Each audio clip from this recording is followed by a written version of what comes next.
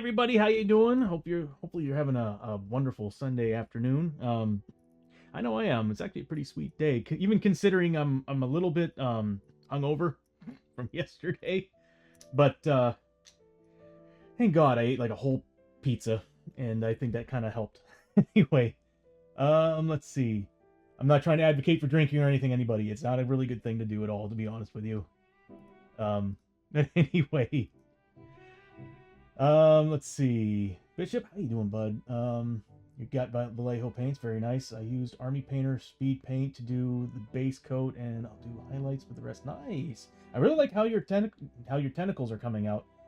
I had to pause for a second there because could have had another word pop in there. But anyway, I really like how your tentacles are coming out, bro. And I've always liked doing the layering technique instead of doing washes. It's just, I love the artistic style of that over using washes. But anyway, that's what I was trying to do, and I still gotta finish them. I need to finish Belial, and I'm still, like, he's done. I just need to put black on the brim of his base, and then after that, like, I mean, before that, my thought is, do I still want to add lighting from the lava? And I'm like, if I don't do it, I'm probably going to feel really bad about it. Like, I'm always going to look at it and be like, I could have gone further. So I might just go ahead and do it. I just don't know when I'm going to do it, and if I'm going to do it on stream or not, because I still need to do serpent. I need to finish the serpentment. I did put a little extra effort into them after the stream the last time I did the paint session. But Tuesday I'll bring them back, and we'll try to finish them up on Tuesday. And if I have any time left over, I'll bring Belial out, and we'll go to town on Belial. Admittedly, I have 2 or 3 things going on at once, so I can just grab whatever I feel like doing at the moment. Yep. I like having a lot of models on reserve, and then I don't like that because sometimes they don't get done. I have several that are like that. I keep looking at my succubi, and I'm like, when am I gonna finish you? The same thing goes for the slugs, the void slugs. What else do I have that's not done? I've got a mess of models. But now that it's 2026, I'm telling myself it's time to get back on the bandwagon here and paint on Tuesdays. I will say, like, coming up soon, early mid-March, I will be moving. So there's a really good chance that I won't be online for a solid 2 weeks. Because I won't have internet, although I might be able to use my cell phone. I'll see what I can do. But anyway, so yeah. There's a lot happening over the next 3 months. Being tax season makes it worse. Okay, so alright, not much else to talk about. I haven't added anything. I've been, like, experimenting with a few things and creating music for the stream. I'm playing more with Suno AI, discovering all these other options that I can, using tags that I can do with it. So I'm trying to sprucing up the theme song a little bit more, and I'm also trying to add more music that's themed to the stream and for different locations, so that this way it's different all the time. And I've added epic battle music to the stream. One thing I would love to do is I would love to have a total number of HP on the stream, and when it reaches, like, I want, like, dread music playing, like music that's dreadful, and then when it gets to the halfway point, once we cut down, like, or maybe a third, once we get to, like, third of the total health of the enemies on the board, I kind of want, like, music that's very hopeful and aggressive and exciting, kind of like, you know, we're close to the end of this match, specifically for Epic Threat. So I've already kind of built the music for it. I just got to go into OBS and kind of program it in, which I think I can do it. I think I can play with the volume settings and have them kind of, like, intertwine and duck under each other. But anyway, so currently my stack consists of Magma Fiends, Tentacles, Living Statue, nice, and Darkstone Shaman Bear. Nice, you're going to do a character. I haven't painted a single character yet. I mean, I know it's the bear, but that's still a character model. So, yeah, I would love to paint a character. It's just my problem is that I'm like very stubborn about it because I'm like, if I paint them, it's gonna be one at a time, and I'm going to be putting a lot of time into it. I know the camera's off right now. The reason why, because sometimes I lean over here to do dice rolls. So, and I could have the camera move with me, but I'm not a fan of it. I wish I could actually tell it to be within a specific area that it can follow. Because once I go off screen over there, I don't want it following me further into my RV. But anyway, so yeah, we ended the last adventure.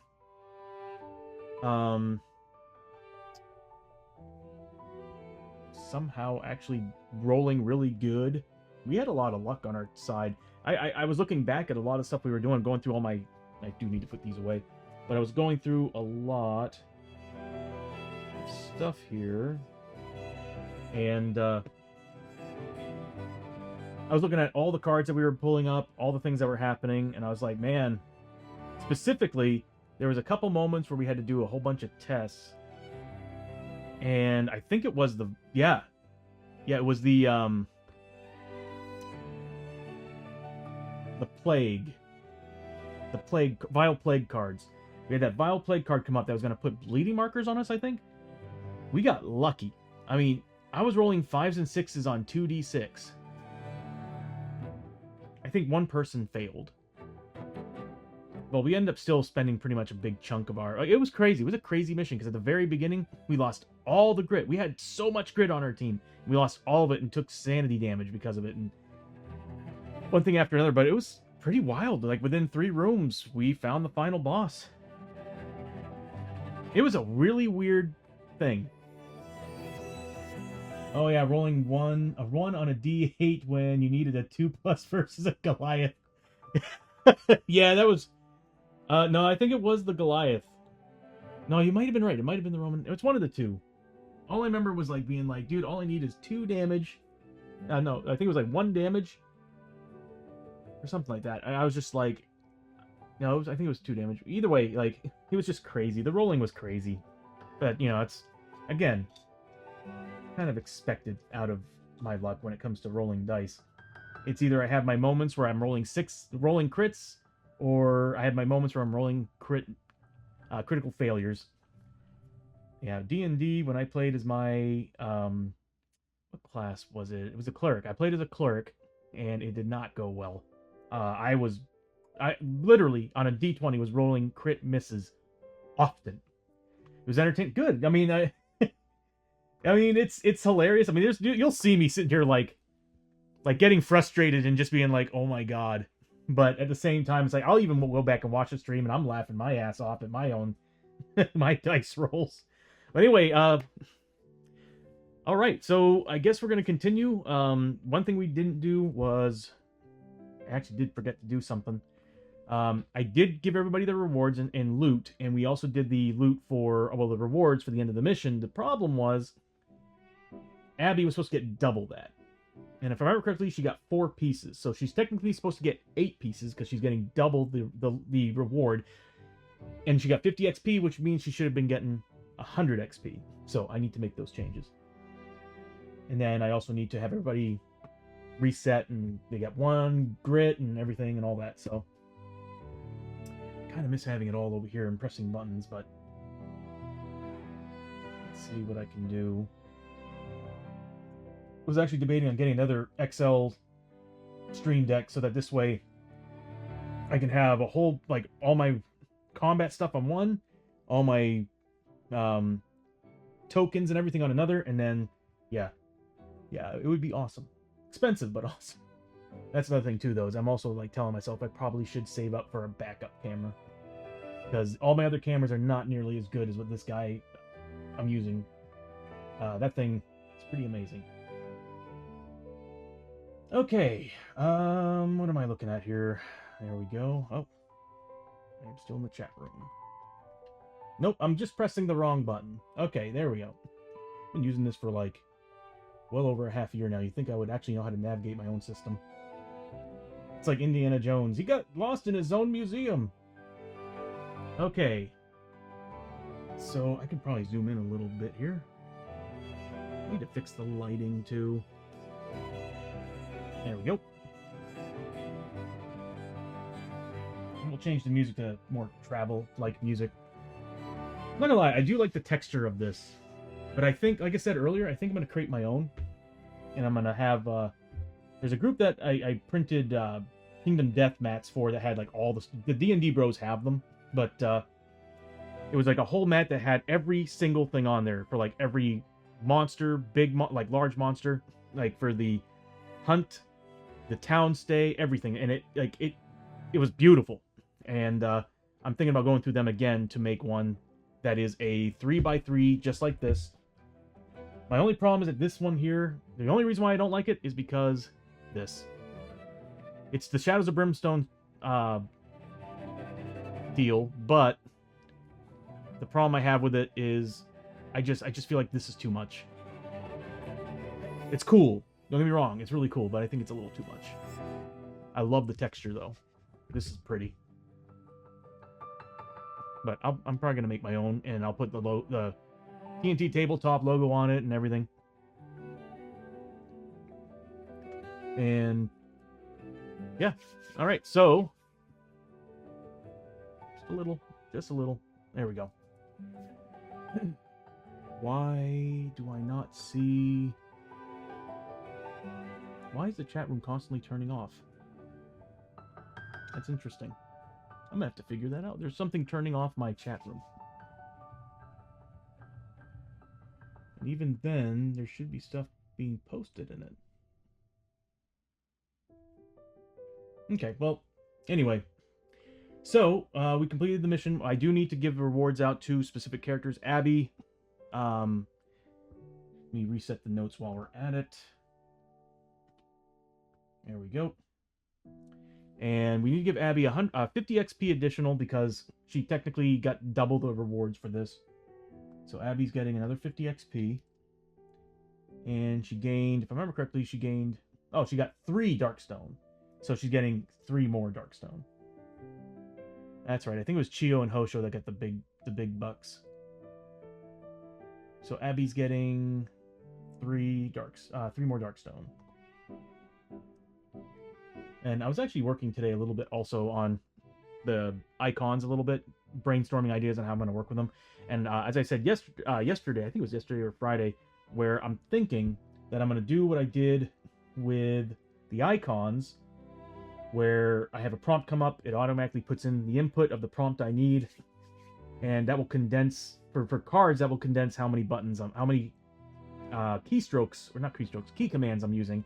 So right now I'm using 5, just to declare which one I'm using, whether it's low, medium, high, epic, or epic threat, or darkstone. If I do it this way, it'll condense it all to 1, and it's using a prompt to decide which one it's going to do, and I can have Stream Deck fill that in for me. Really awesome. I love that. So what that will do is that will free up 4 slots, meaning that's just enough for me to have 10 tokens across the board without having to use that technique that I was using that just for some reason is not working. So anyway, problem with eating at this table, get junk on it. Anyway, so let's begin. We got that. Everybody needs to reset their refresh, so they get. Did they do it? Everybody got one grit, and on top of that, okay, we're good.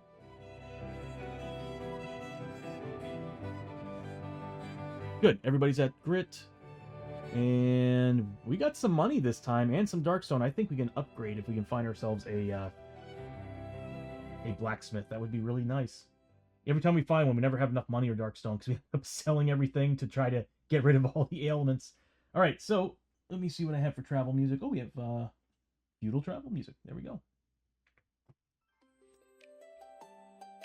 It's a little too happy. Oh, this is Feudal Village. I'm looking for... Hold on, sorry. I'm looking for traveling music. Okay, these are battle music. There we go, travel.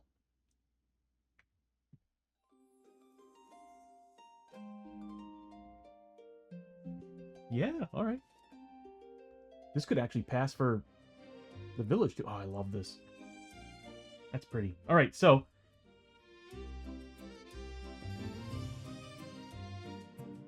all right, I like it. All right, so I guess let's pull up some charts. Once again, we're going to a feudal village.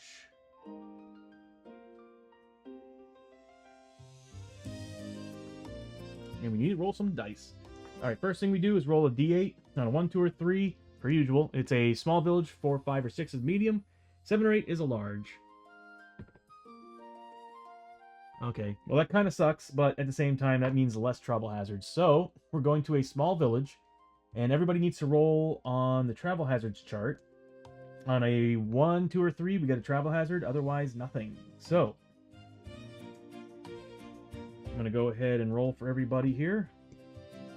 So this is for Oshorio. Nothing. This is for Abby. Yep. This is for... I can put this away for now. This is for Chio. Of course. And this is for Lester. Yep. Might as well just give us a medium town. I've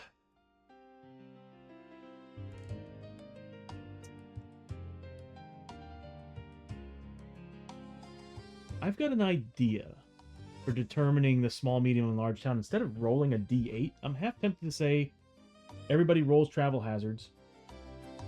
If everybody got one,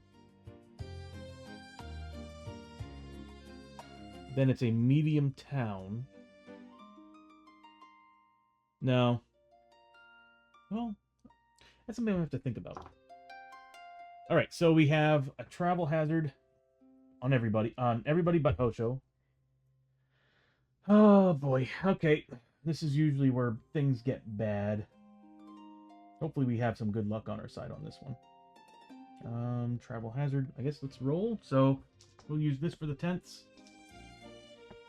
Do we have another die that I could use? I need to get some different colored dice. I'll be right back. I have a dice bag full of dice. And a lot of what I have from the actual Shadows of Brimstone game match each other with this camera. So I'm going to come back with some white dice and whatnot. So...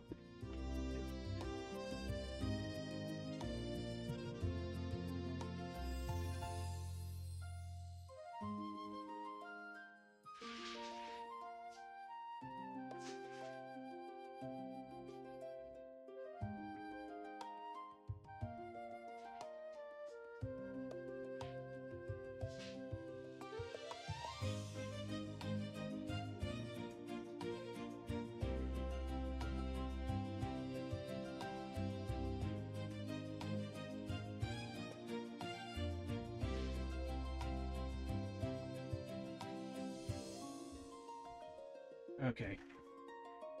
Oh, I keep forgetting I have these 4 dice bags. Hello, learn to count. Full of gemstone dice. I'm like, you know, these things have been sitting, doing nothing for months, years. So let's pull them out. Ooh, yeah. Alright, we'll use this guy. Ooh, I like that too. Yep, of course. It's green. Hello.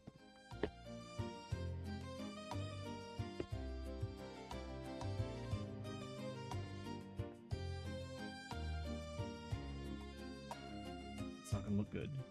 You know what? I think that'll do it.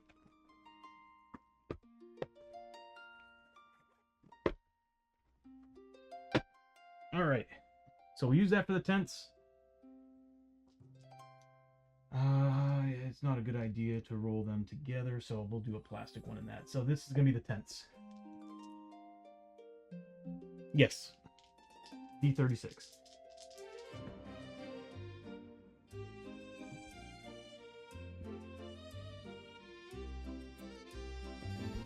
I was all excited about this roll. So I was like, hey, I get to use my gemstone die. And then that happened.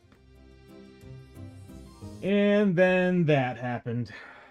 That is the worst possible thing to happen on a travel. Right, Bishop starting off so well. Speaking of which, I've been wanting to ask you a question.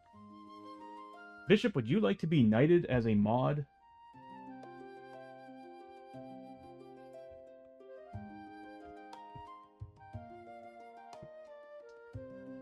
Can't believe I rolled a double one already. Let me know if you would like that. Alright, so expanded travel hazard chart. Yeah, it's possession. As you settle in for the night, I don't know how helpful it will be, but it won't be harmful. Yeah, I figured I'd, you know, you're in here like every day, and I'm like, why have I not given you mod?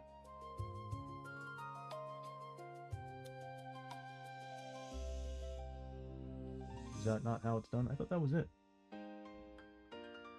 Hold on. Am I typing in these commands right? Alright, hold on a second. I think I got another way to do this. Let's see. There we go. Done.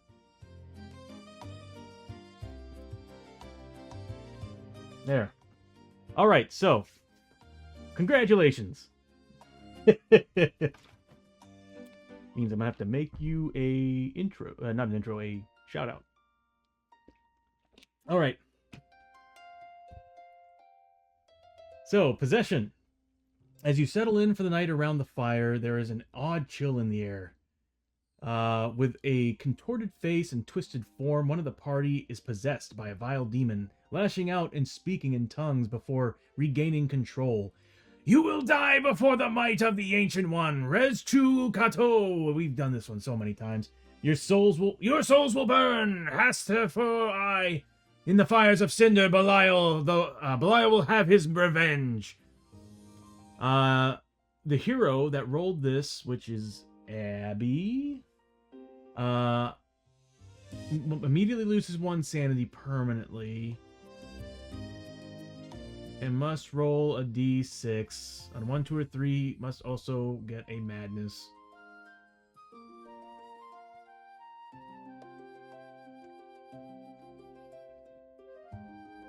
I need a celebrate button. I just press it. Or actually, even a redeem. Celebrate. And it's the fireworks. Alright, so, damn. 1, 2, or 3. So she already loses one sanity permanently, which sucks. Man, really? Really, game? You know, I would blame my luck on it, but it's also the fact that it's just in the game. Alright, so max sanity is now dropped to 13.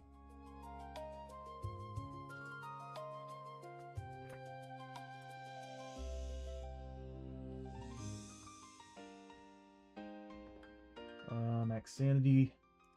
I really need to program it to do all that work for me, because now I have to actually remove it manually. Alright. Lane. Now it's a madness. Please. I've already rolled 2 1s. Already lost a sanity. Don't be a dick. Oh my god! Okay, so I rolled another one. Alright, madness chart. If I roll double 1s on the madness chart, I'm going to flip. I'm gonna take something. I'm gonna throw it. I'm gonna throw it. Something soft, but at least I did it. All right. So, oh god, that's so lame. Madness chart. Where are you? Injury madness.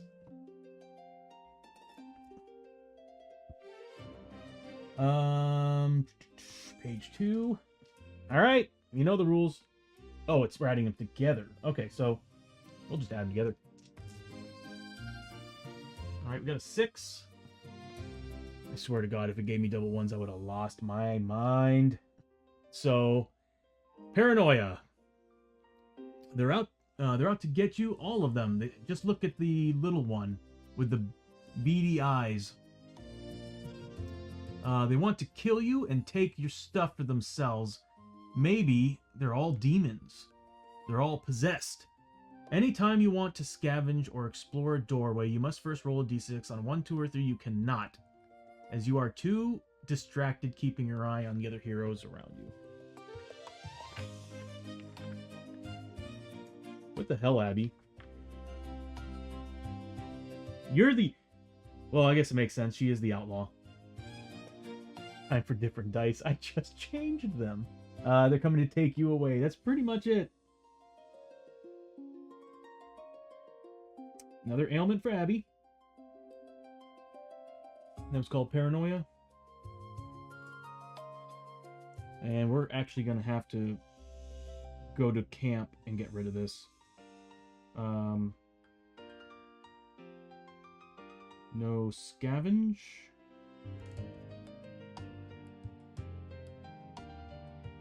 Exploration. D6. 1, 2, or 3.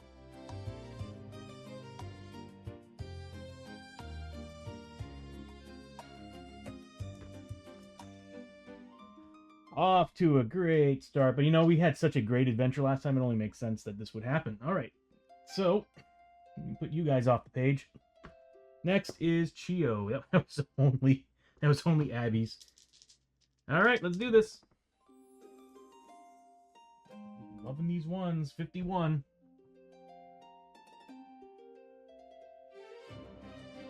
Oh, I got all the stuff on one page. Oh, that makes this easier for me. So, 51. Page 1, I'm guessing? Plague cart. Oh, we've run into this before. A rickety cart rolls down the road toward you, pulled by a single wretched-looking horse. Sitting atop the cart is a cloaked monk, his face contorted in boils and scars. Even before the plague cart gets close enough to see inside the back, you can smell the foul stench of death stinging your nostrils. Every hero must make a luck... Oh... I think we got good luck, except for Chio. Chio should be a 4 lore. Oh, I only equipped that stuff for that fight. Every hero must make a luck 5+ test. If successful, gain 10 XP as you avoid the worst of the disease-ridden stench. If failed, take D3 corruption hits as the plague washes over you. Yeah, we don't need that.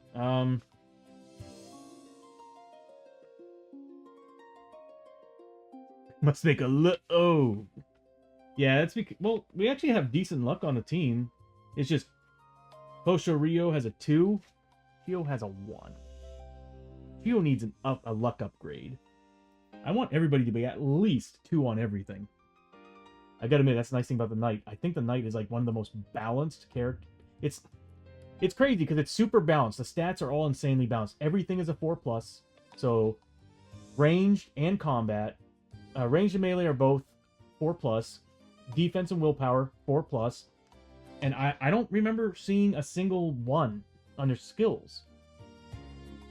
And what's crazy is that when I built the Paladin, I was like, God, this character's borderline overpowered. And like they feel like level 3 characters.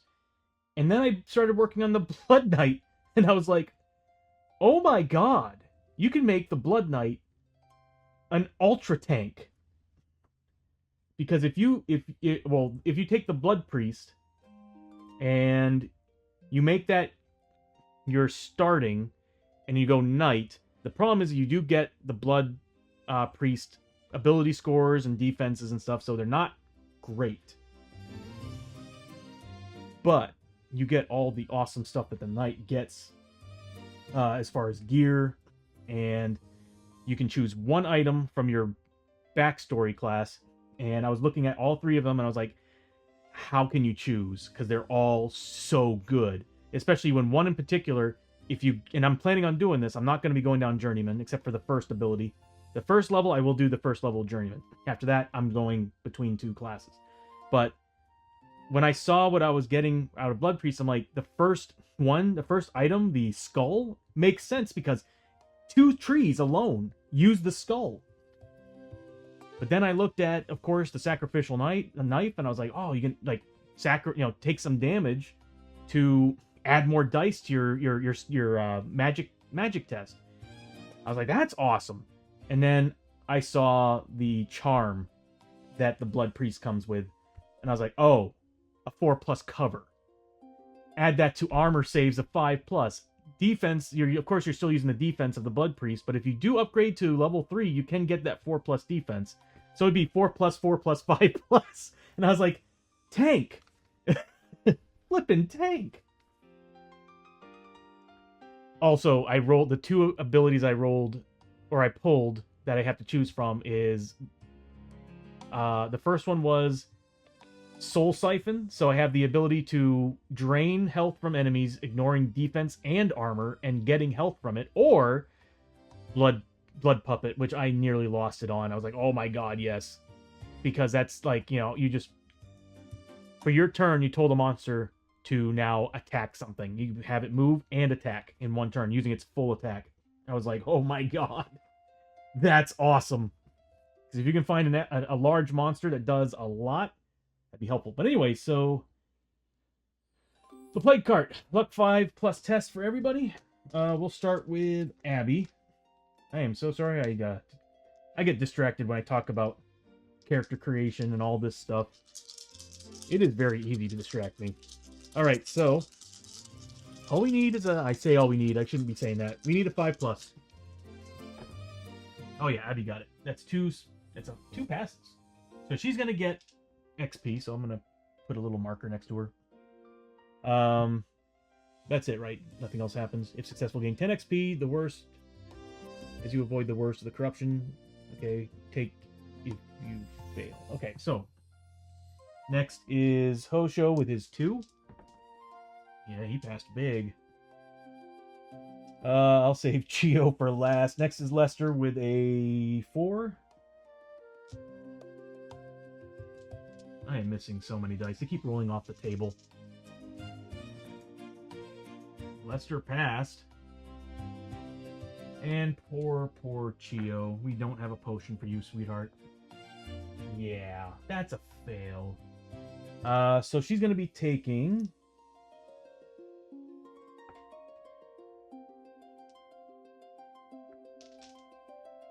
I'll use this one. There we go. 1. She'll be taking 1 corruption hit, which I think she might be okay with. So everybody else is getting 10 XP. She's getting a corruption hit. It's not bad. And she's got a good willpower. It's too bad spirit armor doesn't work on these kind of tests.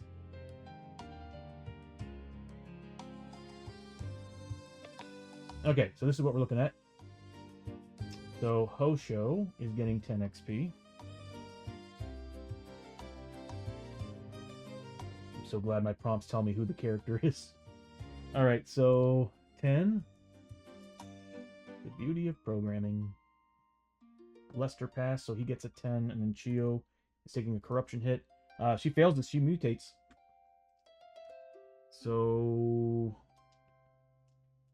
I'll use this one. Alright. We can get rid of these. You know what? I'll just use the same die. The chances... This one has been rolling 1s.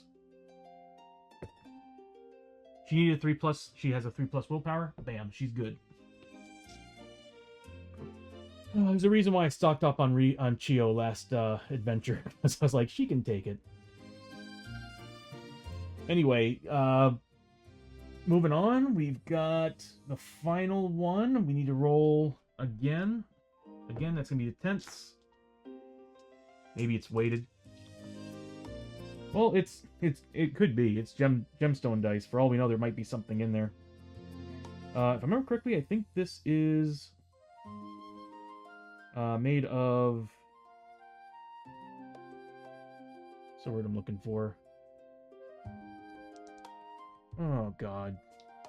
I used to have a really awesome vocabulary, and I don't know what happened. Probably repetitive work.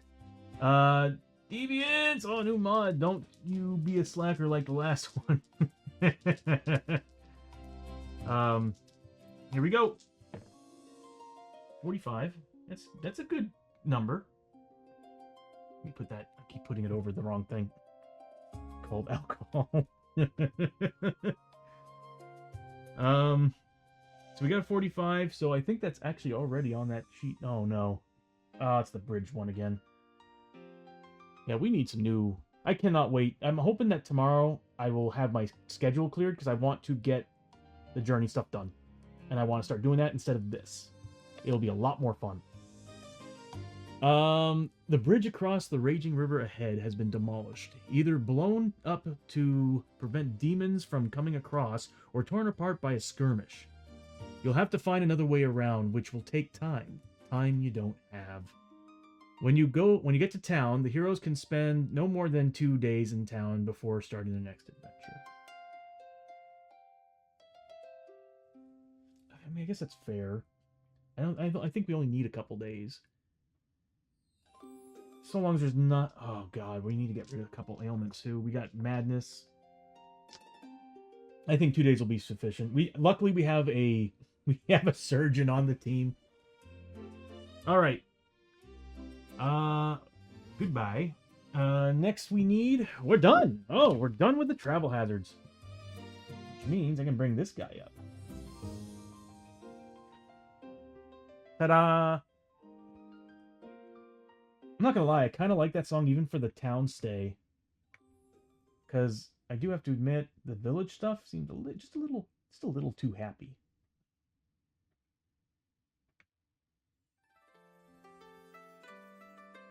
This one I can get behind. The other one's just a little too poppy and happy. There we go. Focus! Alright, we are going to a small town. So yeah, this actually, it would make sense that we only be here a couple days. How y'all doing today? Dude, Deviant's doing great, bro. Doing great. How are you doing? Last night was pretty fun. Man, it's a mess over here. Oh, we gotta roll and see what type of town it is. You know what? I'll just do it right now, because if it's a 6, 7, or 8, it's nothing special.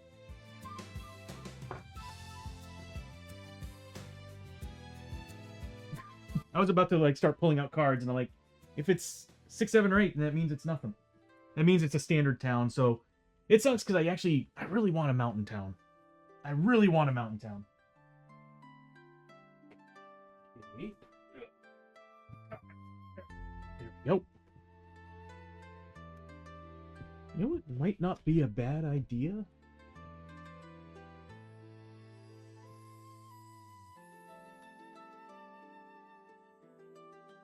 Thinking about maybe putting this attached to this here or up here.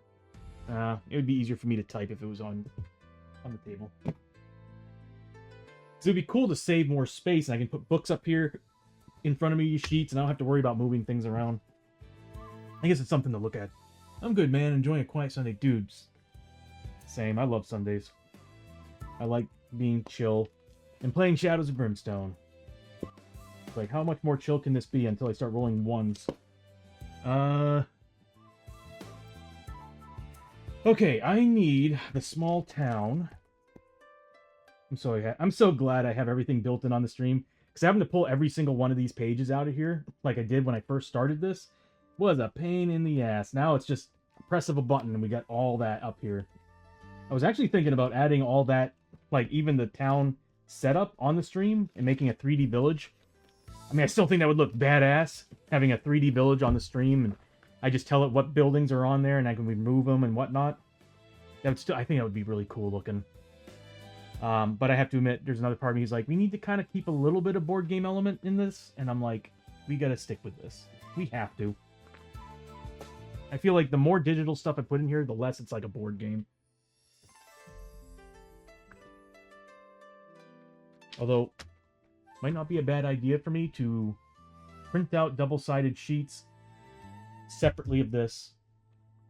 Design my own that can fit these on there.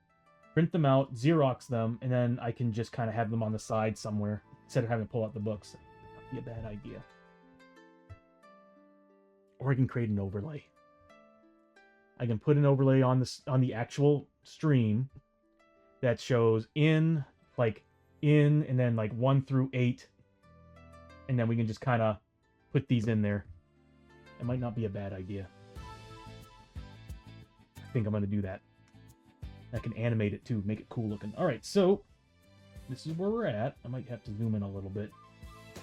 Everybody's gonna stay at the inn. We got lots of money. We're about to have more. Luckily, nobody's fused with Darkstone anymore. Since it's a standard feudal village, we don't have to worry about what buildings it comes with. On top of that, we don't have any special rules to follow other than just typical daily events, and that's it. I need to sand some of these down. So, you know what? I'm going to grab one from the middle and the one at the end. How's that sound? There's part of me who also wants to kind of go through the ones that we didn't get. So it's kind of, as we're going through and we see the blacksmith and all that, it's like, oh, no.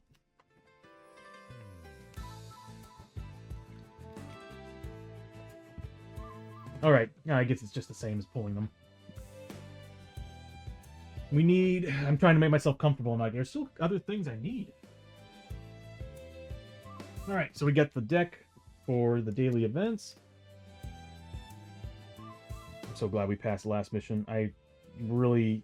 Could you imagine if we failed the last mission and we still got that possession? That would be D3 plus 1... No, D3 plus 2, because it's D3 plus 1 permanent sanity loss on Abby, plus 1 for that possession. We would have gotten 3 points of sanity loss permanent. Bringing her to, what, an 11? It's not terrible. I'm just glad that Chio got some serious sanity during her when she leveled up. Right, we might... Like I said, I might zoom in a little bit.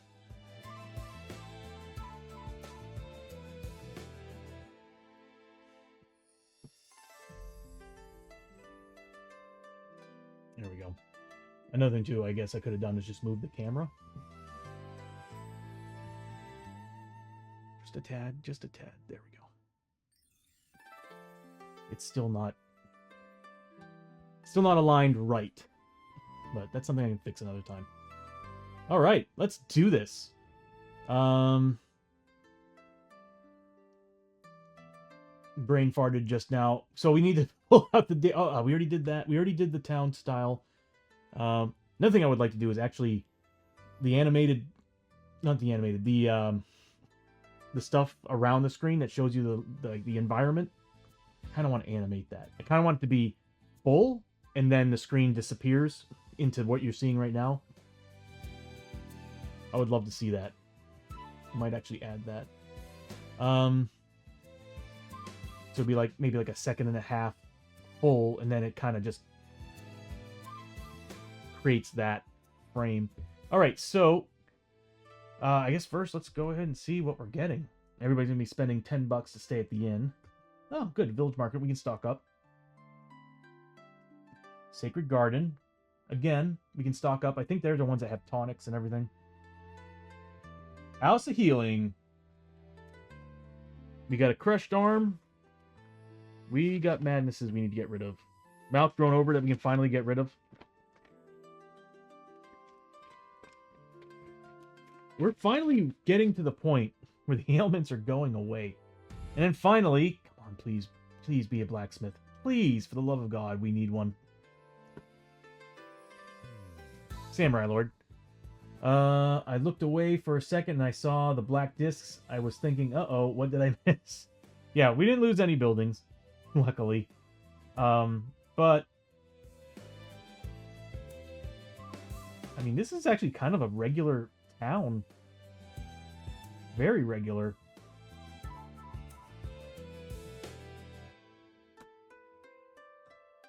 Oh, I really wanted the blacksmith. I really wish they had a town in there that was like... It would be cool if there was a town, a village, where it's like, go through the entire stack of building locations and choose one you want in this town. That would be awesome. One. I'd be happy with that.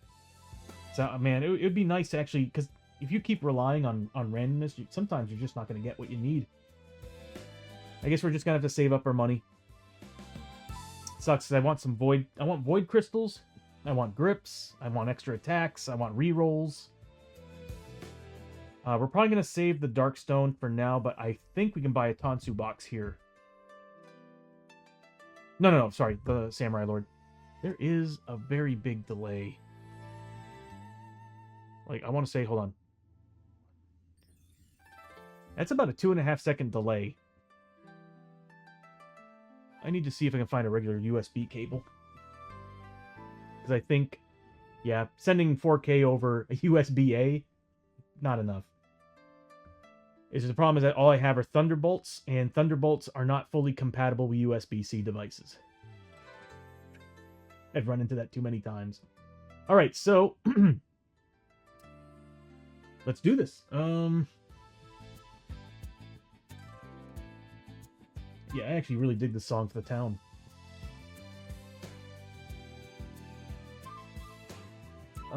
I want to look at the Samurai Lord, and then we'll look at the Village Market. I think we have some clothing we can probably buy at the Village Market. The problem is that our characters are fully geared up. We need strength on our team. It's another thing nice about the Knight. They have, I think, a base 3 strength, so... Alright, Samurai Lord. It would have been nice to have the Western Trading Post, too.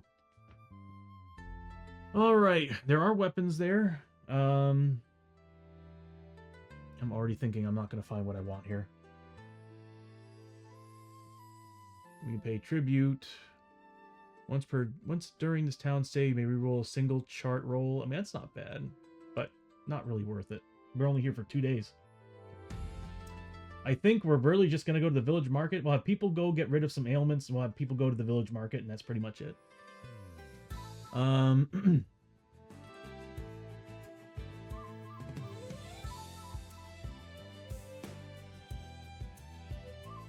We do have a soldier.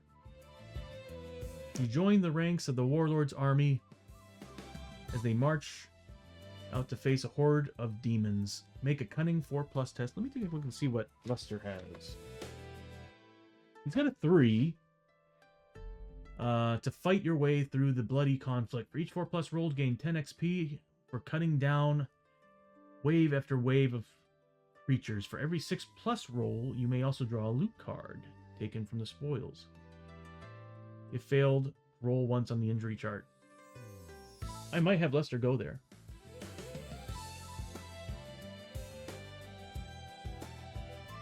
God, that folded Darkstone katana is stupid good. +2 combat with +3 max fury. Woo!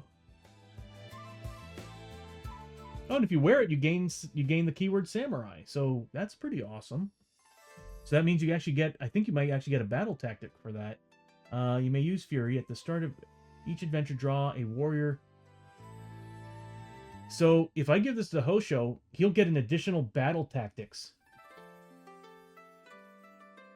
He needs another limb.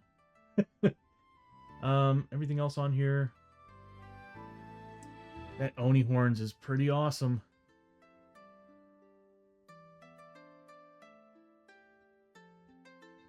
So is the Darkstone, what is that? Well, the one that's 3,300. I can't really make it out.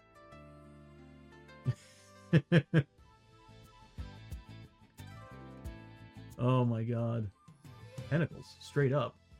While in another world, at the start of each turn during a fight, gain 1 fury. That is really good. What is this? Oh, they're upgrades. Oh, okay. The tentacles are awesome. That's really good. Does Hosho have anything I can put that on? I do. The Sumo Mawashi. Yeah, Mawashi. I can put it on that. Takes 1 slot. What else do we have? At the start of every turn during a fight, heal 1 sanity. That's pretty good. Heal 1 wound. I am half tempted to have Hosho go over there and upgrade his Sumo Mawashi. So I feel like the tentacles is totally worth it. While in another world, though, situational. No, not going to do that. If it's something guaranteed, I'll do it. But ad break in 5 minutes, everybody. That folded Darkstone Katana is stupid good, though. Imagine... Okay. Brainstorm here. I'm thinking about it. I'm like, imagine getting 2 of those folded Darkstone Katanas for Hosho. He would be a combat 6 with +6 Fury.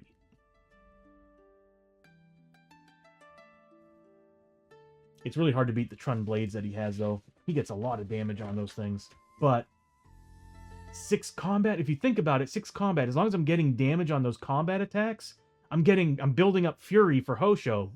Therefore, he's getting extra attacks on top of that.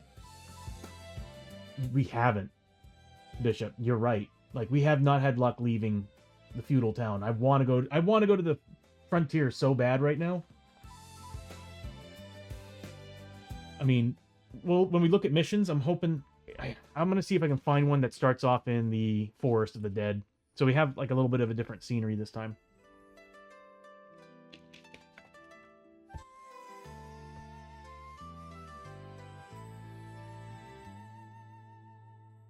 Refine your tactics is pretty good, too. There was something... Oh, we're not... I don't think we're going to go here. Although I might have Lester go here, just to do the March for War. And... the start of each fight... each turn during a fight... You know what I'm going to do? Oh, he's got Trun weapons, and there's no upgrades on his Trun weapons. Oh, it's for clothing and hats. I'm going to have Lester steal... No, he can't take it. It's a starting item. Alright, so I guess I'm going to have Hosho go here. He doesn't have anything crazy on him anyway. So I'll have Hosho go to the House of Healing. Not House of Healing, the Samurai Lord. So that he can do... he's not a soldier, is he? Nope. He's going to go there so that he can... He can't because he's not a soldier. Man... I might not even have him staying in town. There's nothing here for us to do. Other than stock up. Yeah, we're just going to stock up and leave. But I will have Lester go to the Samurai Lord to help march to war. Why not? Some extra XP, possibly some loot. We'll buy some potions. We got plenty of money, so let me see how many slots we have left. Chio. She can hold 5 bandages on that thing. In Otherworld, I'm otherworldly. I can show you many, many splendors. You just have to accept it. The inner deviant. Oh, woo! I forgot that I can hold 5 bandages on Chio, not 3. She just gets 3 free at the beginning of the adventure. So Chio, technically right now, has 6 slots left. 2 slots left in her Doc's bag for bandages. So I'll probably buy her a few more bandages. So what we'll do is we'll just kind of have her... Question mark? What are her ailments right now? Nothing. Okay, so she's going to go there. To the village market. Lester's going to go to the Samurai Lord. Wow, this is going to be a very quick town stay. We might actually be able to hopefully finish an adventure today. That'd be nice. Abby is going to the House of Healing, and because she's got the leg growth, she's got paranoia, she's got a crushed arm. I might just get rid of the crushed arm for once and for all. I feel sorry for her that we haven't been doing that. Oh, actually, what do we have? I'll set everybody up, but I'm going to say before everybody left the inn, Chio is going to perform surgery on Abby. Although it'd be better if Abby did it there. I'll just have Chio do the surgery. It's free. Well, actually, no, it costs 2 grit, but worth it. Hosho, on the other hand...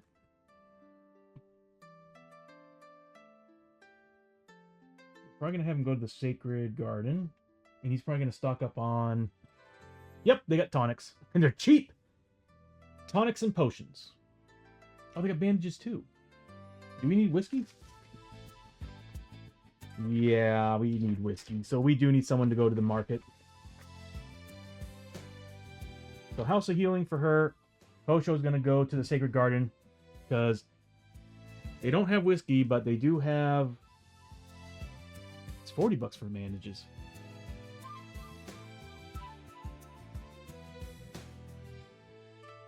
But we're going to need potions. We're definitely going to need tonics. We're going to drop a lot of money on tonics.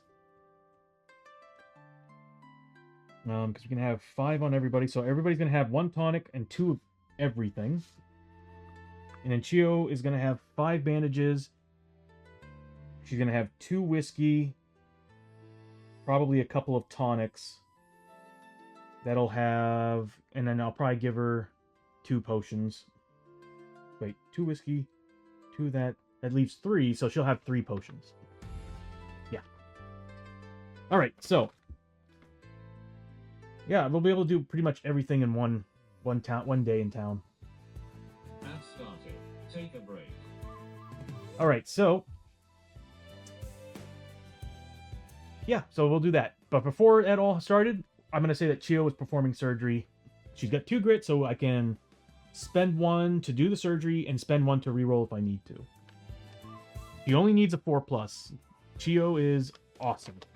Chio's really, really good. Just not very lucky. Alright, so we're going to spend 1 grit on Chio.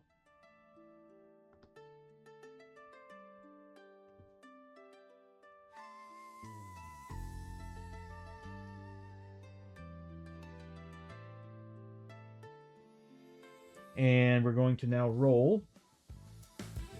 We need a 4+. On a 1, it's -1 health permanently. Luckily, I've got... Again, luckily I went for the expert surgeon. That is actually a starting upgrade that I decided to choose. 4+. Kind of wish we did that at the damn House of Healing. That would have been +2 health permanently. Alright, so... Too bad there's no bonus for that on the surgeries with the character, but hey, that gets rid of the crushed arm.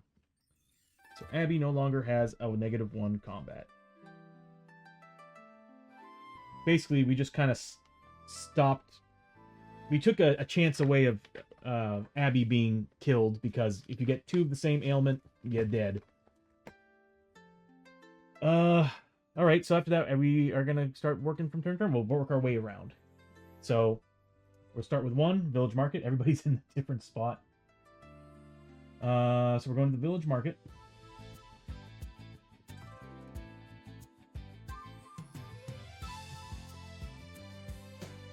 It's 2d6, add them together.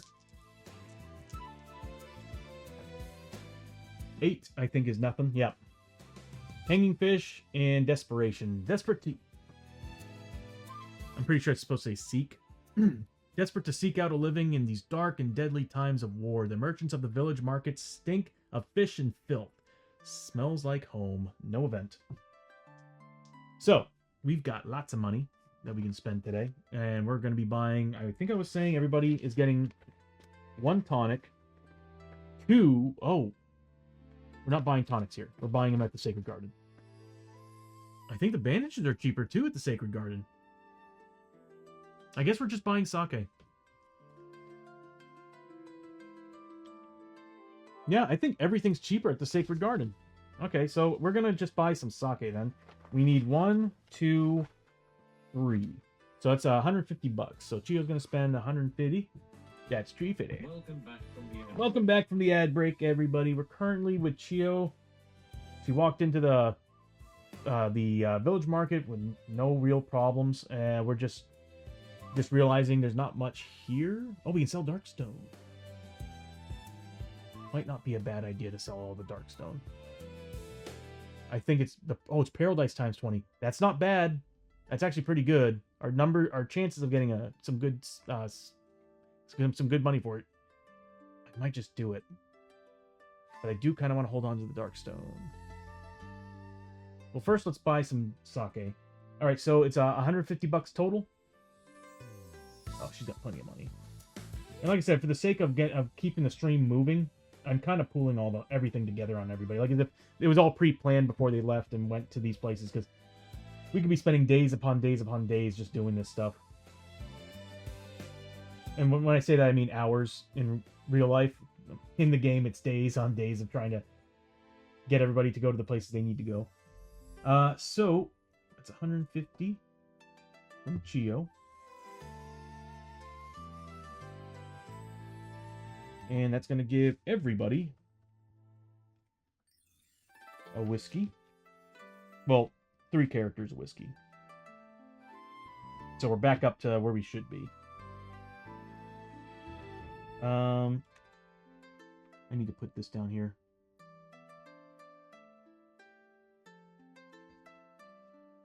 There. This way I know that Doc's bag can hold a lot more than just 3. All right. For the hell of it, I do kind of want to look. I kind of want to look at. I thought I had a screen for this. I do. Potions are cheaper at the Sacred Garden. We could sell the Darkstone. It might not be a bad idea. It's just I kind of want to hold on to the Darkstone so that we can upgrade gear if we ever find a blacksmith.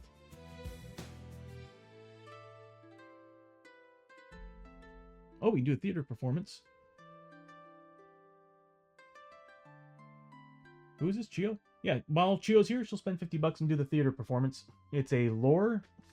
She's a 4 right now because she's wearing a piece of gear. Right? Yep. All right, so she's going to spend $50.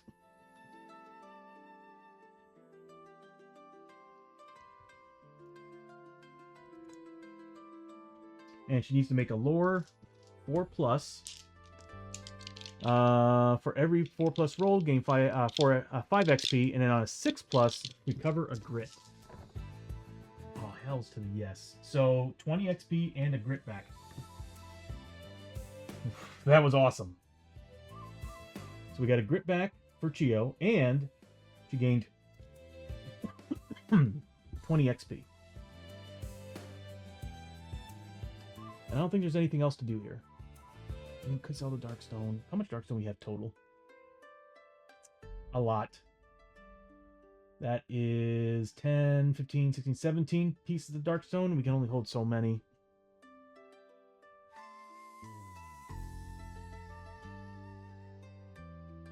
I'm going to say everybody's going to hold a maximum of 3 Darkstone. Because I don't want to go through the next adventure and walk out of it with 20 some odd pieces. So we'll get rid of Abby, we'll get rid of 3, we'll get rid of 1 on Hosho and 2 on Chio. So what's that, 6 pieces? So we'll sell 6 pieces of Darkstone. I'm gonna need Peril Dice.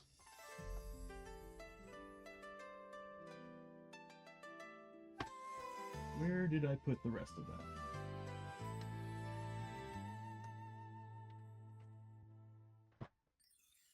Got some in here.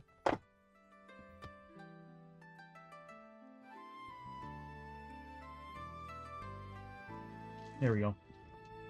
That's 6. Oh, look, I have more D8s.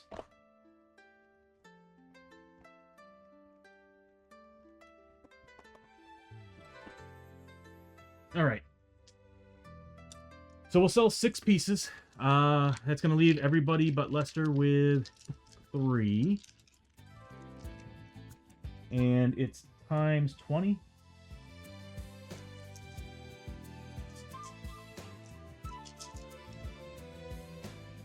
We could be getting so much more if we waited.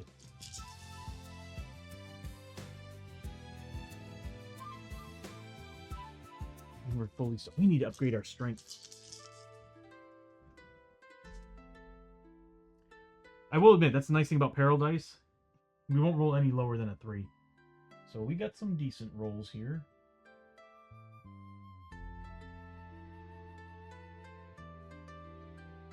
Where's my cell phone? I'll be right back. I need my cell phone for math. Alright, I'll be right back.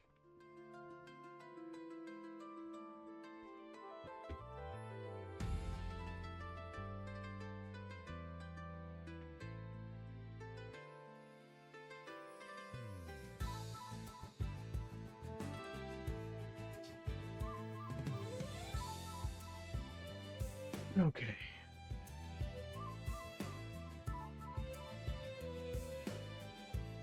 All right, so first things, of course you can't read it. It's green. That's a 6. So, you know what? Might look better if I put it over here. No, you won't be able to read it. So we got a 6, a 4, 4, 4, 3, and a 3. So we got 120 for the first. We got what, 80 for the next next 3. So what is that, 220, 240?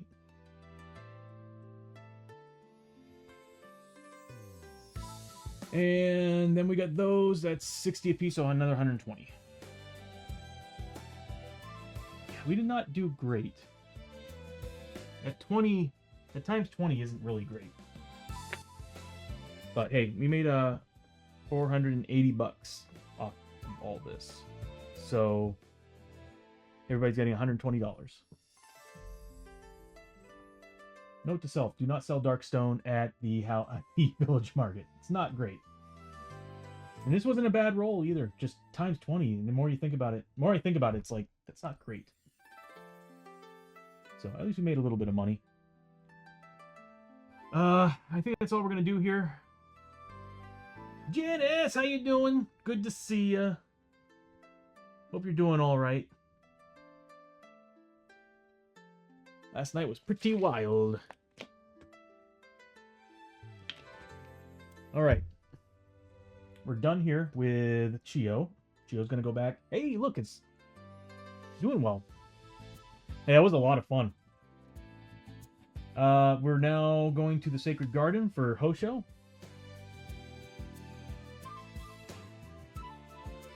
Yeah, I had to pull out, I think, 4 Sabastos pizzas to help me with that last night. Everyone behave. We need the Sacred Garden. All right. First, we roll on the table. Ooh, that's a bad roll. That's a bad roll.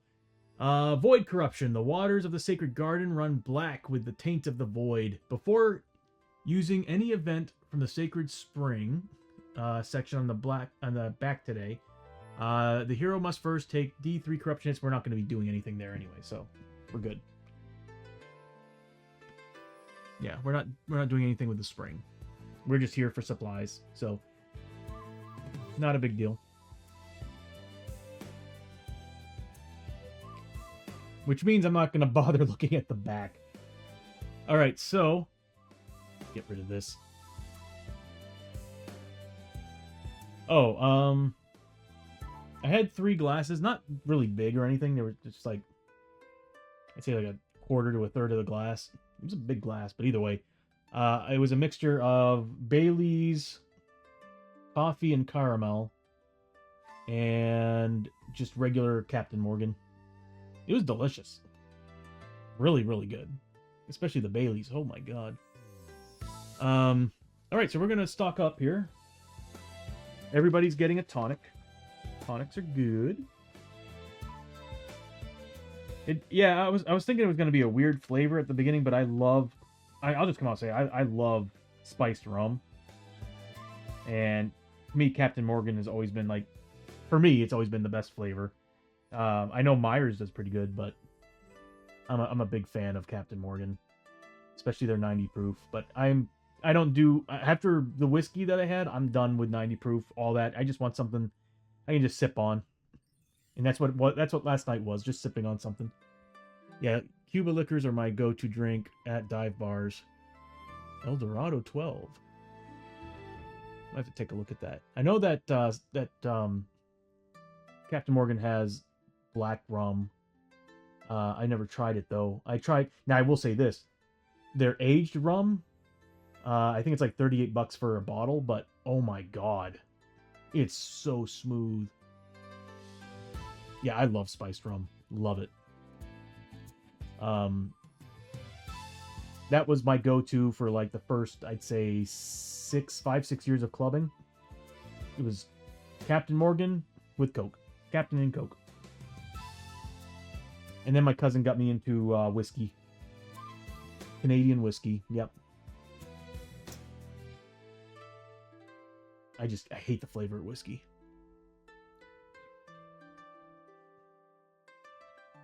Yeah, I don't blame you, Janice.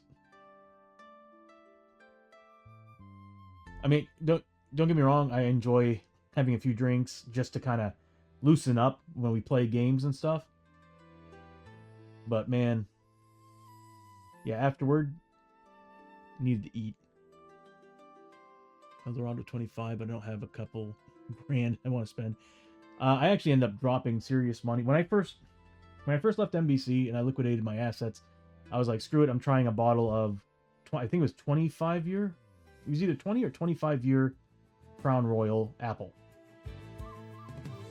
Oh my god, it was so good. So good. It's expensive though. I can't believe the same room.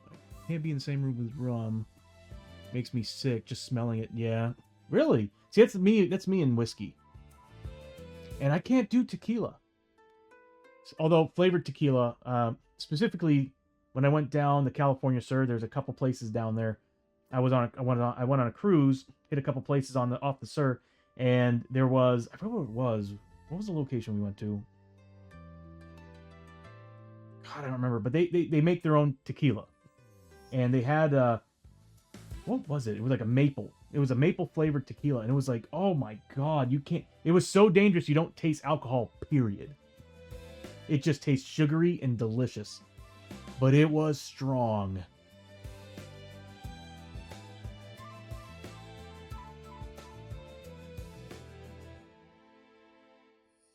Crown was your father's favorite drink. Yeah, like I said, I wasn't really into whiskey until my cousin. We went on a cruise together, like the whole family.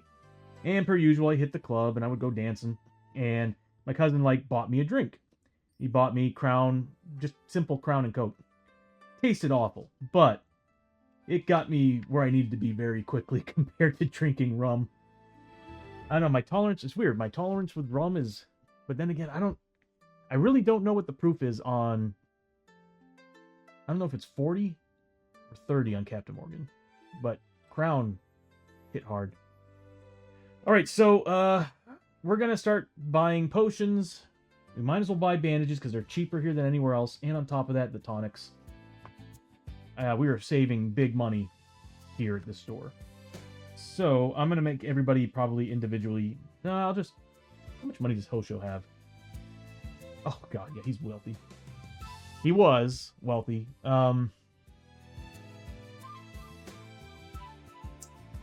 So what we have left over is we have. Okay, we can buy a couple bandages for her.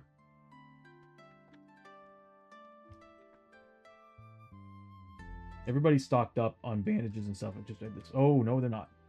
We will need bandages here, so we're gonna need 4 bandages total. Because she's going to get. No, she's gonna get 3 free. I got an idea. This will save us some money. Because she's gonna get 3 free at the beginning of the round, and her bag holds 5. So I'll just give somebody a bandage. So we're gonna need 1 bandage. So that's $50. That's $50. And then we're gonna need tonics and definitely some potions. Everybody's gonna at least get 1 tonic a pop. I'm gonna give 2 to Chio. So we're looking at 125 times 5. $625 right there, plus 40. No, yes, 40 for the bandage. So we're looking at 665 total right now. So everybody's got a tonic. Chio's got 2 because she can hold quite a bit.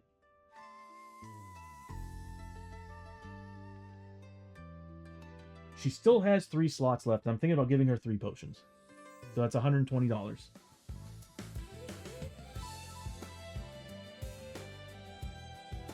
I'm thinking about it now, and I'm like, dynamite wouldn't be a bad idea.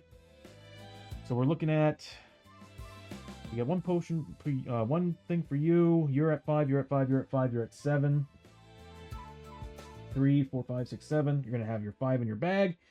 We're fully stocked up at this point.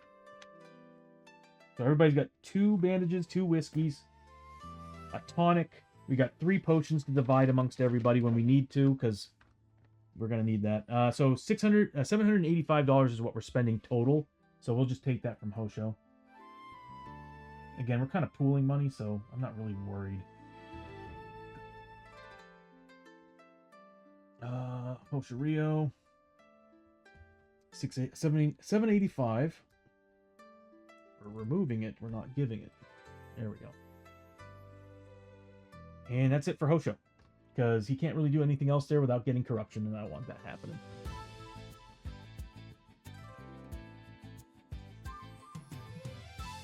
What am I missing here? Yes, Janice. Bishop is now a mod.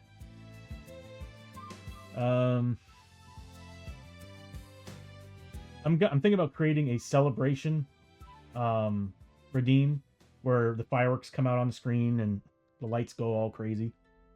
And I might actually change the if the interface is on here, like the one you're seeing around the screen, I might change that to fireworks as well. So yeah, I'm gonna have a little bit of fun. But that might be a little while till then, because I still got a lot I need to fix and add. Whatever Janice tells you, there's no into initiation, and under no circumstances are you to follow her into the room with the black light.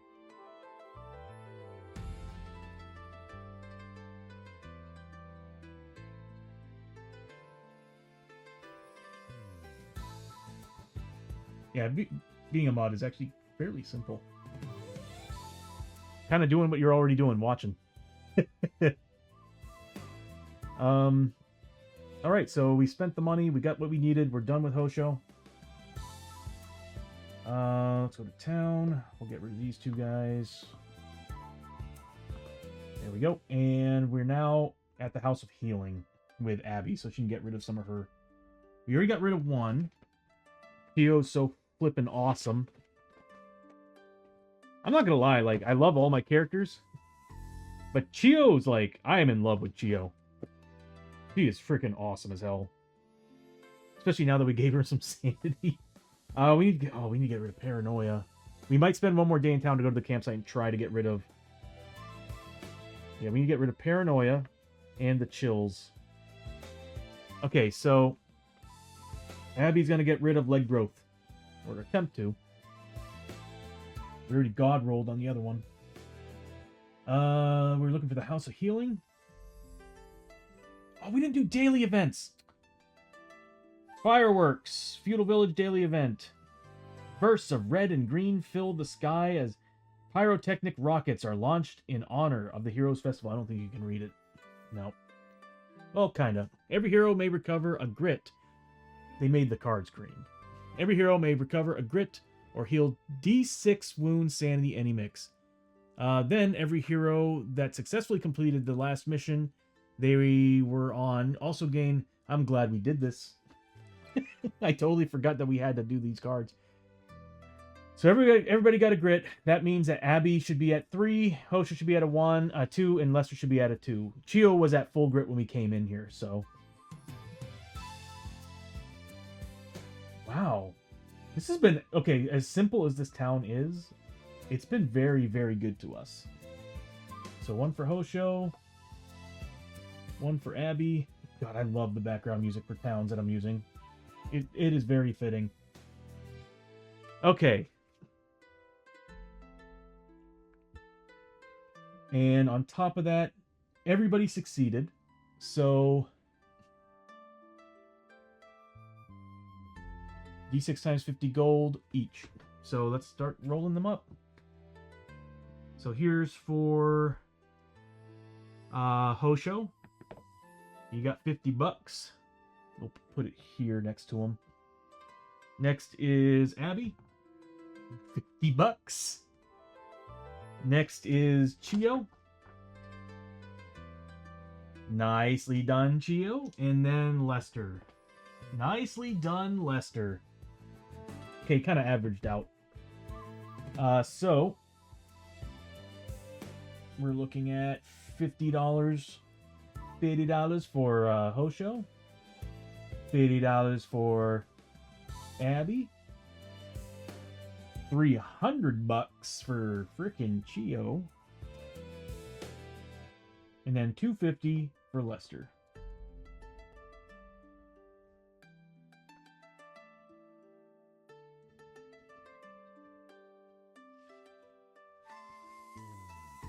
Very nice. All right. So, House of Healing. Yeah, I was looking at the daily deck and I was like, why is that there? And why is there not a card? All right. 2d6, add them together. Please give us the +1 bonus. 6, nothing. Stench of Death, all too familiar on the battlefields and villages in this region. No event. All right, so it's going to cost us D6 times 50 for Abby's surgery.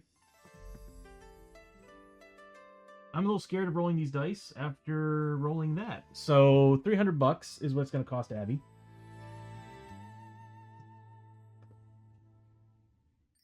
She's got the money. She's got plenty of money. Better be a damn good doctor. All right, so Abby's about to do surgery. She's got a crit, so she can re-roll if she needs to. All right, here we go. I already rolled a 6. All I need is a 4+. I'm gonna re-roll that.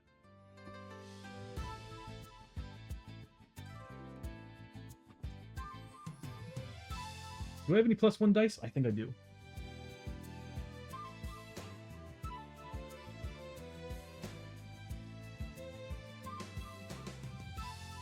Let me make sure. I think I have some +1 rolls.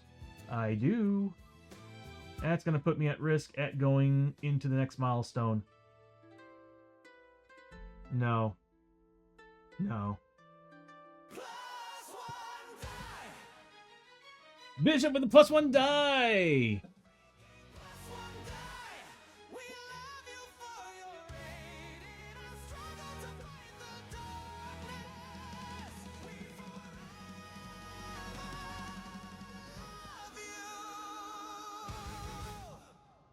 Yeah, Janice. I mean, we'd have to find a way to integrate that. It could be possible. It could be possible. We'd have to find a way to integrate it. But if you're looking to actually like role play and act out characters, that's going to be really difficult to do. But there might be a way to do it.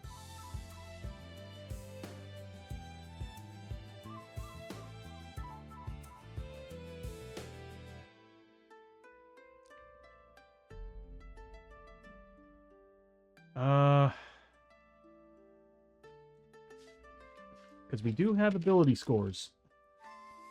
And you could do opposing checks. It's just the problem is that when you have a DM, the nice thing about having a DM is you can work with the DM to actually create a story. And we can actually find a way to fit that in. Yeah, you know, Bishop, might not be a bad idea to go on YouTube and just see what people have done. Because the only difficulty is you would need somebody to kind of watch everything. Maybe there's a way to create a role-playing deck of cards. I don't know. But again, like I said, if anything opposing happens, like, let's say a character's trying to get some money from another character and you have to convince the other character to do it, you know, a cunning test, opposing cunning test or something, or a cunning versus... Yeah, I would say like an opposing cunning test based on how many successes. The problem is having NPCs. That's the problem. Especially when everything in the game is pretty much randomized. Also, there's no real... until I finish my campaign mode, which there's a lot that I'm doing on it, I'm not 100% sure. But it's definitely something to look into. And there's nothing wrong with it. We can always like find a way to make a campaign work. I don't know. We'll have to figure that out. Because most of the elements that we need is here. We just need to find a way to get people to integrate roleplay into it.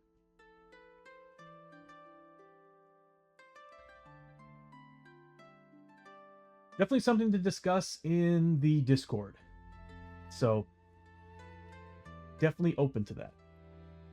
I think that would actually add a lot of flavor to the stream, too. I'm not going to name drop, but I watch someone do roleplay campaigns once a week.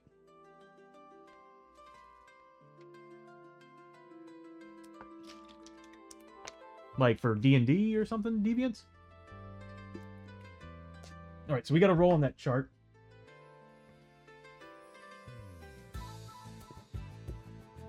Since I spent a grit... Did I spend a grit? I did, to re-roll it. I'm going to use the +1 roll.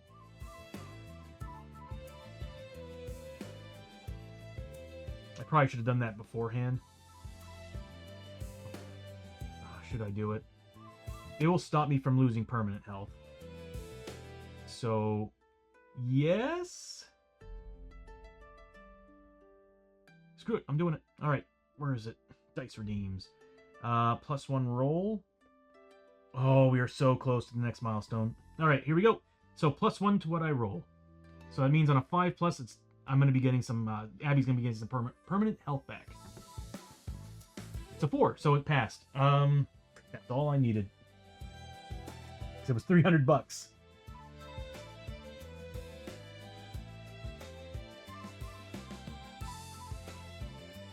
So it was for D&D. Okay.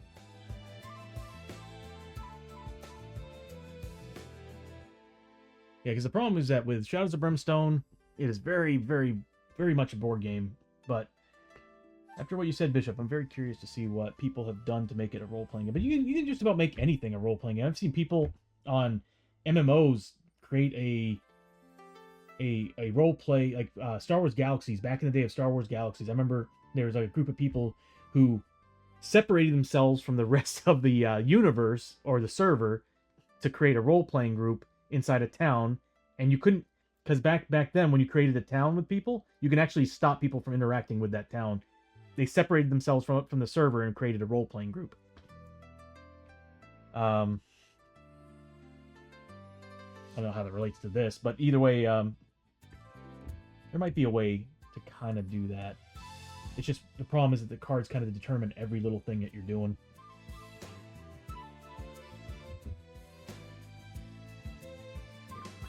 Figure something out. Again, something to discuss in the Discord. People always roleplay in MMOs, though. I'm curious how it would work for a combat-focused board game. Cool, Bishop. Yeah, I'd like to see that. We'll take a look at it. Time Roller, how you doing, buddy?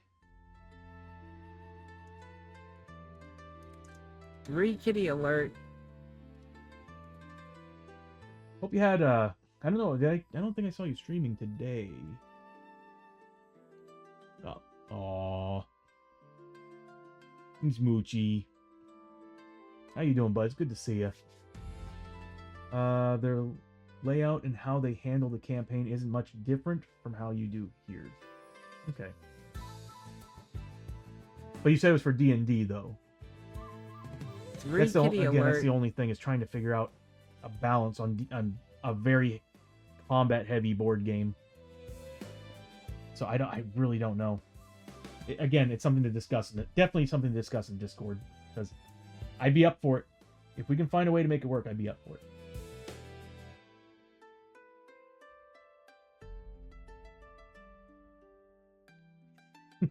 I can't help it.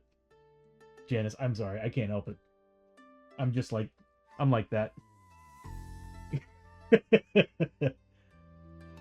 You gotta understand, I worked in broadcast for 13 years, so my mind's in like 20 different places at the same time, and I'm like, that needs to be done. This needs to be done. That needs to be done. It's like... But it is also very easy to distract me, as you've seen. So anyway, we got rid of the... leg growth. We will probably spend one more day in town to go to the campsite and get rid of the other ailments that we have. I was really hoping for a 6+ to get some extra bonus health, but that's not happening. Finally, we have Lester. He's going to go to war for this the gonna try to get some honor from the Samurai Lord.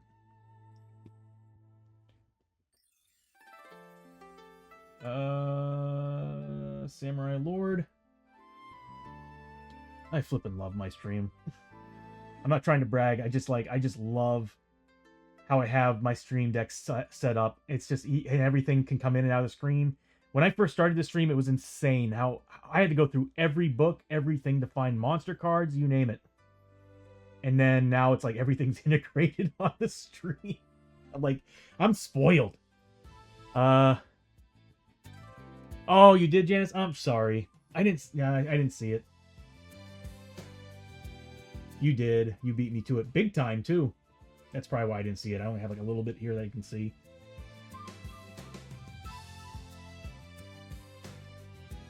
You're a great mod, Janice. You do wonderful work. All right. And on top of that, a great streamer and an awesome person. Hence why you're called Janice Awesome. All right, so we get the Samurai Lord. We need to do a location event.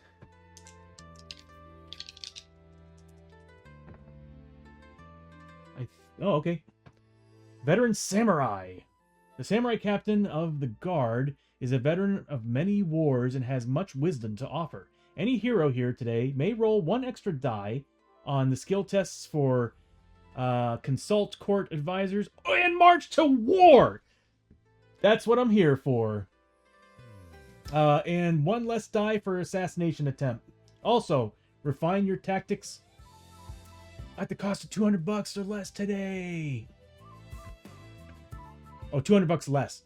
Oh, that would have been... Well, I know that battle tactics... Hosho could get a better battle tactic than what he has, but being able to deal deep peril dice damage plus his level, hero level, to everybody around him, it's just too good. But we're getting +1 die to march to war. That is exactly what... That's what I need. Alright, so, since Lester's a soldier, he's gonna, for free, once per town stay, this ends your location visit. Oh, okay. We don't need to do anything else here, do we? Oh, that's right. He stole Hosho's Sumo Mawachi, so basically his underwear. He stole his underwear to put antlers on it? And a crescent moon? It's only, what, $550?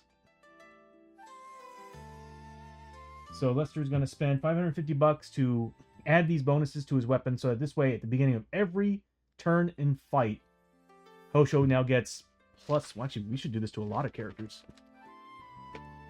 Yeah, I know, there's a lot of jokes there, Bishop. A lot. Lester... Get the Deadeye's gun belt. Might not be a bad idea to put that on there, too.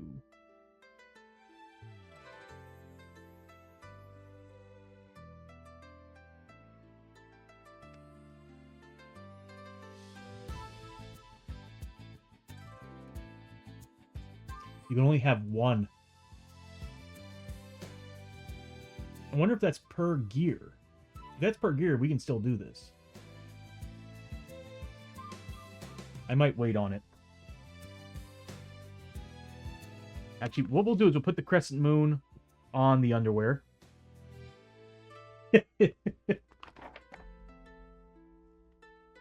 That's not him. There it is. Sumo Mawachi. Mawachi. Or is that a U? I can't read my own handwriting. I don't have any space for any of this. So he's using 1 out of 2 slots. And that is the crescent moon, because I want the wound back. No, actually, I think heal sanity would be better, because we have a healer on the team. Antlers makes more sense. So I'll put Ant for antlers.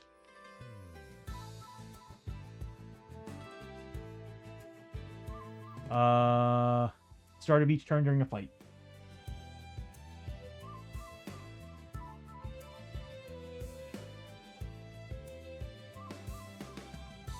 +1 sanity. There we go. This way we have a way to get some sanity back at the beginning of every turn whenever we're taking fear tests. That's a good idea. We'll do it to everybody. So, the Deadeye gun belt. No. We're going to do it to the soldiers. Yeah, we're going to do it to the soldiers' armor. Again, antler.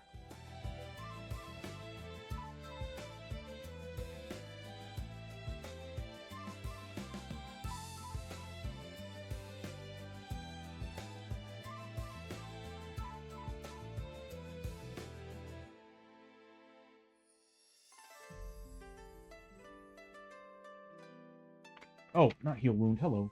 Sanity.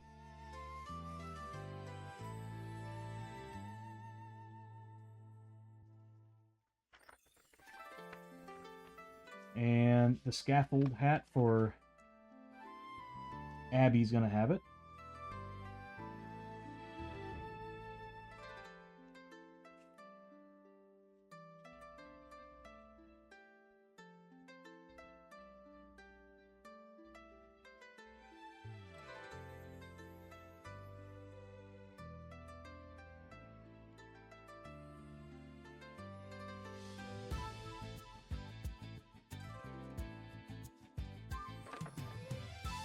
Trying to write fast and I'm screwing up. Okay, so and then the dead man's poncho. So everybody's got something. So everybody, at the beginning of every fight round, heals a sanity. That's so good.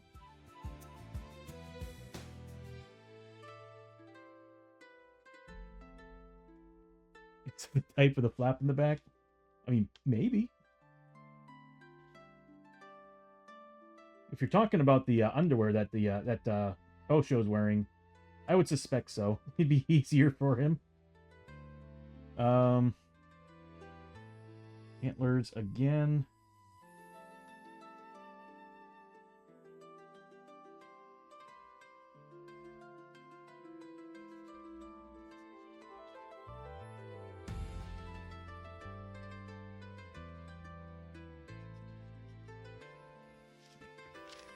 Sloppy handwriting, but that's okay. So that's going to cost us a total of, wow, a lot.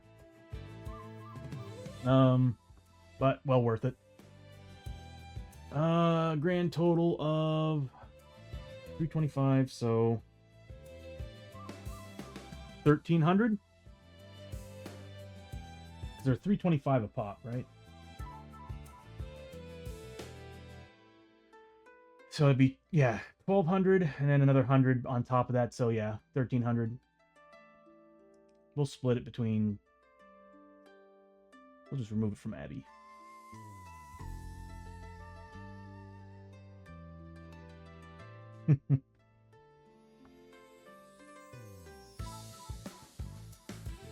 Again, for speed reasons on the stream, I'm just pooling their money together. I'm actually half tempted to just have two options, where game mode 1 is like this, where everybody has their own money and their own Darkstone, and I'm half tempted to have another version where setup 2 is just a big lump sum of everybody's money together. Just so that I might just do that, so this way, but then again, there are some characters like the dwarf that you can't do that with, and we do need to follow those rules. So we're going to remove 1,300 from Abby. Still doing good on cash. Or I got a better idea. I might not have to do a game mode. I might put a little spot that just shows total money the team has and total Darkstone the team has. That won't work. Actually, no, it would work. Well, this way we can just get an idea of what we have and what we need. All right, so everybody now has a upgrade that at the beginning of every round in a fight, they always get a heal back on Sandy, which is real good. All right. And just for fun, since he's going into battle,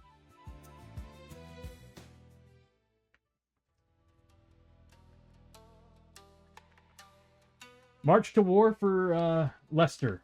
It's gonna be free. He's a soldier, so he's getting +1 to dice on this. He's got a cunning 3, so he's got 4 dice instead of 3. Make a cunning 4+. So for every 4+ we roll, he gets 10 XP. So he basically he's marching into a war for the local warlord, and he's fighting demons. So he's going to be getting 4 dice.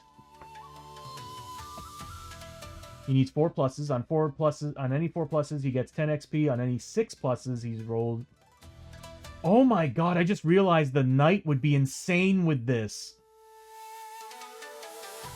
You can turn one of your dice into a D8, and then you can re-roll it, re-roll one of the misses, and turn it into a D8. Oh my god, that's insane! The knights are so cool. Alright, so, for every 6+ rolled, you may also draw a loot card, which is what I'm gunning for. If failed, roll injury. He does have plenty of grit.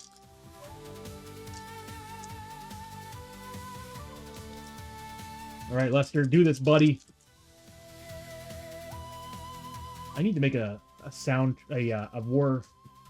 battle soundtrack with like the sound of people fighting. Here we go. He needs at least 1 4+ to pass. Okay, well that's a pass. I'm gonna go ahead and re-roll these 3. Why not? We got the grit for it.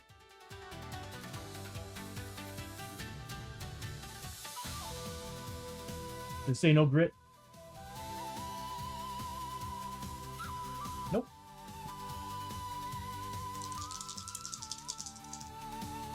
So you can use D8s on this. Okay, well that's 2 passes. So he did get 20 XP.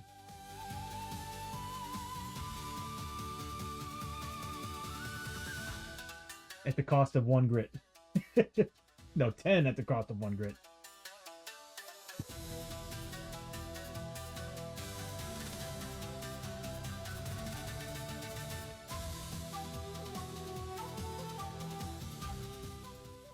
Okay, so that was that. There we go. So we're done with day 1. Oh, everybody needed to spend $10. I forgot about that.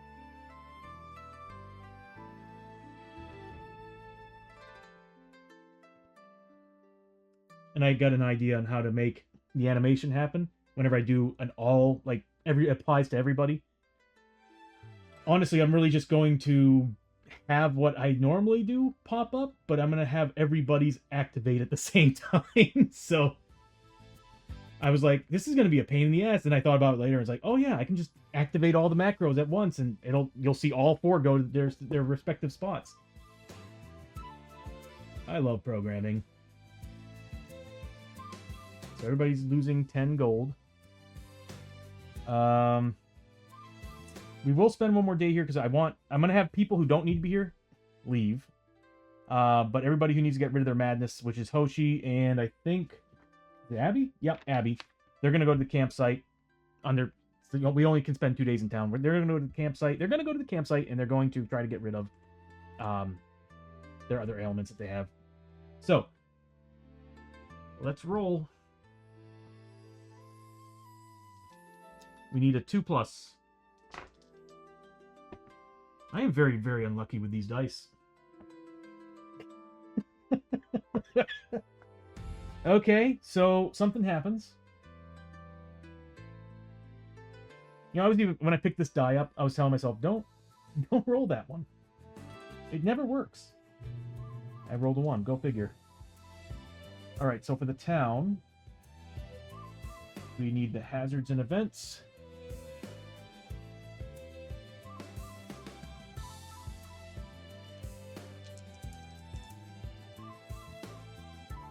Oh, man. All right, here we go. The end is near. Yeah, oh, okay. Damn. The people are stocking up on supplies and weapons, feeling like the next big attack could happen at any time. All prices in town are now $50 more than normal due to the increasing demand.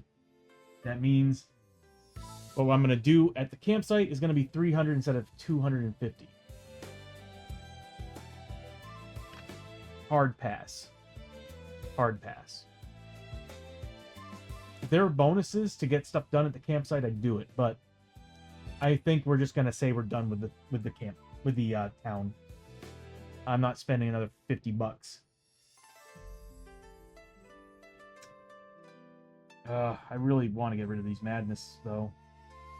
I'll wait till we get a shrine. Shrines give us a chance to get some permanent sanity back, so I'll wait till we find a shrine. Alright, so we're done with this town. I need to clean you guys. Oh, that was awesome. Fireworks? Hells yeah. Alright, let's find a mission. Like I said, once they reach level 4, I think I'm going to send them on a challenge. But let's see what we got.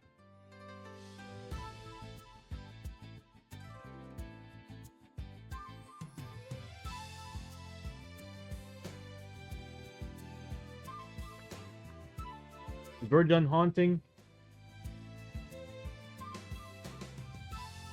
Can't do that one. We need a large table.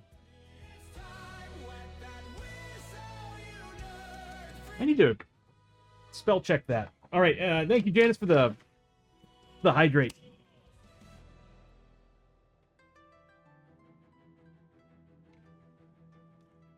That was good. Thank you, Janice. We got broken amulet. I have to go digging for tiles. I'm not going to do that. That's something I would have to actually like prep before the stream, because there are all these pieces that you have to find. Do I even have them? They're probably somewhere. I've kept everything. It's just they're probably in that giant box right there. I have to go digging through.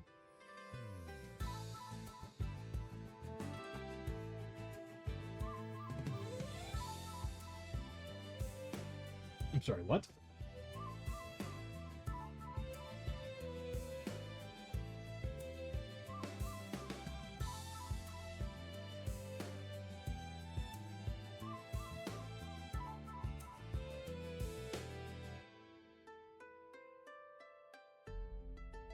Oh, this is mission stuff. Yeah, that's why it's like this. I mean...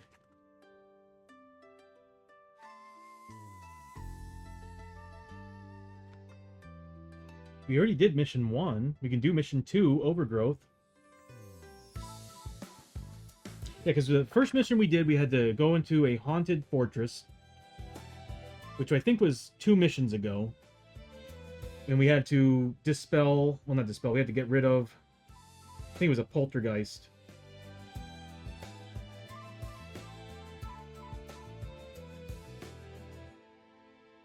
Yeah. Oh, those are the failures. So the next mission would be Overgrowth.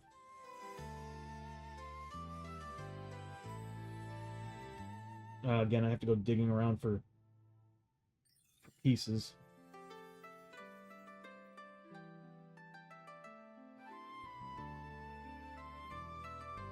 I need to prepare myself for these mission things, because like they actually require me to dig around for pieces, and I don't know where they are.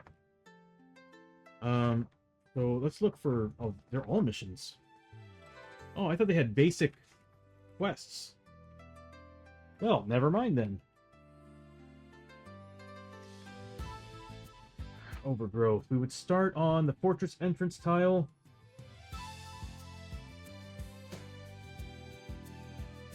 The goal of the mission is the heroes must fight their way through the twisting brambles that have overgrown the castle to find a dark heart of the fortress and destroy it. Only then will the curse be broken. Problem is I have to go digging for pieces, because there are brambles, living brambles, that do damage to heroes. But they also add cover.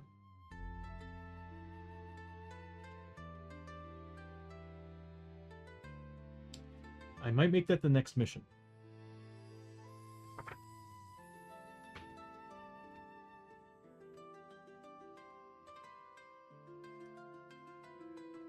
Oops.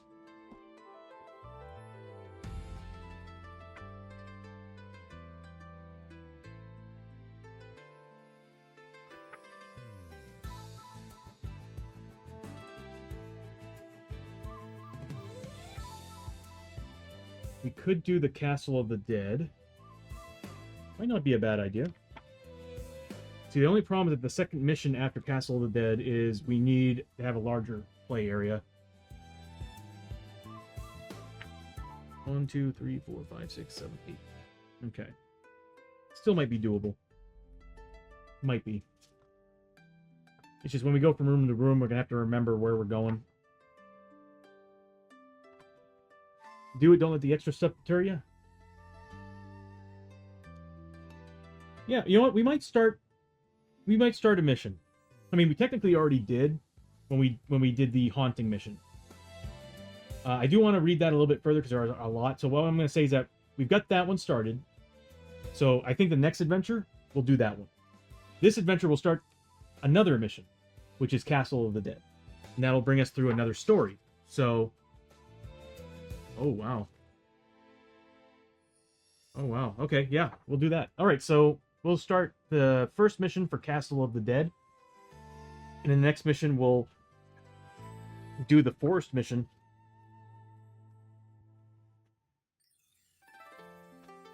If we find a portal in here, I'd be so happy. Ad break starts in 3.5 minutes, everybody. All right, so let's start. We did this before. We did this before with the other group. I just didn't realize it was a mission. I thought it was a regular quest, like these basic missions. These you actually kind of have to follow in order. All right, if I can zoom in just a tad, I would put it over there by the camera, the card cam, but card cam's kind of, it's not gonna be able to read this with all the green on there. All right, so ad starts in, did I read that wrong? All right, 3 minutes, everybody, till the ad break. All right, legend tells of a haunted castle perched on the mountaintop. Once home of a fearsome trio of I remember this one, sorceress sisters, besieged by a jealous daimyo, it now holds little more than cold death and the promise of unending torment to all the villagers in the shadow of the mountain. So the setup is, this mission uses the standard setup. The heroes and all heroes start on the fortress entrance map tile as normal. Before the adventure begins, the heroes may choose any 2 exploration tokens to remove from the stack. Hells yes! Anything that's not a clue token. I like that. But I definitely want the portal.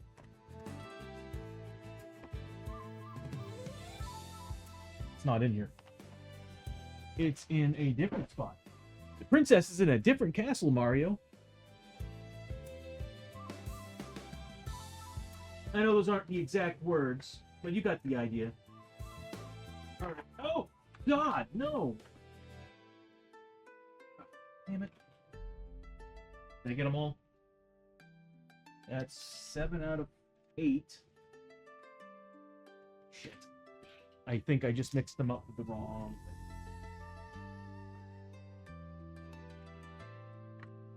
thing. I sure did.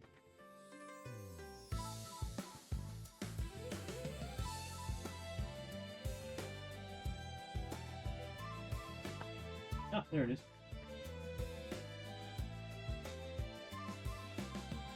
All right.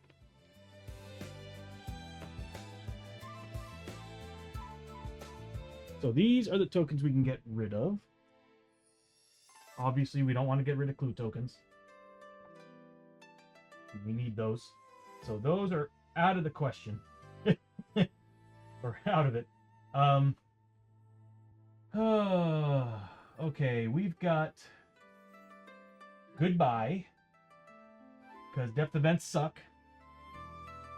I don't like 2 encounters either, but an ambush attack, it's kind of welcome. You know what? I'm going to let you all decide. How's that sound? Alright, so... You know what? I'll let you just all decide the fate of this adventure. These are out of the question. We need clue tokens, so I'm not putting that in there. So we'll do a poll. Why not, right? Let's make this a poll.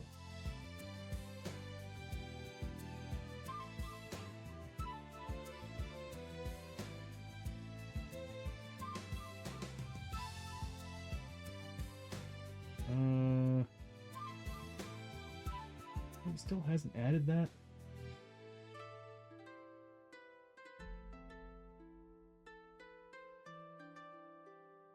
Starter prediction, manage polls. There we go. We'll create a new poll. What tokens?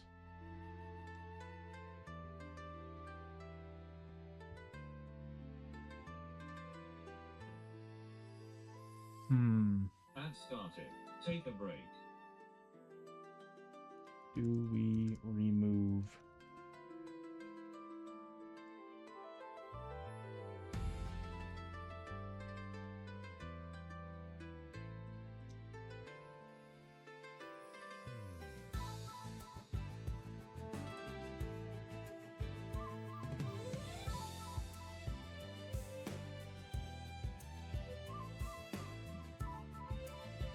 Trying to figure out how I'm gonna word this. I'll let you all choose one, then I'll kind of, if there's a second place, we'll choose the second place.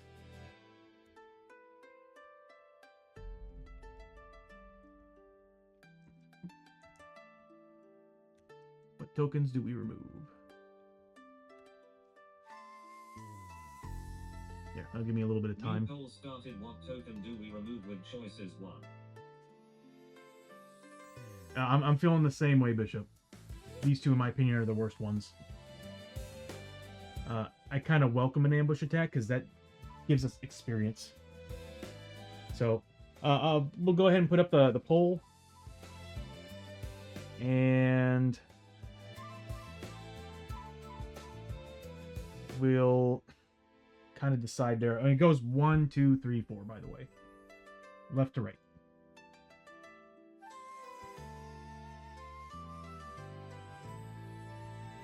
Give me a little bit of time to get some fresh water.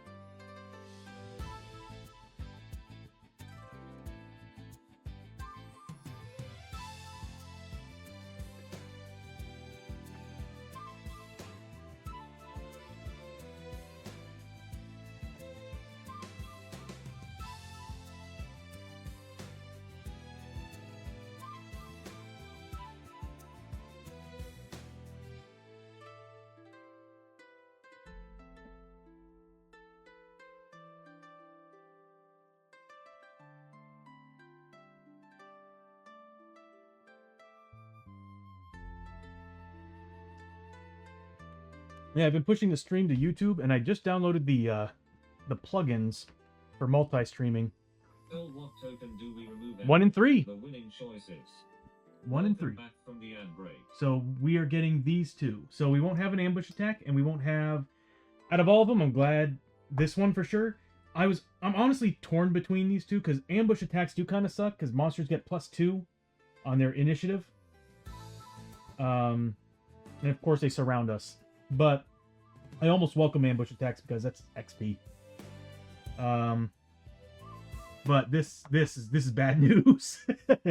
That right there is bad news. This is like the worst one in the entire thing. So we'll still use the stream elements. It's just if these ever come up, I'll just kind of do the refresh button. Luckily, I've already built it into the stream. I have a failsafe to where if something's already been used or this case happens, I can just press a button. It'll just keep randomizing it till I can keep randomizing it until we get one that is not used. All right, sorry, I am tripping on words right now. So that is the deck, or we can just use these. But I like hearing all the music and craziness when we do it, so we're gonna use it. All right, so not bad. All right, those are actually two good choices in my opinion. Better than tripping balls. Okay, so let's continue. So we're removing these two from the mission. Uh, mission goals. The heroes must enter the haunted castle and find clues to hunt down the ghostly Harianagos that I hope I'm pronouncing that right. That dwell here. There are 3 variations for this mission, and the heroes must choose before the mission begins which mission difficulty they want to embark on. We'll do a poll on that too. I'm gonna let you all decide my team's fate. Which either way, they're all really good, to be honest with you. We did the 3 sisters last time, but we were level 5. We did the 3 sisters last time, and we also had Murphy, who was dropping damage. He one-shot it. He insta-gibbed one of them. But they also have debuffs. Don't forget that. The 3 sisters have less health than they really do appear. But I think they also add Growing Dread cards, which we all know sucks. So let's go ahead and do another poll.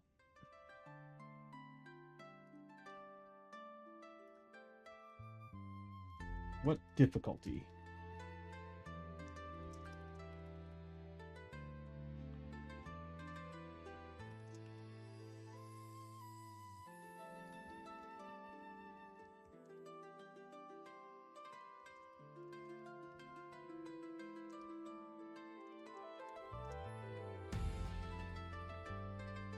We'll start the poll.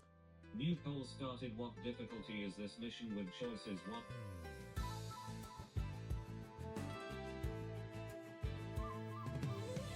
I'm gonna see if I can. I think I can. I might be able to program to wherever I do a poll, I'll be able to put the poll winner in the stream. So this way, when I upload to YouTube, people can see what was voted. This should be interesting because I think the previous party was higher level when you did this mission. We were, if I remember correctly, I think we were level 5. We did this one before we did our final missions, our 2 final missions, where we fought the brutal. What was it? I think this was the mission that we decided it was time to go brutal mode. And I think we did like 2 or 3 missions in brutal, and then that was it. Everybody was level 6 at that point. But yeah, I think we were level 5 when we did the Castle of the Dead. So right now we're level 3, which still isn't bad. And we're pretty decently equipped. The problem was that the first party was fully equipped when we went into the Castle of the Dead. So everybody had inlays, grips, they were getting extra attacks, rerolls. They had all these abilities to make themselves better. This is the problem I'm seeing with the Journeyman class. If you're going strictly Journeyman, and this is why my next group of characters I'm not going Journeyman. I'm gonna do Journeyman, but I'm not going down the tree. I'm gonna be spreading all my points between the different classes that they're at, because I feel like we are very, very handicapped that we're not getting all the bonuses that the classes offer. Because all I'm doing is changing out. They feel like level 1 characters with just better gear. And maybe better ability scores. That's what it's feeling like right now. So I'm like, it's... Phil, what difficulty is this mission ending? The winning choice is... The twins, alright. We're going to be doing the twins, so level 2. That's actually a good choice. They're still kind of a pain in the ass, but... Alright, so we're doing the twins. We need to find 2 clue tokens. So it's medium difficulty. So the special rules, no gates. There's no gates. So no gates can be found in this mission. Any gate that would be placed is instead a normal door.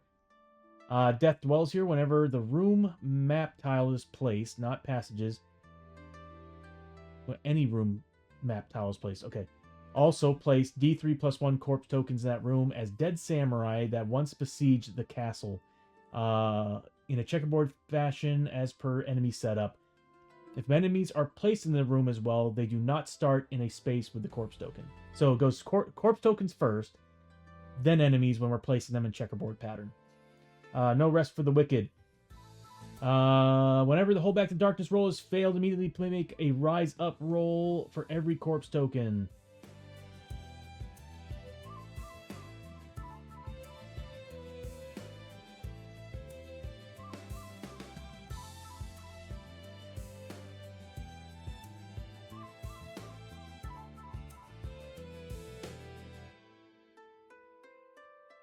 shot yourself in the foot with mission choice.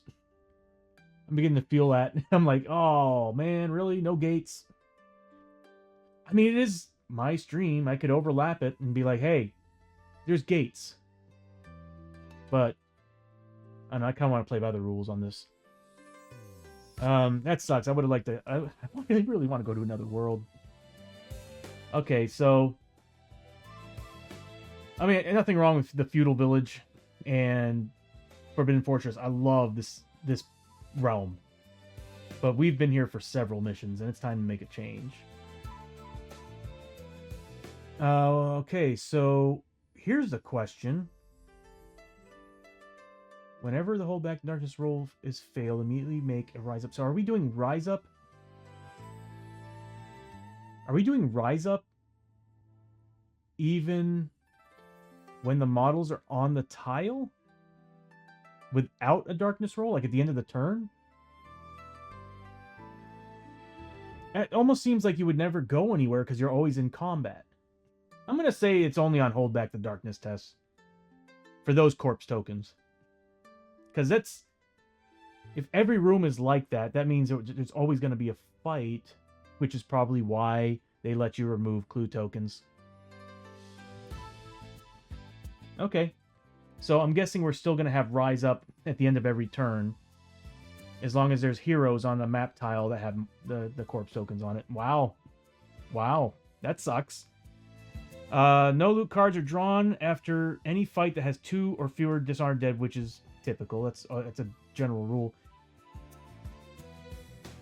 I'm going to say it's on Hold Back the Darkness test only. Because if it has this information on there after it's saying whenever the Hold Back the Darkness test has failed, I'm thinking it's only on Hold Back the Darkness. That's what I'm thinking. Okay, so yes, whenever we do Hold Back the Darkness and we fail, they rise up. Because I'm feeling like these are special rules just for those models. No loot cards, blah blah blah, and all that crap, same stuff. And then of course there's bonus rules for the witch and the twins. All right. So the twins, while hunting the twins, when the first clue token is found, ignore any attack or encounters listed on this exploration token. The heroes must fight one Harinago, drawing a trait card as well for her. Oh yeah. It's fine.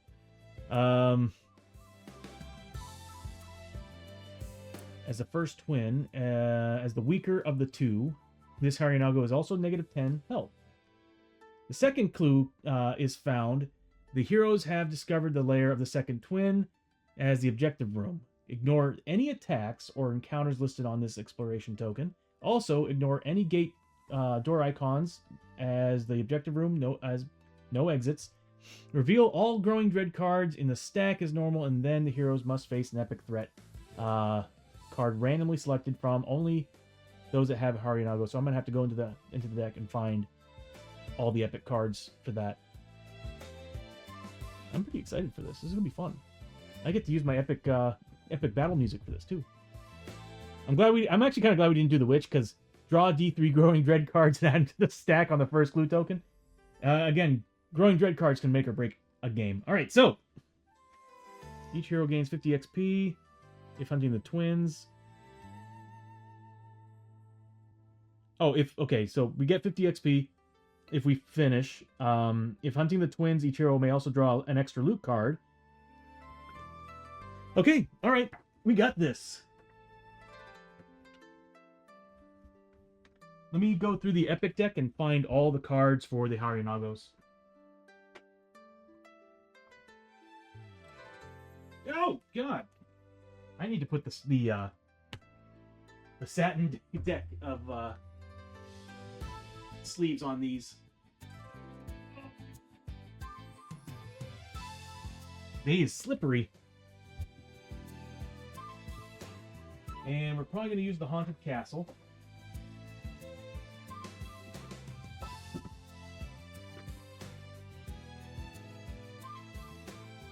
Man, some of these threat cards are horrifying.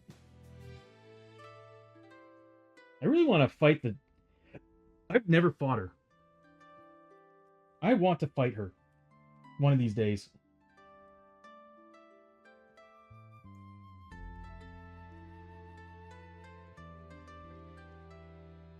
vampires.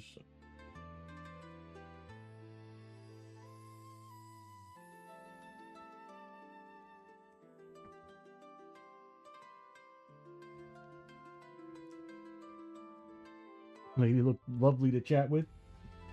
You say so.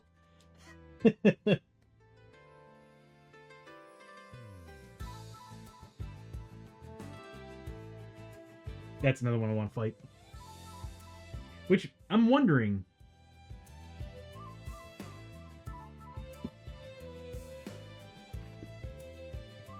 Oh, camera's overheating. Bishop, when you said that the Shoryu is supposed to be the largest monster, I'm wondering if Oto Kuno's larger. Because he's like huge. He's huge. That model is gigantic. It is a giant skeleton. The Titan's pretty big too. The Titan's awesome looking. Oh. I'm gonna have to bring him back too.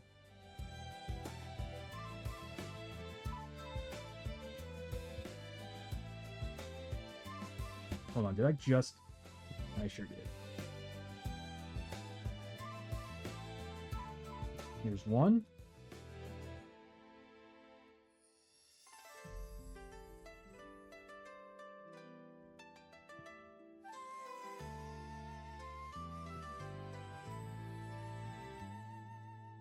You know what? I'll bring it out. I'll show you all.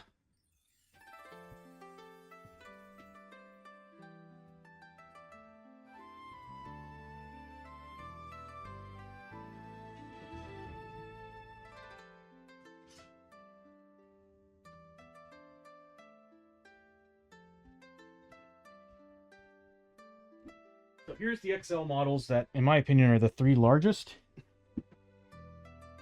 So, of course, you got Shoryu.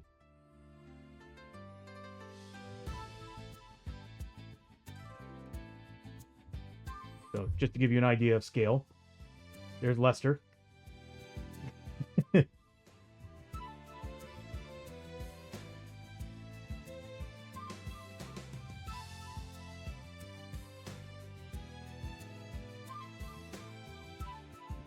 Isn't it, Janice? Beautiful. In my opinion, Shoryu is probably the prettiest XXL monster in the game. Like, they put so much detail into him. There's the, yeah, he's definitely bigger than the Titan. And then there's Shoryu. I mean, not Shoryu. Udo Kuno. Like, if he was standing, he'd probably be about the same. Oh, he'd be bigger. Look at the size of his chest and the body. If he actually had a full body and he was standing up. Definitely not the tallest, but... yeah, I know. When I saw them post this model, I was like, I have to have it. Even if I never use them. But it's like, what sucks about him is look at how he looks. And when you're playing with him, he has weird rules for his placement. But... I have to admit, that's just such a cool looking model.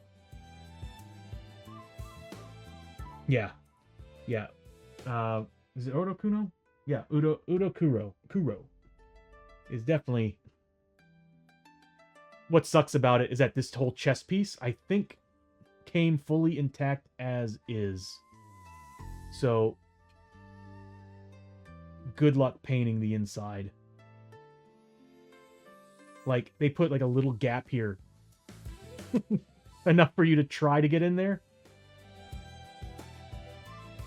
So, yeah, I'm looking at this guy and I'm like, I'm probably just going to go in there and just base everything inside black. Or whatever I can get to, I'll probably try to shade it in. But anyway, so those are the... to me, I think those are the three largest XXLs. But God, I do love the Titan, though. That's badass looking. But definitely Shoryu wins as far as just a beautiful model. That is just fantastic.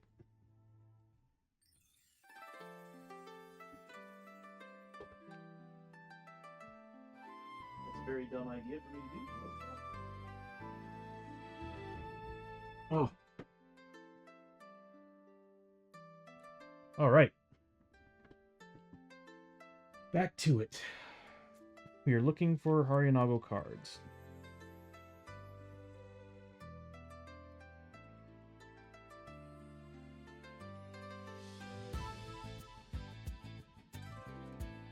There should be, I think, at least 4. Oh, there might be 3.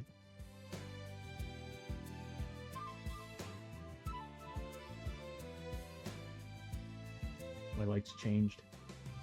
Let me guess. Yep.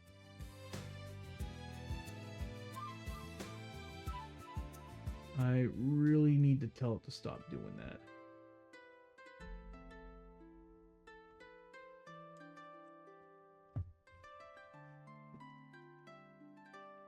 Should have at least 2 cards.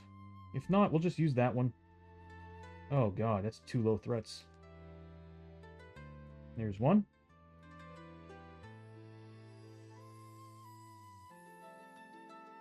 And I swear to god, there should have been 3 cards. But those are the 2 we'll have to deal with. Well, I'll shuffle them up, put them on the screen, and when we get to it, I'll let you all choose. Did I lose internet for a second?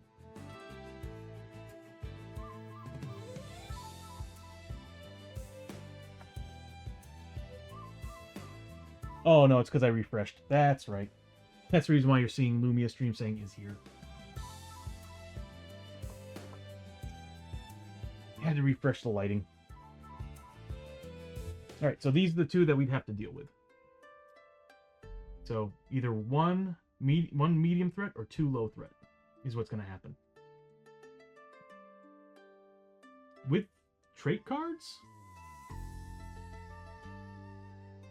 Oh no, just the Harinago. So I guess she just comes with a trait card anyway. Okay, so that's what we'll have to deal with.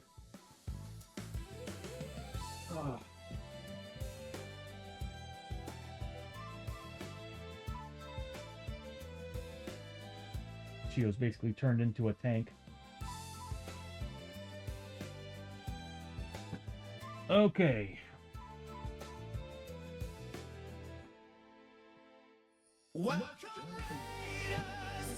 Raid to Lance! Lance with the raid of 4.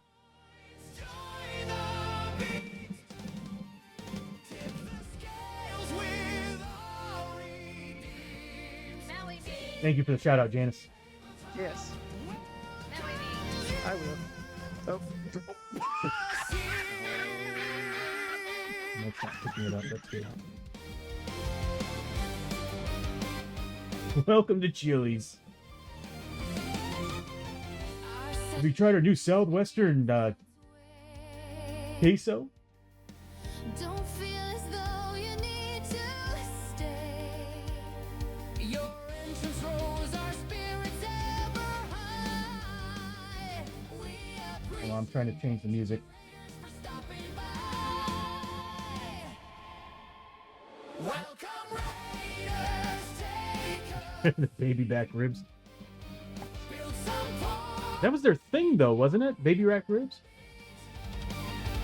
tip the scales with But yes, thank you, bitch. Everybody, welcome to TNT Tabletop. Welcome, Raiders, and Lance. Thank you so much for the raid, bro. Good to see you. What were you playing? I didn't catch what you were playing.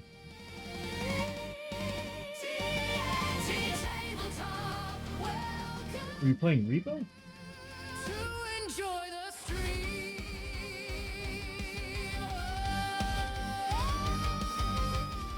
Neo 3 demo. Oh, sweet. How was it? But yeah, so Raiders, welcome to TNT Tabletop. We primarily play Shadows of Brimstone on this stream. It's a board game that's a dungeon crawler, and we just got done with our town stay, sold some stuff, got rid of some injuries and not mutations. We got rid of some injuries, and we set out on a new adventure. And we actually are just starting it. We're about to go on an adventure into a castle, a haunted castle, and we're looking for the twins, which is basically two ghostly sisters that have haunted this place. So our goal is to take them down. And these are the 2 epic threat cards that we have to deal with at the end of this. Or one of the 2. We are choosing one of the 2. It was good enough that I've been streaming for the last 5 hours. Good God. Get you some food, Lance. Dang, bro. All right. Again, thank you so much for the raid, man. Love you. Good to see you. And I'm glad that it was good enough for you to spend 5 hours streaming. Oh, I say that, and here I am playing Shadows of Brimstone. I tend to have 6-hour streams plus, or 5+ hour streams. But anyway, the game takes a while. All right, so let me go ahead and zoom in on us a little bit here. So yeah, anybody who's unfamiliar with Shadows of Brimstone, it is a dungeon crawler. It's the Old West, feudal Japan, Norse mythology, and there's like 30 different classes to choose from, and there's now a whole multi-classing element they added to the game, which is what I'm test running with these 4 characters. And there's a whole skill tree system for every single class. There's all these different worlds you can go to, all over 100 different monster groups to fight. There's randomness. It's basically like the DM of this is basically a whole bunch of cards that are constantly being randomized as we're playing it, which reminds me I do need to shuffle the decks.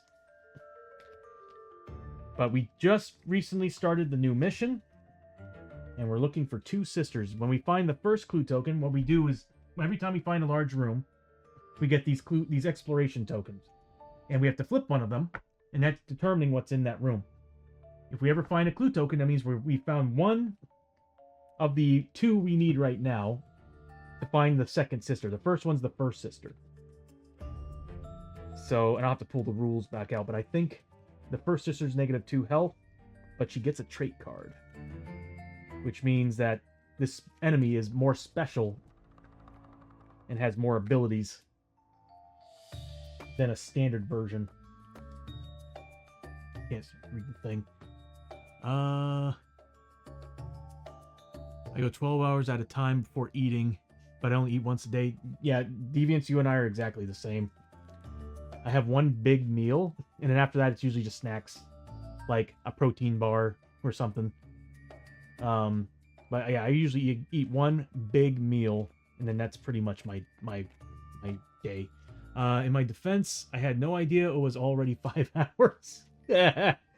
That's typical, man. Like, that's a good sign when you're actually playing something and you're enjoying it to the point that you lose track of time. I mean, it's good. That's a good game, or whatever your activity you're doing. That's a good thing. It's not like a job where you're constantly staring at the time, wishing it was over. So that's awesome, man.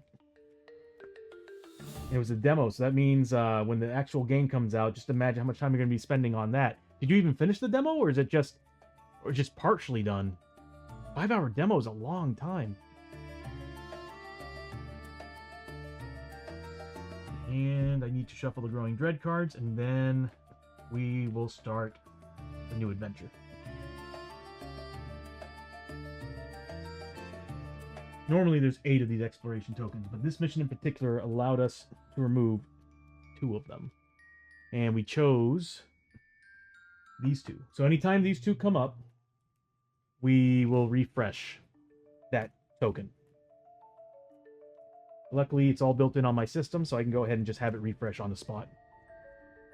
I finished the main part of it. It looks like there is just some stuff. There's some stuff I can do, though. Oh, good. So it's for a demo. I don't know. Usually demos for me are like 2 hours long, 3 hours long at best. Man, it's almost borderline a full-blown game to give you that kind of time, especially if you did 5 hours and there's still more for you to do. That's awesome. All right, so we begin. So in Shadows of Brimstone, we start off, as you see at the bottom of the screen, we have the player plates. They house your initiative, health. I tried to build this stream as best as I can for the viewer, because I want you all to be able to see everything, and it's all animated, all automated. So all I got to do is just type in how much health we're losing and all that, and you'll see animations coming up and directing your vision to where changes are being made on the stream. So when someone takes damage, you'll see an animation that goes down the bottom screen, makes a change. I tried to make this as close as I can to a video game GUI. So that's 13 years of me doing that stuff, at least for broadcast. That's what I used to. That's what I excelled in, was building interactive touchscreen material, and this is up my alley, and I had so much fun building this. Another thing too is that if you watch the stream, you can spend your redeems points to help us. You can give us buffs, debuffs based on the rolls and dice at the bottom of the screen, and either one helps us. So let's begin. All right, so we're gonna start with Abby, and I have everybody color coded as you see from down here. So Abby's gonna go first. First thing that she does on her turn, she's gonna roll for grit. She's gonna roll for criticals. She needs a 6+, but she gets 2 dice instead of 1 because she's an outlaw. She needs a 6+. What?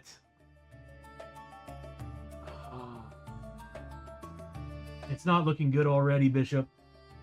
All right, so I rolled double ones. That doesn't really do anything, but it's just not a good sign for this stream. So she didn't get her grit back. She needed a 6+, so she's going to move up. And grit is the same. If you play D&D, it's similar to fate points. You can spend them to re-roll a whole set of dice on combat or skill tests, or you can use it to pop off specific abilities. Yeah, this ain't looking great. 2 ones already. She's going to move up her 1, 2, 3, 4. She gets 5 movement. Yep, she's a 5 movement. So she's going to move up 5. She still has her ailment. She can't... She have to roll dice to see if she can actually do certain things. So let's give that a try.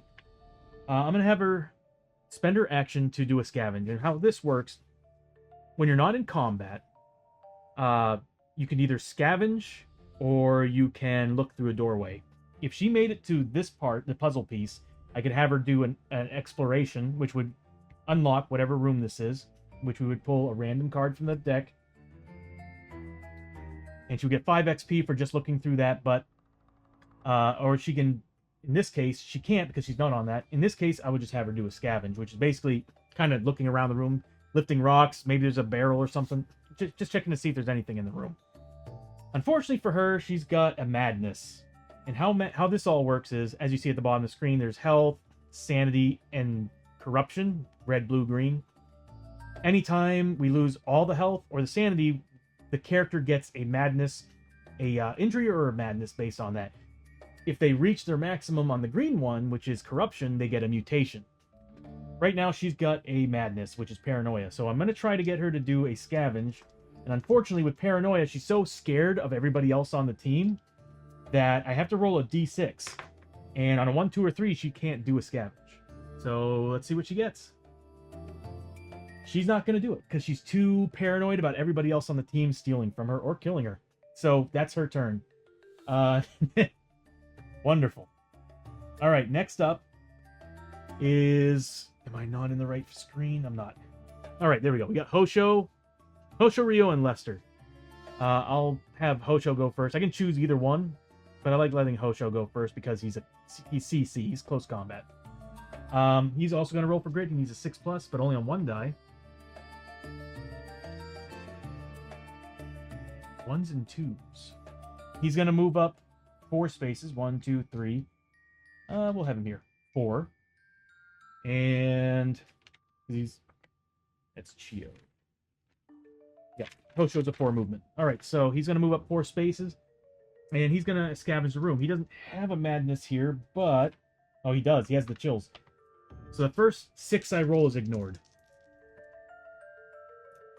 He doesn't find anything in here. He needed a 6+. So that's the end of his turn. We're going to move on to Lester. Lester's going to roll for grit. And it's better than a 1, but he doesn't pass. He's going to move up 1, 2, 3, 4. And he's also going to scavenge this room.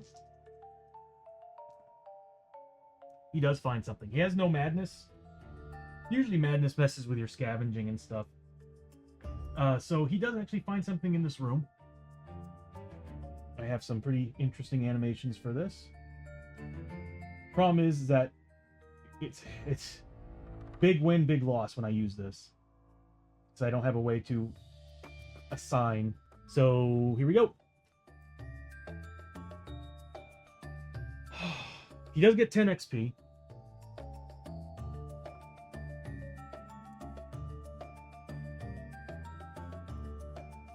And Lester's going to be taking 3 horror hits. So he's got Hideous Discovery. So poking around in the shadows, you see something that chills you to the bone. You quickly return to the group, refusing to speak of what you have found. Take 3 horror hits. Oh, it's Shock! What's up, buddy? You cute boy, I'm going to kiss you. Oh, I kissed you too if you get in this room with me. Thank you, Janice, for the shouty. Yes! We did it! Let's go! The ice proc at the right time, baby! Let's go! Let's go! We got his ass! Nice. We got his ass! Hold on, his dad. Let's go! Alrighty. So here we go. I was so hyped in that clip. The fight took me forever. Time to get undressed again. Deviants, you put your clothes back on? Alright, so we need to make 3 rolls against this horror test. It's Lester. He's got a 4+. Unfortunately, he doesn't have spirit armor. So how this works, for everybody new, is that you see anything horrible, including monsters, or some monsters that cause a fear, terror, or unspeakable horror test. And what that does is that your character sees something terrible, and you have to roll their will against it to see whether they can resist it or not. If not, they start taking sanity damage. There is ways to ignore that, called spirit armor. Well, not so much ignore it, but just a better chance of trying to avoid taking sanity damage. So we have to take 3 of these, and they do 2 sanity damage a pop on Lester. He needs a 4+. He does save 2 of them. Fails 1, though, so he does take 2 points of sanity damage. But yeah, Shock, we need to get our group back together for this. We're also go into the Discord if you have any ideas on how to make it a role-playing style game. In the SOB discussion in the Discord, throw some ideas in there, because Janice wants to play, but she wants to add role-playing elements. It's gonna be a little bit hard to do when this game, all the cards pretty much determine everything happening. All right, so Lester moved up, searched around, didn't really find much. Just a lot of horrifying things, which makes sense. This is a haunted castle, by the way. Indeed we do, and you got it, boss. Awesome. Well, some clothes. I had to put something on to the bath. You needed a bath. Why did you need a bath? What happened? Okay, after them, we move on to Chio. Chio's got a 5 movement, but let's have her roll for her grit first. Doesn't get it. Everybody's pretty much a max grit. Why am I rolling? She's going to move up 1, 2, 3, 4, 5, since she's a 5 movement. And she's going to spend her turn searching that next room. That's going to give her 5 XP.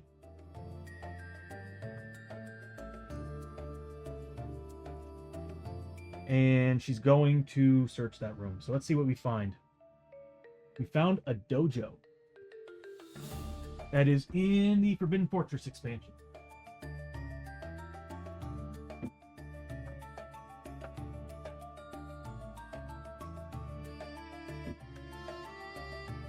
One of the smaller tiles.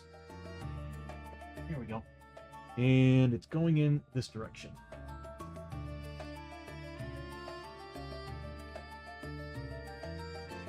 Yeah, that works. That's going to be a doorway no matter what, so we don't have to really keep that or roll for it. All this gear. And we didn't sell this stuff that we had. We need to wait for a place to actually do that at, and I think it's the Western Trading Post is the best place. Some of it has Darkstone on it. Okay, so... Oh my. See you later. Okay, Shock, good to see you, bro. Thank you for the lurk. Alright, so we got a room. Everybody's activated and finished their activation. So now we do exploration. So what happens here is, as I told you earlier, we would draw one of these bad boys and flip it over. I have it all built in on the stream. So if... And you know what? I'll put these on the side to show... Oh! Here's other things I need to do too. I'll put these here to demonstrate that those are the ones that we're ignoring. And Chio should be at 1 key. Every turn, she's a traveling monk. At the beginning of every round that she starts, she gets 1 key. And keys used It's a focus ability that you can spend to, for her, for a traveling monk, she can add health to healing somebody, or she can add damage to her damage rolls. All right, so let's have an exploration. And we did move down. Hold on a second, I forgot to change phases. There we go. That's better. That's more fitting. We did move down on the depth track. So how the depth track works, anybody new as well, it's this over here. And what's happening is the yellow one that's highlighted is us going down into the dungeon. Or actually, I should be going this way, going down into the dungeon. The blue one on the opposite side is the evil and the darkness that's coming out of this dungeon and trying to destroy the towns and the countryside. As the blue one's coming up, it's landing on those blue and those red and orange spaces, or yellow spaces, and those are bad. When it lands on those, bad things happen. And we're about to, after this, we're about to see what happens with what's called the darkness roll. That's basically determining whether or not the darkness is coming out. But right now, we're doing exploration because we found a new room.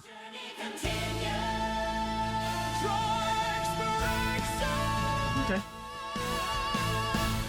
All right, so we did find a clue token. That's awesome. That means that, do we ignore everything on the card?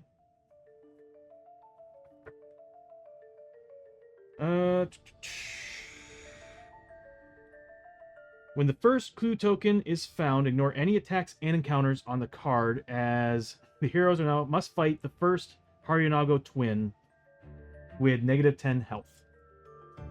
So, first boss fight. All right.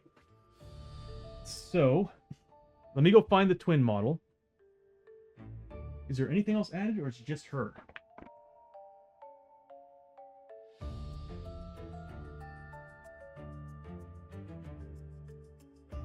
That's it, just her. No additional card. Weird. All right, so we're ignoring... There's still a darkness that happens, though. So we do have to draw a darkness card. Doesn't say anything about ignoring that, but we do ignore the encounter. So this is a doorway. We are ignoring the encounter, but we do have to draw a darkness card. Oof. And I need traits.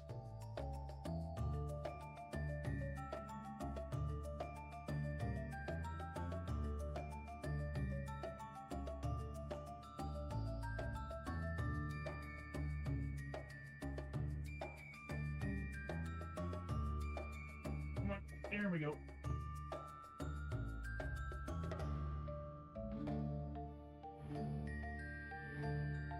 That's the Harbinger. There we go, Haryonago. There are a total of 4 cards for the Haryonago.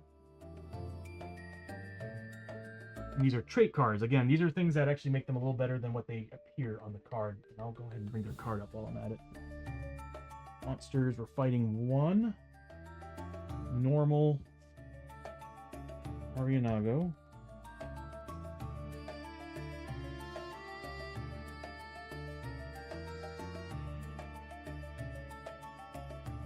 Chair reminds me I need to see if Secret Labs has anything new. Honestly, I've just been seeing them like having sales on like their last year's stuff. I'll come out and say it. Like, so far, I've been really happy with this thing. It's very well made. I'm a little bit worried about getting a gaming chair because, you know, everybody complains about them. She's initiative 4. But I have to admit, like, everything in this is metal. It's heavy as sin, too.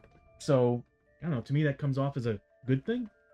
Okay, so we have 1 Haryonago. And I'll draw a trait card. You know what? I'll let you all decide.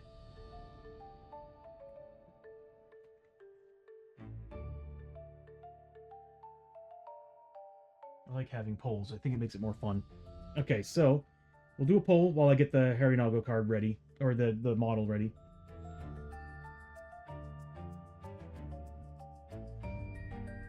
I have the chair, attachable recliner, leg rest. Yeah, I'm the same. I've got the... What is this thing? I've got the silicone one that you had to get extra. Well worth it. Oh my god, does it feel good. I don't really like the hard foam.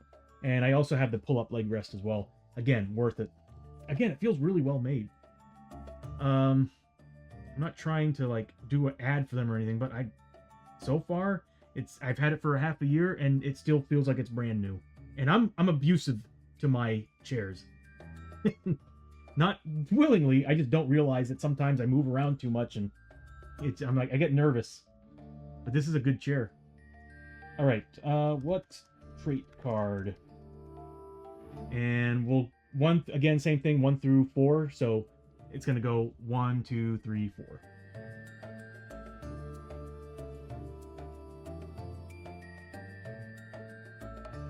New poll started. What trait card with choices 1, 2. So you go ahead and work on the poll. I'm gonna go grab the model, and I'll snap it to one of the red underbellies, and we'll start the fight.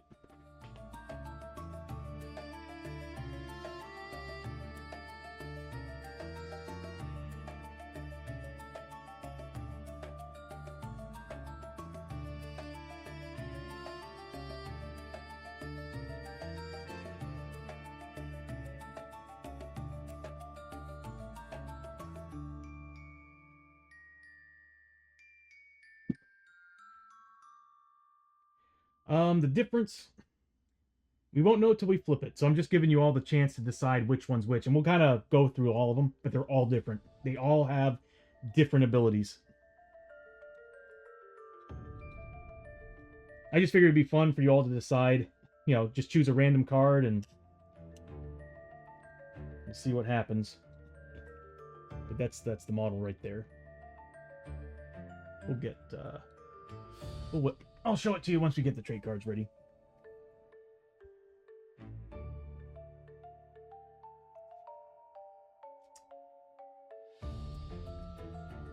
There are other enemies on this board. Yep. I'll be back.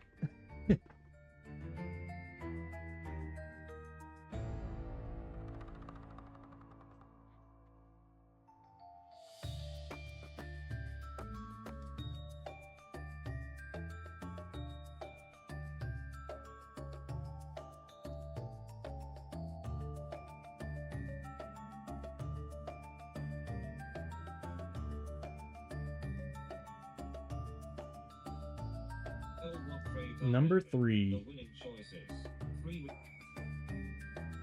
All right. I'll pull it up here in a second. It's just I remembered we needed to also drop down P3 +1 corpse tokens since we found a room, which means we have the potential of running into some dishonored dead. And you know as well as I do, they can hold us down in a room. Especially if I get max. Alright, so number 3. You know what, we'll do the ones that weren't chosen first, just to see what we could have gone against. So the first one would have been barely legible, is it? Just a basic one. Just a standard Harinago. So nothing would have really been different on her card. So nothing special on that one. So he definitely chose the special one. The next one would have been the Futakuchi.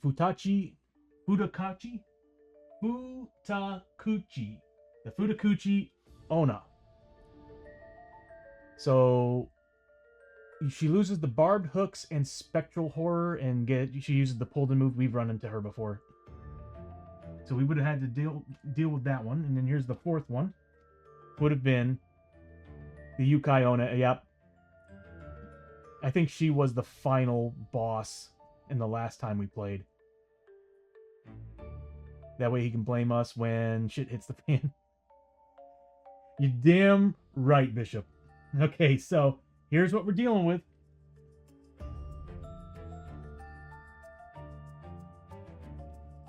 Oh, the Onryo. Okay, so she loses the barbed hooks and gains the keyword sinister. Oh, we gotta get a darkness card too. The Onryo is -1 combat, so she's a 2 combat, +1 damage, so she's 4 damage. 2 combat at 4 damage. Oh, +1 damage on its critical hits. And has movement of Herald dice. So it's always a 3, or it could be a 4, 5, or 6. So no lower than a 3. Vengeful Water Spirit. The Onryo's melee to hit rolls of 6+, ignore defense and armor, and also cause 1 corruption hit to target. I'm glad it's just one of her. She's a 4. Oh, we're doing elite abilities too, aren't we? We are. Okay. I'll put this here. And we might need to zoom out a tad and kind of reposition the board a little bit.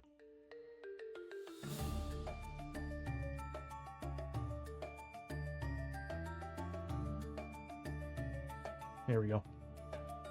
Excuse me. We need Dishonored Dead. And we need a Darkness card. So we're seeing 3 total. Because that's D3 plus 1.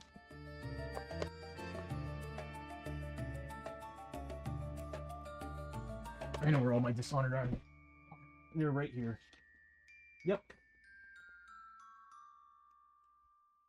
So 1 here, 1 here, 1 here, and she is right here.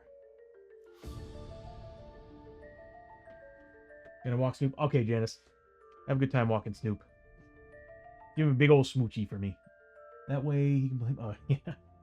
All right, so there's that. So we have 3 corpses that if we ever fail the depth track, which we're about to do, they come to life. We also need a Darkness card. Oh, and she needs a delete ability. She gets 3. Vengeful Spirit. For each combat hit a hero assigns to the Harbinger, the Harinago, the hero also takes 1 horror hit. Ooh, so she's like screaming at us and scaring us as we're hitting her. Cool. So she's also Sinister. I'm trying to... Oh, Sinister. That might be a Darkness card bonus. Let's take a look at what she's got. She's got Terror, so as long as we're on the same map tile with her, we're taking horror tests. Which you saw earlier, anybody who's new, you saw me do horror tests with the scavenging. Anytime we see a monster that has fear, any heroes adjacent to that character that starts their activation takes horror hits based on the fear. Terror is same map tile, and Unspeakable Terror is same and adjacent map tile. There's some monsters that actually have multiples. We dealt with one yesterday that had fear and terror. So, or was it Unspeakable Terror? Yeah, it was both of those. So we were taking like 4 hits a turn. And I think it was the, what is it called? The Goliath. So hero standing next to them took 4 instead of 3 because they had to use both the combo. So we're taking 3 horror tests per turn as long as we're in the same map tile. Held aloft, moves through other models, and changes targets each turn. Animated hair. At the end of its enemy's move, every hero within 3 spaces takes D6 hits to do 1 damage a pop. Damn. She loses barbed hooks, I think.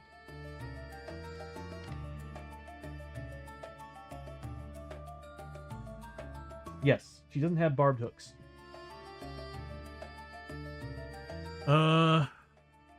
Spectral Horror. This enemy does +1 damage to all of its hits against heroes that are... Well, guess what? The whole team is a 2. So she's doing... On the... Oh, okay. She is... Because of this...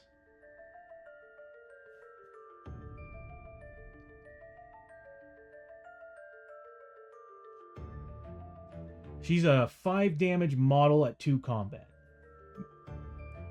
We need more armor on our team. We really do. Ad break in 5 minutes, everybody. Alright, then of course we got the Dishonored Dead. I'll bring them up if they come up. Darkness card. Draw darkness card.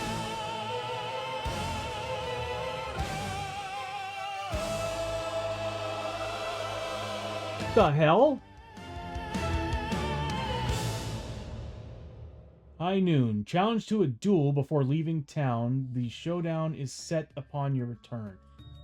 One random hero must either complete the high noon duel solo mission before starting the next adventure, or skip town. Losing their towns. Oh, okay. Well, who's the hero? Alright, so we roll a d8. That's kind of lame. Okay, so we roll a d8. How I usually do random heroes, you know, it's all really depending on who's available. Everybody's available on this one, so I go by basically the order of which they're in the interface. So Hosho's gonna be a 1 or 2, 3 or 4 is Abby, 5 or 6 is Chio, 7 or 8 is Lester. Hosho is High Noon Duel, huh? Let me add that to the notes.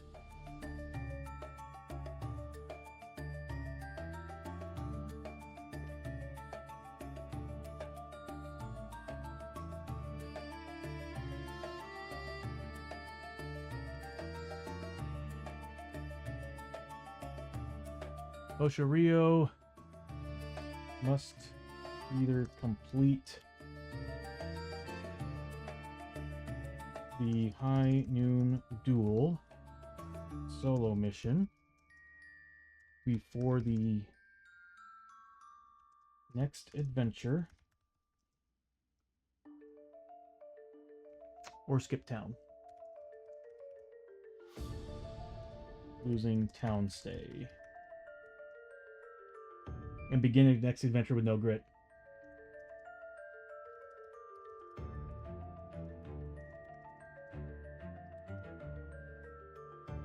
Oh, that's a lot of trouble. Okay. Yeah, what you see at the top of the screen is my note taker. Anytime we need to keep stuff from stream to stream, or it's been super helpful. Because when I first started the stream, writing all this, I mean, I didn't have any place to write all this down, so this makes it so much easier. Basically, adventure to adventure, town state to town state information. Okay. It doesn't affect us at all. I thought this was like happening right now. I was like, oh, that's not good. So I can put that away. All right, it's the end of the round. We've set everything up. We did the darkness card. We did the doorway.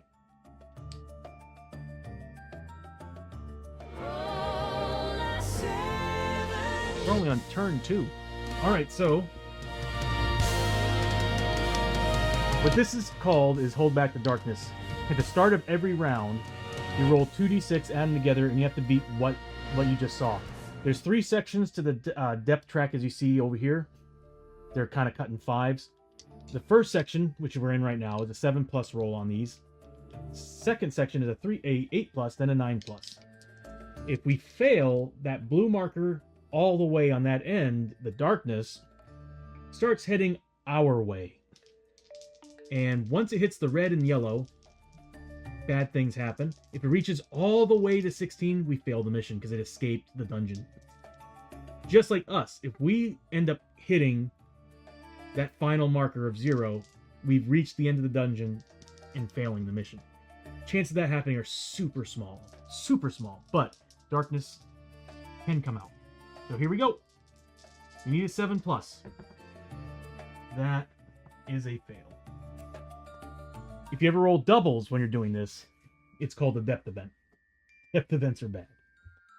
Except for the 6s. You basically take the number of the doubles that you rolled, and you confront a chart, or you pull out a chart, and the chart will tell you what you need to do. 6s are good. Everything else is bad. So the darkness does come down 1 step. Or come out 1 step. And now we're at the beginning of the round, meaning we can change the music. We are in a fight. I think I have horror fight music now. Oh, we're on the ad break, aren't we?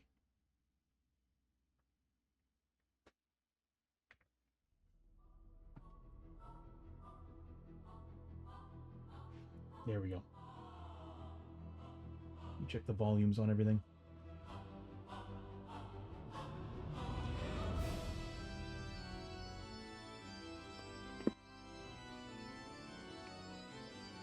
All right.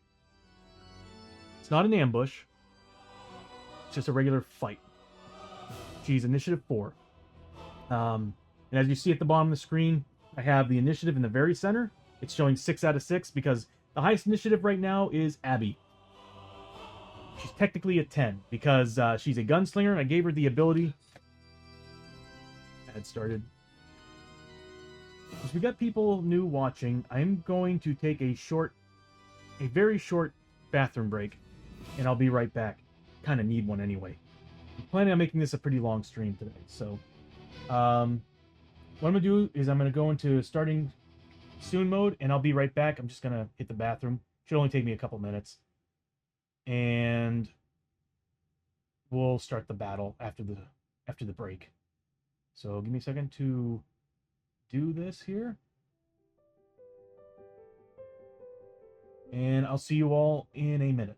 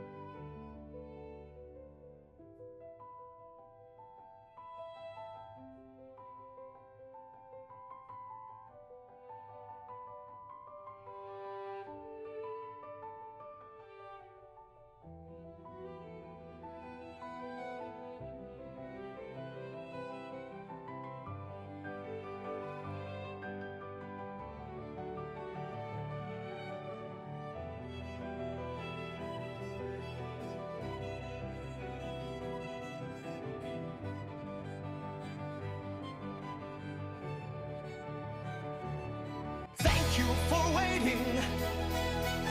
And now we welcome you to tea and tea tabletop. So kick up your feet, enjoy the show.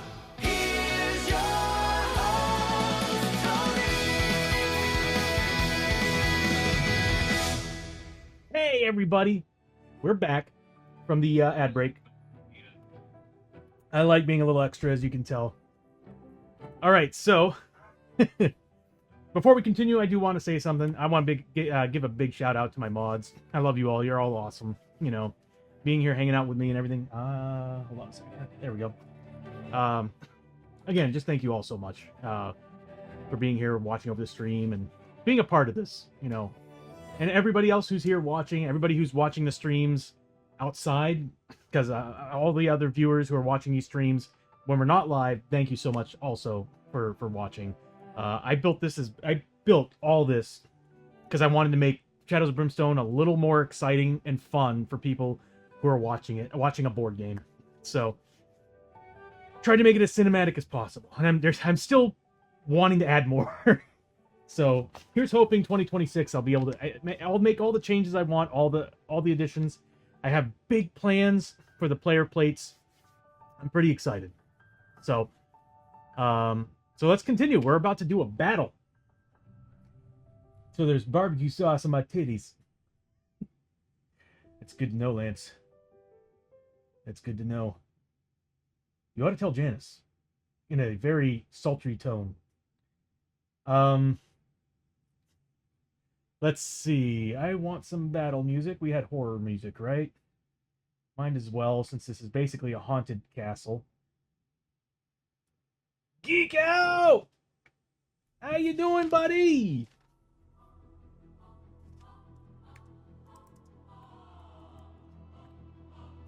Hello. There we go. Big shouty to Geek Out.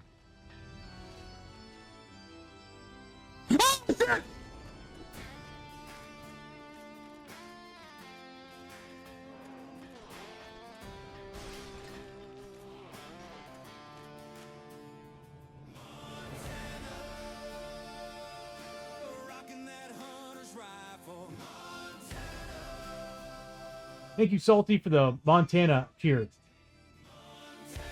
I think I need to remove those.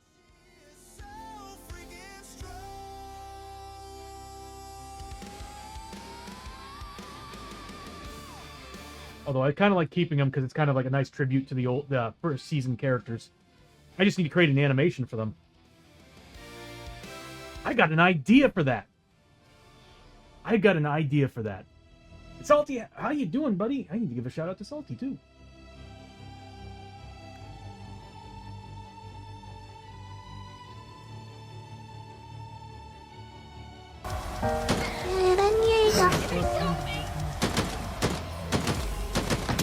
Oh shit! I didn't mean to. I didn't mean it. I accidentally shot the gas can. Gas cans don't make a good target. Oh god. Anything that's red. First invasion ever, and it scares the fuck out. Are you talking about Space Marine 2? Meh, hope you're doing good. Oh, I'm sorry, bro. Well, whatever you're going through, I hope whatever it is gets settled, or maybe just not in a great mood. I don't know. When I woke up this morning after last night, I was feeling very meh. That wasn't until I had a pretty big meal. Made me feel a lot better. All right, so now the clip was from Dark Souls 1. That's right. That's what you're talking about. Okay. Dude, Space Marine 2 is so good. I love that game. Like I said, whenever you get the chance, whenever you get to a certain point, like when the online stuff starts happening, let me know. Because I love playing as a Devastator. I love playing a Devastator. Heavy guns are my thing. Alright, so we're at the beginning of a fight round. Everybody can heal up 1 sanity. Lester's going to heal up 1 sanity. That's the new upgrade that we got. Totally worth it. We go to battle mode here. So 1 sanity. I'm in the wrong screen. So Lester's going to get 1 sanity back since we got those, was it those horns or whatever we put on our gear? And then on top of that, so in the first round of the fight, I do have Abby, who's a gunslinger. She's got the ability that gives her a 10, it makes her a 10 initiative on the first round of a fight, and +1 to her ranged. So she's got a lot going on right now, and she's going first. So I do need to declare what everybody's wearing. Abby's going to do her dual outlaw pistols. Hosho Rio is going to be using his Tron Gladius, both of them. Chio's going to be using her... What size model is that?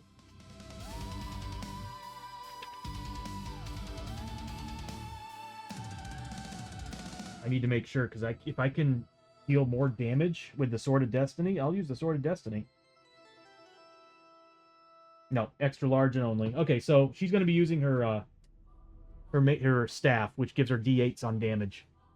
And then, of course, Lester, she's not a beast, so I'm just going to go ahead and use his shotgun. Yeah, Lance, it's co-op.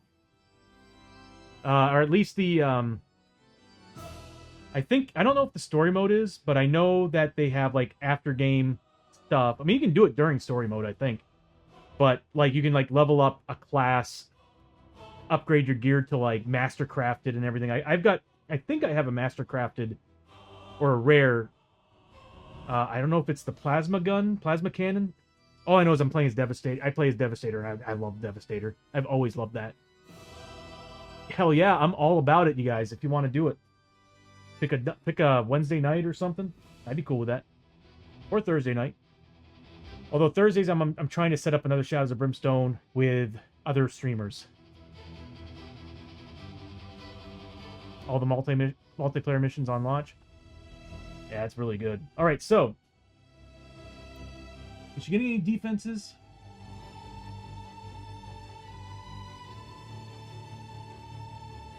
No.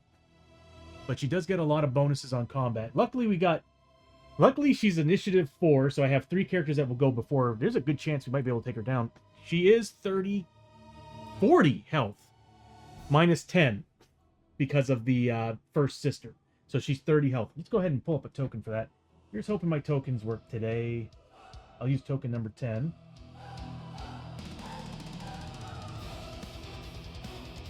So she's a solid 30 health. That is not Fury. She is Wounds. I knew it. I was like, it's gonna bug out. It's gonna bug out. And it bugged out. I cannot wait to fix it. And now that I know what I'm gonna do, it's gonna be working great. When I get to it. Sorry, my throat's... What is this? Okay. So she's gonna have a total of 30 health. And she got an elite ability, so it's 15 plus 5 for every wound.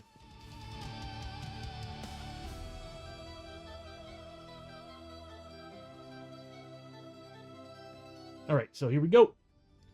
So Abby's first, and then it's going to go Posho, and then Lester. So Abby's going to go first. She's going to move up 1, 2, 3.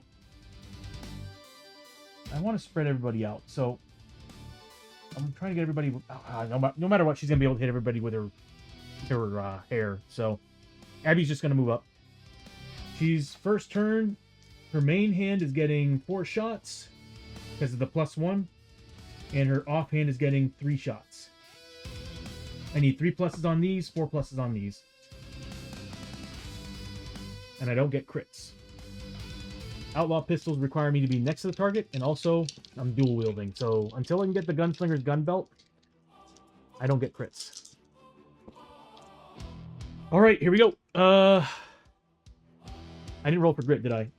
2d6. I need 6 plus. Nope. Yeah, let's do this. So 4 shots into the Harinago. She's got defense 3. I'm not getting any bonuses on this. I would be if she was a demon. So -3 to these rolls.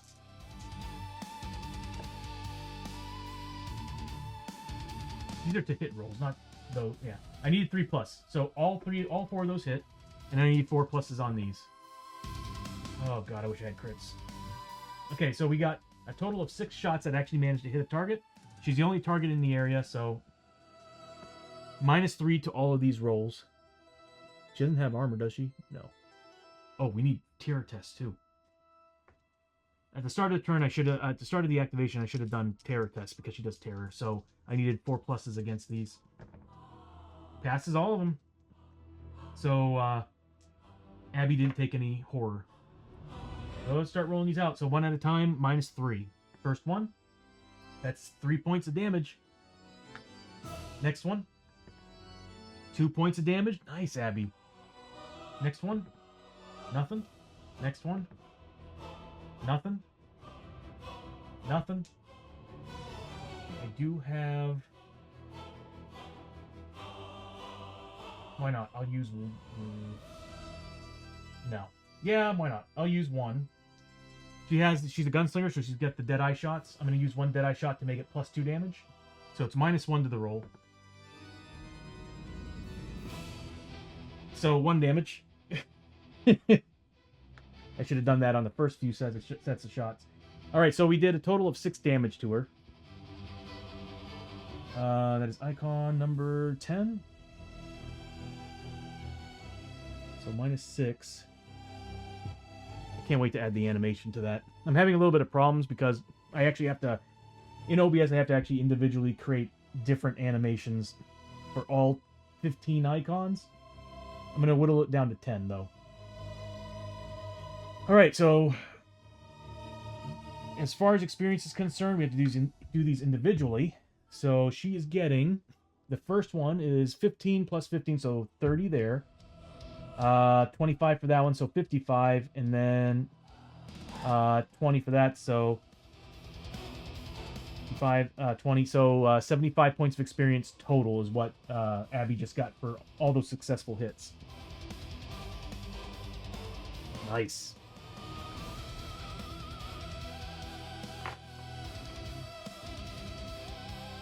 That's Abby's turn. We now move on to Hosha, Rio, and Lester. She does not get to go first. This is when the cryo pistol was nice to have. I think that was another reason why we beat the hell out of her the first time with the other characters. We had our gunslinger, not our gunslinger, we had our bandito, Enrique, with a cryo pistol, freezing them and forcing them to be initiative 1. All right, so Hosha's going to go first. He does not have enough movement points. He does have grit, though, so I guess I'm going to spend grit to add movement. So we'll spend the grit off Hosho. And grit happens during movement, so I can actually spend it if I do get it. No. So we'll spend 1 grit and double up his movement. And Hosho's now going to move up. Full movement to her. Why not? Have him next to that, because there's a good chance those guys might come to life. Did we fail, by the way? We did! I'm so sorry, I forgot the rules. Okay, so these guys right here spawn when we failed the test at the beginning, the Hold Back Darkness test. Let me do that first before we continue. On a 1, the token's removed. On a 5 or 6, it comes back to life. So here's for the first one that's right next to Hosho. The one that's next to that. And the one behind the Harinago. Oh, that one's removed. So these actually came back to life at the start of the round. And we now need Dishonored Dead. What sucks is that we won't get any loot from them. Sorry, there are a lot of rules to follow when we play this game. So we need Dishonored Dead. They're initiative 2, so they do go last. I'm glad this happened because this is going to help me take them down. Also, I need to do something else with this character. A lot happened actually when we failed. They get Elite Ability number 2. Deathbound Ronin. Dishonored Dead are +1 in it. Oh, so they're now 3, which doesn't matter. My highest is a 4. My lowest is a 4. And their melee to hit rolls of 6 now do double damage. Now that's bad. That's bad. So they get Deathbound. That sucks. Okay. Yeah, that sucks. Alright, so... Oh, no. Okay, so... That changes things. At the beginning of the fight, Hosho gets 1d3 plus 1 in Fury points. All 4. Nicely done. And then, on a failure, Chio gets 1d3 in her key points. She gets 2 points. She's at 3 key points. She'll be at 4 when she activates. So Hosho moves up. He's getting base 2 combat. We need to upgrade this. So he's getting 2 combat.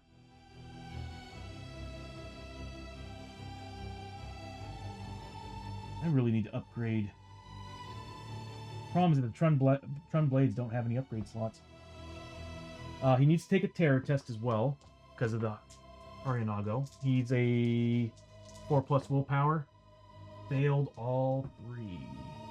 Taking 3 points of sanity damage. I'm glad we got that upgrade in town. We're going to need it. So he's getting 2 combat. He's getting +4 damage on each because the Trun Gladius, he has 2 of them. He's dual wielding. Do 2 damage a pop, 3 on crits. So 4 base. If I get crits on either one, it's +3 instead of 2. So we got that. He's got this bad boy. If I can get some damage, I might be able to get an additional attack using battle tactics. So we do have grit to roll for reroll. Oh, the smart move. Actually, the smart move would have been he moves here. I keep forgetting he's got that ability. So he moved there on her spot because he's a sumo, and he uses a sumo push ability to push her back a space, locking her there. That's awesome. And now he's getting +1 damage to his attacks. He needs a 3+. Oh, actually, before we do that, he needed to roll 3+ to see if he actually pushed her. I'm hoping that's not the last crit I saw. All right, so here we go. 2d6 at 3+. That is a crit. I'm going to re-roll that. We got tonics, so I think we're good. He'll do a lot of damage to her. She has nothing to ignore defense, does she? That's why she has a lot of health. Yeah. I'm going to re-roll it. So I'm going to spend the grit. I need to get more combat. I really do. Here we go. That's close. That was a hit. So this is getting 7 points of damage base. Because the Gladius is 3 damage on a crit each, and he's dual wielding them. So that's 6 +1 for the push. So it's 7+ to this, and we are cutting through that defense. So 7 and whatever I roll.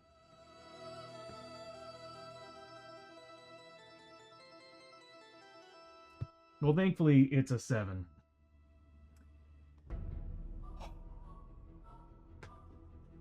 I was expecting much bigger numbers than that. I have no way of re-rolling that. Well, either way, that increased, since we did at least 1 damage, and increased his fury.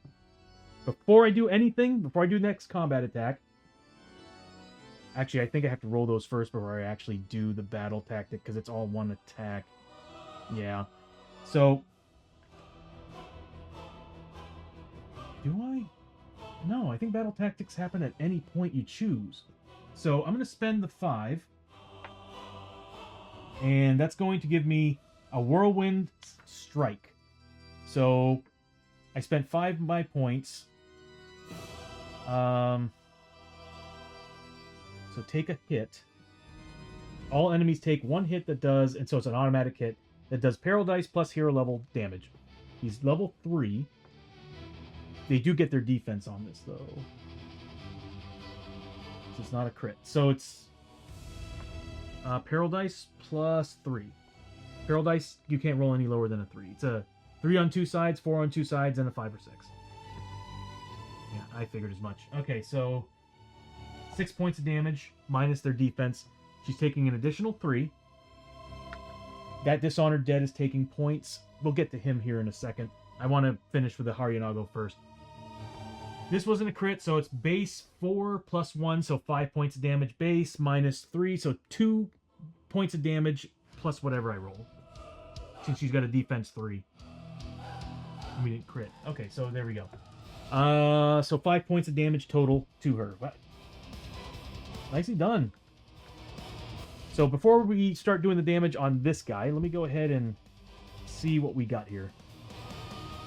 That is 6, 7, 10, 15 points of damage is what he just did to her.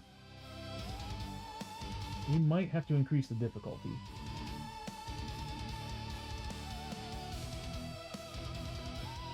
So 15 points damage base. The first Haryanago. Okay, cannot wait to fix this. Now she's already in the single digits. This team does a lot of damage. We have a really good support character. Welcome back, Janice! That is card number 10. I cannot wait to fix it. I won't have to panic anymore using tokens. And I'll be able to use all of them. Alright, so... Alright. We now need to do experience. So she is 15 plus 5 for each wound. So we're looking at 35 plus 15. So is that 50 points of experience there. You know, I'm just going to do it as we go. My memory's already blocking up. So 35 plus 15. So that's 50 points of experience there. And then we got 3 and 5. So that's 15 plus 15, so that's 30. And then 25 plus 15, is that 40? So is that 70 points of experience? 40 plus 30, 70 points of experience.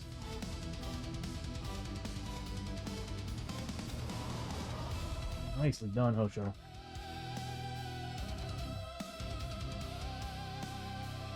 Put that here. I feel like I'm missing something, but she does a lot, though, in combat when it's her turn. So it kind of makes sense. There's a good chance that Lester will be able to take her down before she gets to do anything. Alright, so now we get to deal some damage to this guy.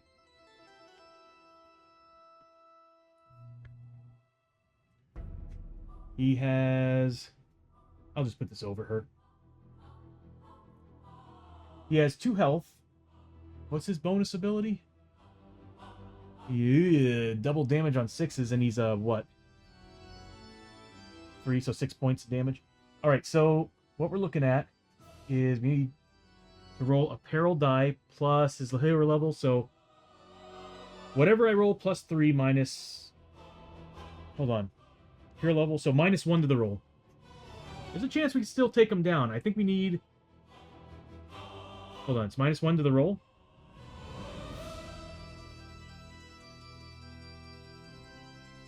I think we kill him no matter what. Hold on. He's 4 defense. We have a 3 damage base to this attack, so minus 1. We can't roll lower than a 3, so it will always do 2 damage base. It would kill him. Yeah. Minus 1, 2 points damage. He has 2 health. Oh, he's got armor. Okay. That changes everything. So he's got a 5+ armor save. He rolls per point of damage. He saves them both. Yeah, did nothing. The armor saved them. Wow.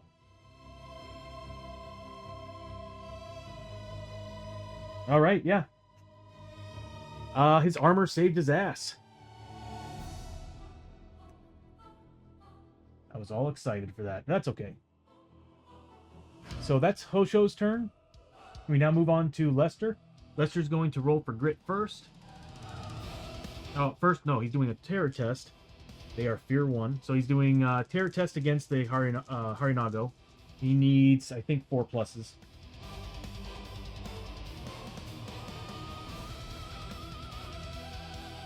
Why do you have Chio before Lester?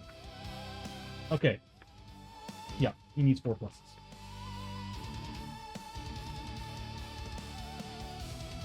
Two fails and a save, so he does take 2 points of sanity damage.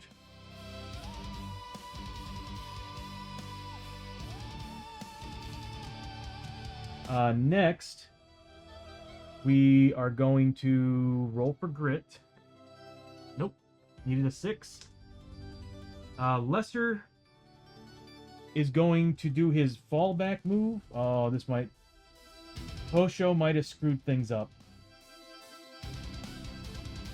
Yep. I'm going to lose the extra shot. So I have to move him up. He's going to move up 1, 2. Just going to move up right here with his daughter, Abby, and he's going to start taking some taking one shot. He had to move this turn, so he's not getting his rapid reload. So he's getting 1d8.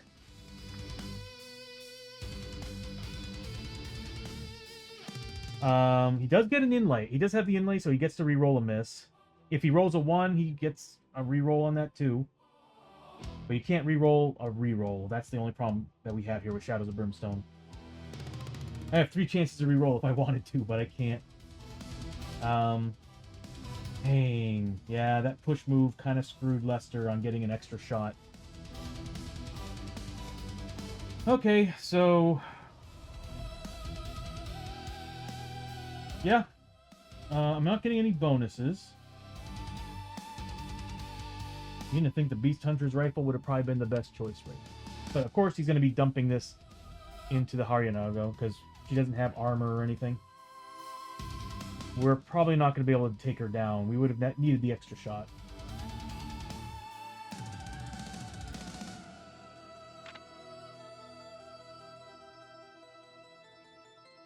But I can add +2 damage to this. Once per fight, +2 damage to one of your ranged gun hits.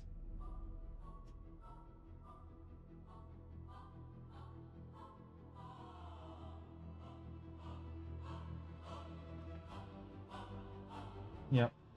Okay. So we're getting one shot with the shotgun.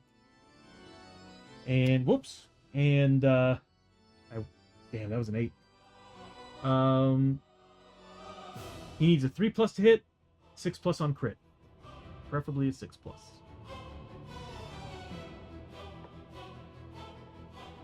I think it's a hit. But he's going to have to wade through 3 points of defense. I kind of want to risk it and re-roll it.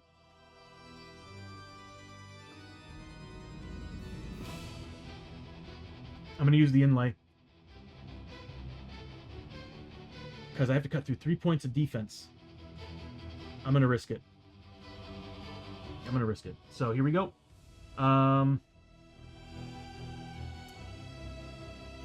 Again, 3+ or 6+ crit. I saw that coming. Complete miss.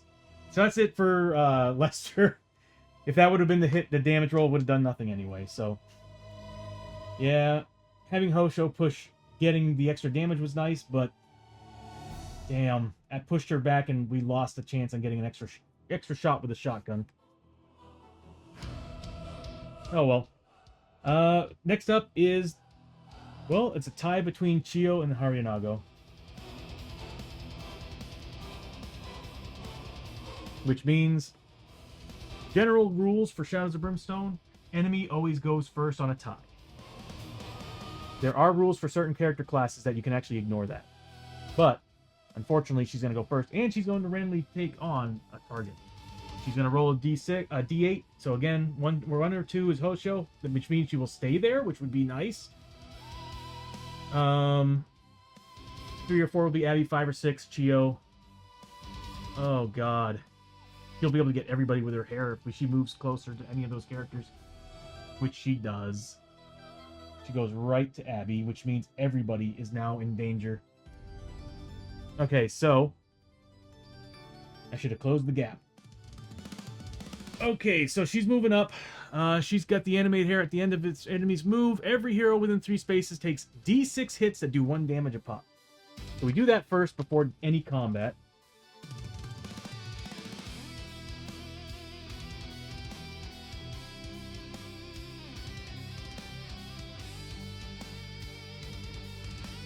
Hold on a minute here. She's a 3.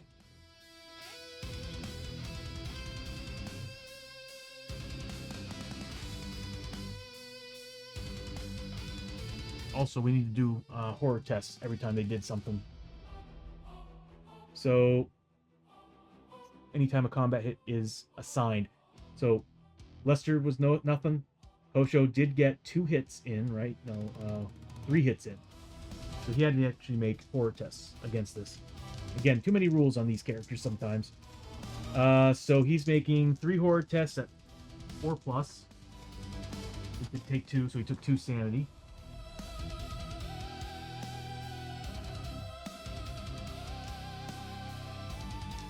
great. These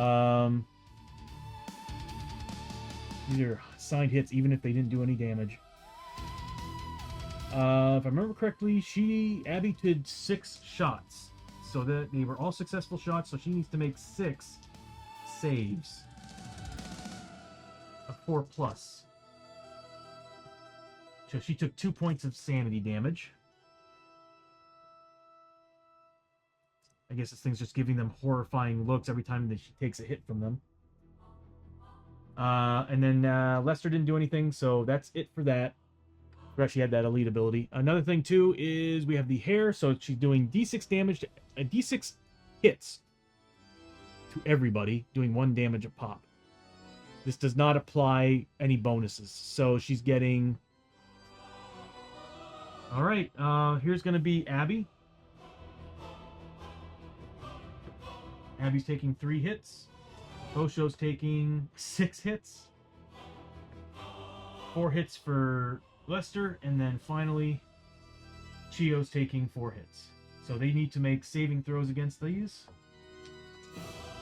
And to get their armor. So Abby, we'll put everybody back in order here. Abby is getting 4+ defense against this. Oof. Taking 3 points of damage. She doesn't have armor. So Abby just took 3 points of damage. Oh god, Hosho. He doesn't have armor either, does he? Nope. I should have... Oh, he needs armor. I should have kept that Takobake armor. So he's taking 3 pluses on these. Yep. That's 2 points of damage.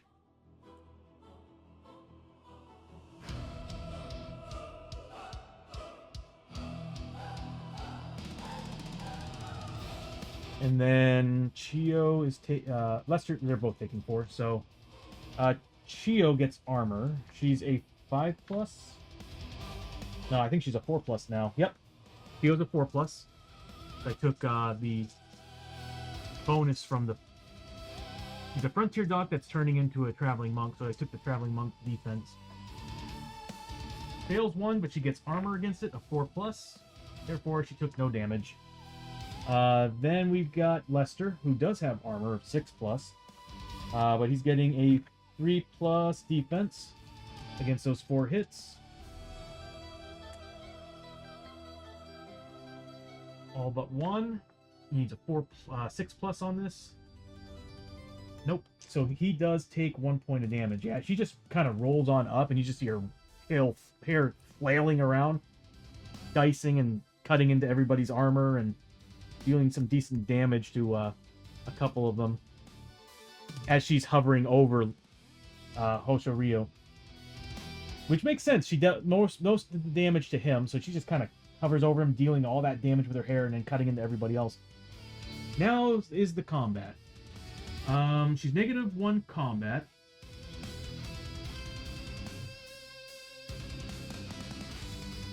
One, two, three. It wouldn't have mattered. He didn't need to roll for her movement. That's 3 spaces. The Onryo melee to hit rolls of 6+, ignore defense and armor, and also cause 1 corruption hit to the target. She's getting...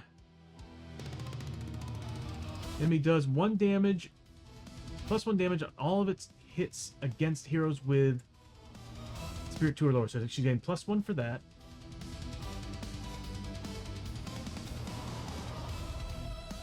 She gained +1 damage for her Onryo bonus. So she's at 5. And...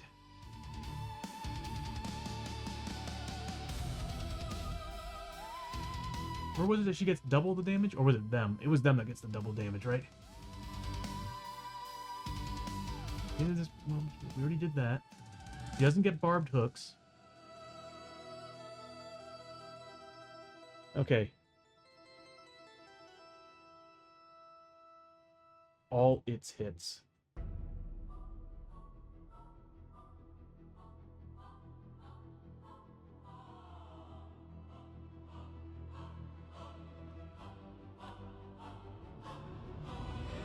She did more damage. Osho took what? 3 points of damage? 2. 2 and 1. Okay, so Osho would have taken 4, Abby would have taken 4, Lester would have taken 2. Oh my god, she needs to go down. So Hosho actually took an additional 2 points of damage. Abby also took additional 2 points of damage. Lester 1 because of that spectral horror. It actually counts to all hits. Yeah, this is only on combat hits. Okay, so all right, so we're getting plus 2 damage. So she's at 5 at a combat 2. And on 6 pluses, she ignores defense and armor. And Abby will take corruption hits if they go through.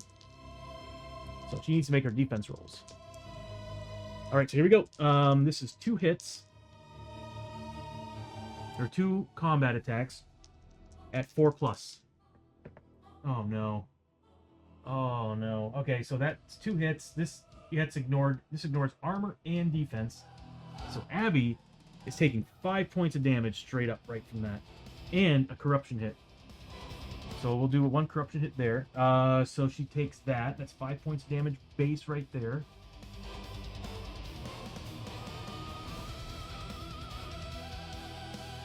Abby is now bloodied.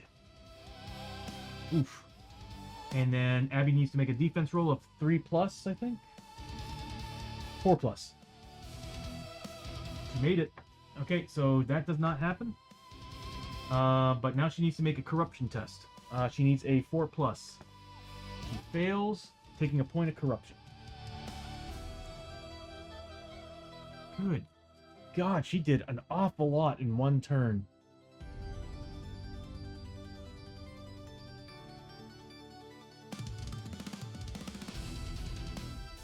I'm glad she's almost dead. All right, so that's that. We still have the Dishonored Dead to deal with here in a bit, and they can do double damage. Next up is Chio.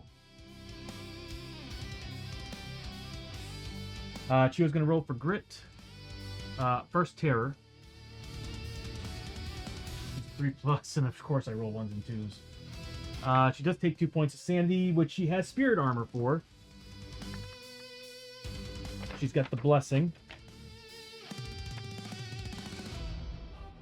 which she's getting a 6 plus. So if she gets 6 pluses on these, she ignores them.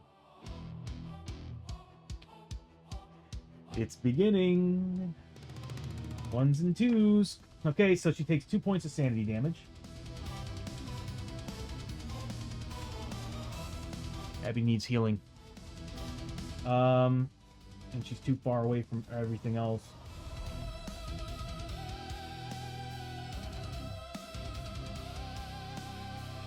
I should have had Lester here. I need her to attack. But healing would be better. What can I do with her? Can you do D8 damage? She'll whittle her wounds down, which would be nice.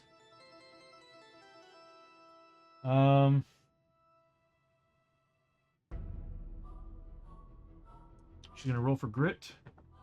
She got it. All right, so Chio does get a Grit back. She's at max Grit. Okay, so she's just going to. Oh, I probably should just have her go up and heal Abby.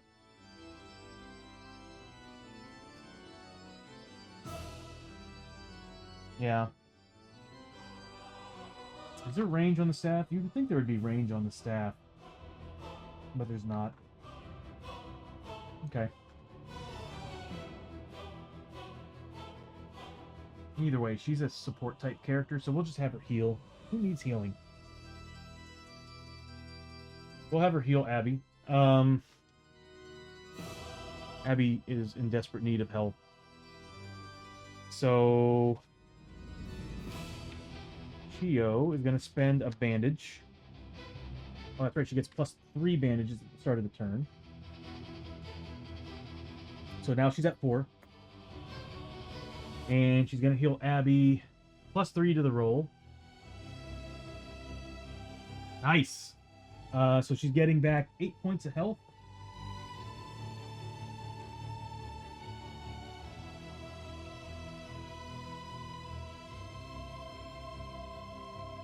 Very nice. And that's going to give Chio 40 points of experience for healing. There we go. Very nice. Okay, so we got characters who are already halfway leveling. I think that's all she's gonna do. She doesn't have any free attacks or ranged attacks. I need to give her a weapon. I got a ranged weapon. So when we hit moments like this,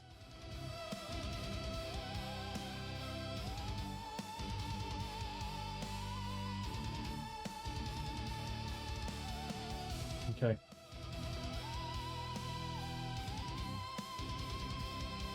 All right. That's going to be her turn. Next is the Dishonored Dead. They are initiative 2, I think. Okay. They're going to change targets. They are going after... Let's see. This guy right here is going after... What's their movement? 2? Oh, they're going to be going after Hosho. Straight up. They can't get to anybody else. So he's just going after Hosho. This one's also going after Hosho. They're getting 4 combat. Ooh, hold on. They're at 3 initiative. Their melee to hit rolls of 6 plus do double damage. They're getting a total of 8 attacks. Oh, this is not good.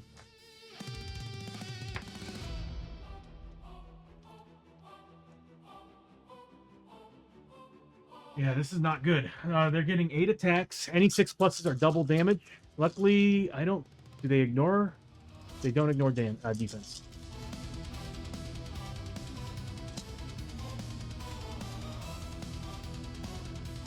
That's a 6 right there. You needed 5 pluses. So... 3 get through. This one does 6 points of damage. 6 points of damage. These 2 do 3 points of damage. Damn, they're terrible. All right, so let's roll some defense rolls. I really need to get them armor. We need a 3+ on these. The 6 is ignored, and the 3+ damage. 1 is ignored. 1 goes through, dealing 3 points of damage to Hosho. And that's their turn. Luckily, the other token was removed. We're good there. But it's the end of the round, meaning we have to roll for Hold Back the Darkness. We failed the last one. Hopefully we pass this time. If not... Oh. Beginning of her turn, she should have gotten an additional key token. That's a pass. I get nervous when I see 3 every time. So I always tend to roll double 3s. Alright, so we get a 9. We're good. Beginning of the round, we start with... We passed, so nobody got any bonuses for that. It's not the beginning of the fight, so... We start with everybody choosing what weapons they're going to be having. What they're going to be equipped with. They're all using the same stuff they used before. So, we'll start with Abby. Abby's going to roll... Terror. 3... She needed a 4+. She passed 1, failed the other 2. Taking 2 points of sanity damage. Oh, everybody got 1 point back. So she's only taking 1 point of sanity.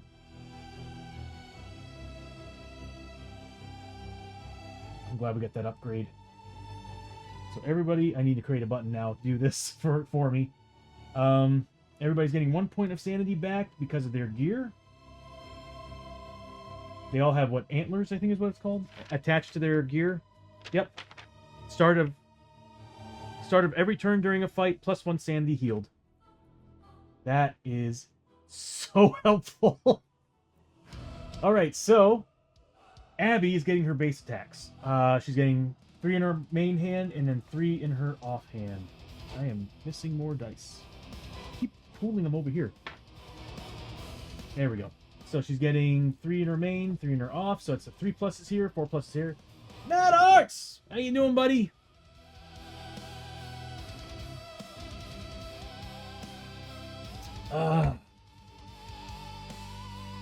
Good to see you. Thank you, Janice, for the shout out. I'm trying my best not to do it.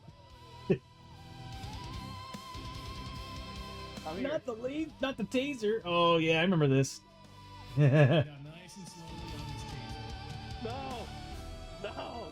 No! Let's go. Everybody's naked today. Oh god! You and Deviants.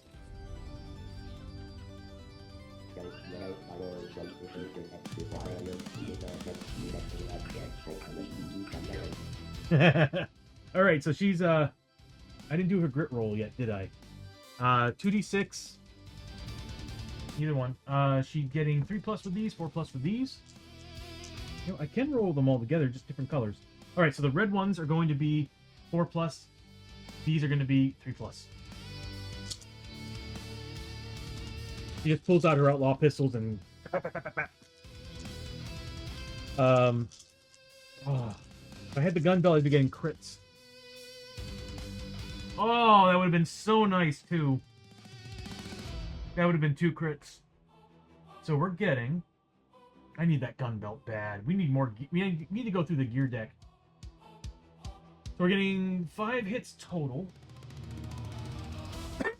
Minus 3, it should be. Hold on.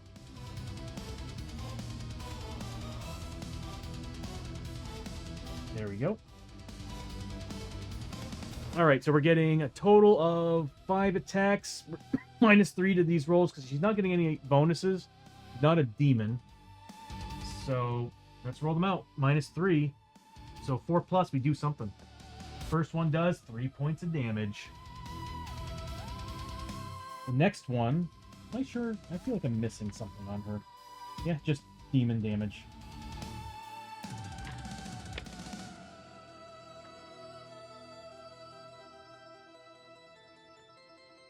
Yep. Next one, minus 3. 1 point of damage. Next one, nothing. Next one, nothing. It's a 2. Next one, nice. 3 points of damage. That's some good shooting. Now she's got to make, she got how many hits?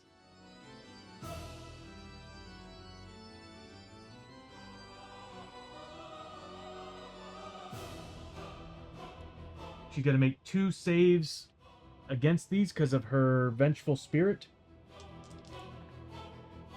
Passes one, fails the other one, so she does take 1 point of sanity damage.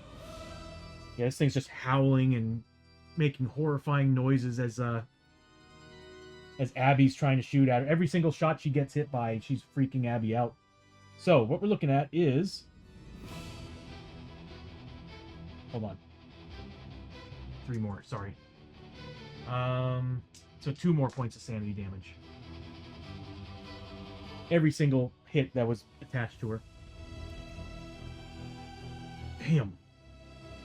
Glad we bought whiskey. Alright, so what we're looking at here is 7 points of damage. She's got 2 health left. I think Hosho's got this. So let's add up the experience first, and we'll go and do the rest. I'm sorry, hold on.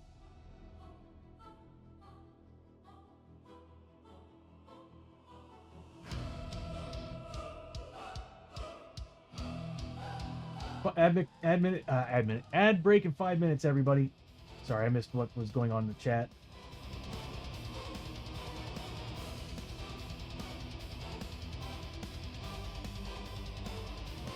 You shouldn't eat yourself.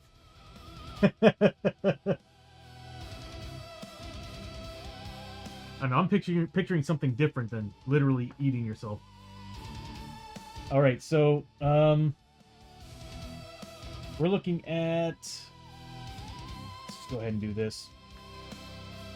All right, so that's 30, 60, 70, 80 points of experience. It's 15 plus 15, so 30, 60. Yeah, 80 points of experience for Abby.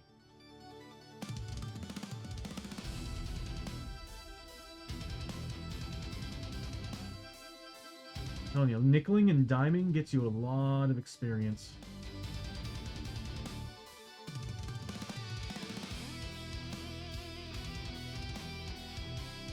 Alright, so there's that. We did 7 damage, which should bring her down to 2.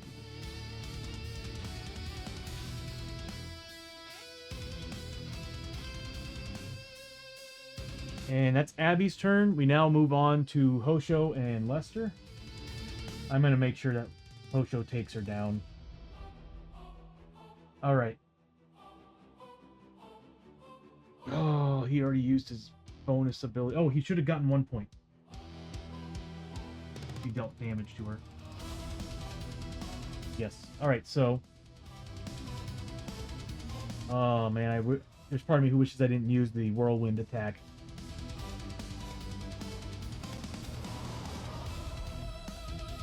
So is Akua, they give a lot of experience too.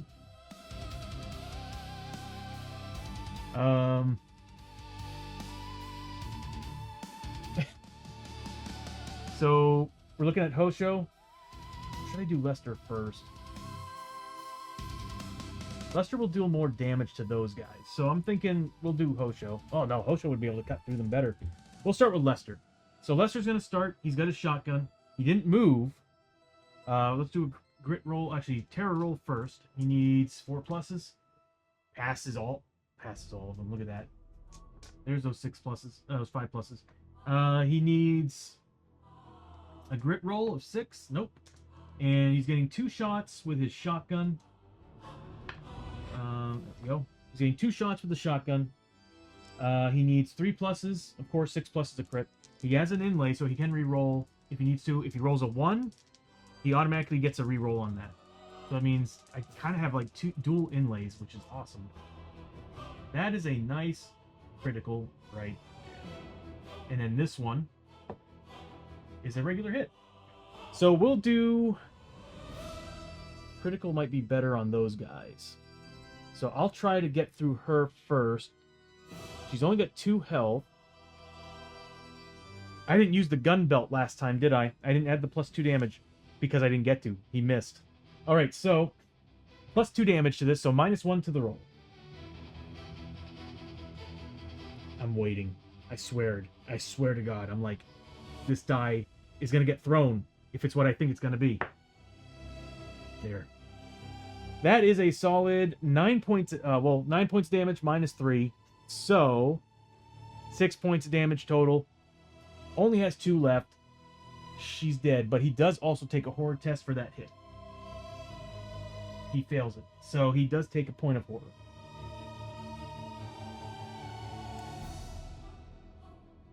Hell yeah, she's dead! The first sister is dead.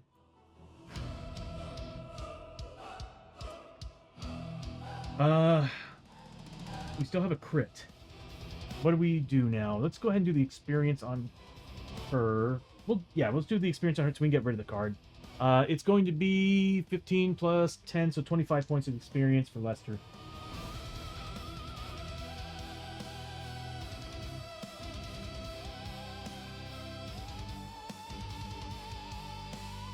Alright, next he's got his crit, which is perfect.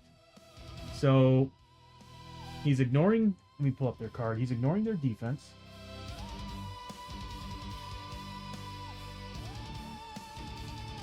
He's ignoring their defense of 4, so it's whatever I roll for damage.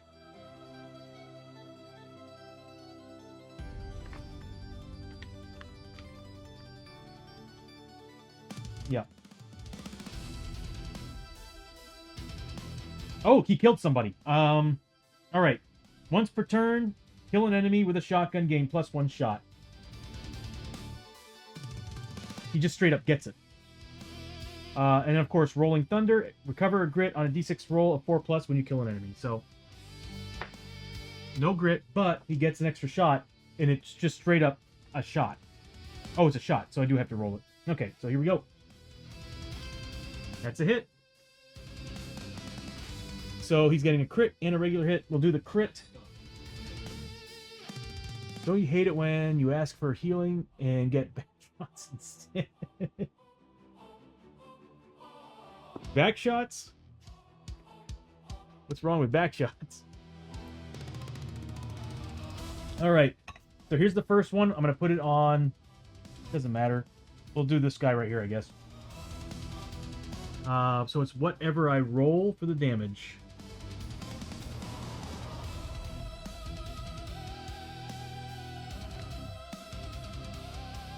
Yeah, that's all I got. Alright, here we go. 6 points of damage. He needs to make 6 armor saves.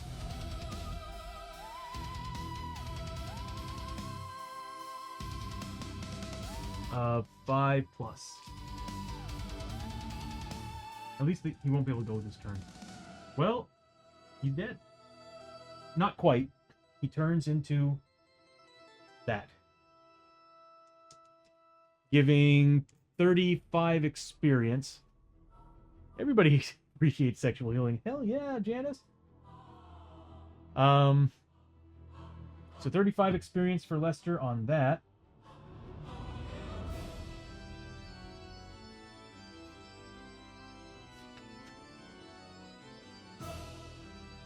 I still need to build it on the stream to where anybody who's in here playing can like type in the chat room and make changes to their player sheet so I don't have to do all the work. Because I'll forget.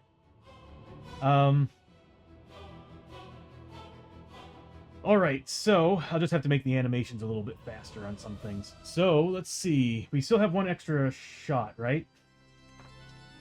That's just base, so -4 to the roll. Nothing. Does 3 points of damage. Does not cut through its defense. Still. Nicely done, dude. Oh, wait, he killed a target? Once per turn, kill target, get an extra shot. But he has a chance of getting grit back. Next up is Hosho. Hosho's going to go next. He doesn't have to do... He has to do a fear test this time, not a terror. He is standing next to a 1 dishonored dead. He fails it, taking 1 sanity damage.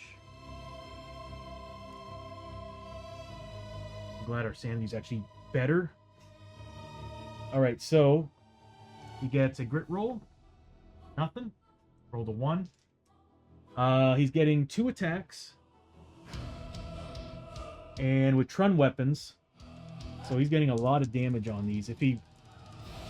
Oh my god, this guy's dead if he rolls a crit. Alright, here we go. That's 1 hit and a miss. Welcome back from the ad break, everybody. Lester did a monster crit on one of the dishonored deads. As you can see, it turned into a corpse token.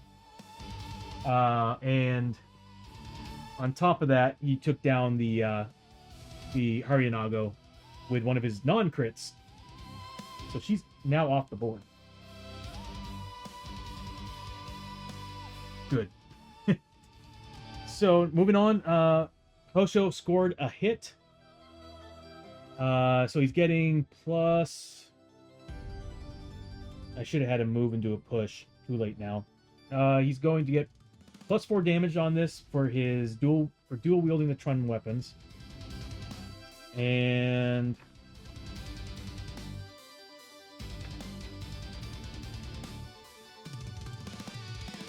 Yep. So it's whatever I roll is going to be the damage. 3 points of damage. It needs to make 3 armor saves. 5+. 2 failures with 2 health. It's dead. If we fail the hold back the darkness test, they come back to life. I'm going to try my best to keep them down and move to the next room. Oh, Hosho didn't move.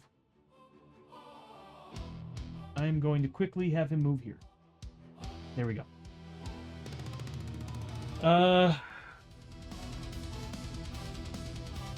that is it for the fight. We are victorious. Hell yeah. All right. I'm looking for victory music. I'm glad I color-coded all this. Oh, and Hosho got 1 point.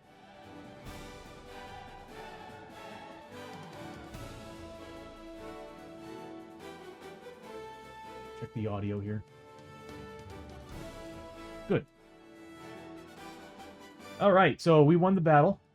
These guys, I'll put the card away, but I'm going to keep it up because there's a good chance they might come back. All right, so it's the end of the combat. We do what we normally do. We have to do, not scavenge. We have to do a catch your breath, to which everybody activated except for Chio. So Chio gets like the good version of it. She's at max everything. I should have been spending some grit. So it's kind of a waste on her. Everybody else is getting 1d3 back in whatever I choose, and then we'll do the loop. So, are there any winning conditions against the first sister?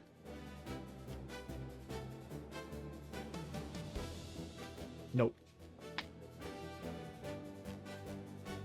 But we still get 1 loot. So let's do catch your breath first.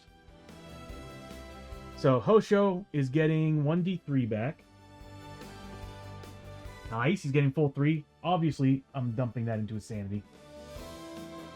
So yeah, at the end of, everybody who's new, at the end of every single battle or fight, you do a catch your breath, which is basically your characters, as it says, your characters are just kind of relaxing for a second just to get a little bit of health back. If none of them activated, they get a really good version of it, which is, let me get rid of that card too.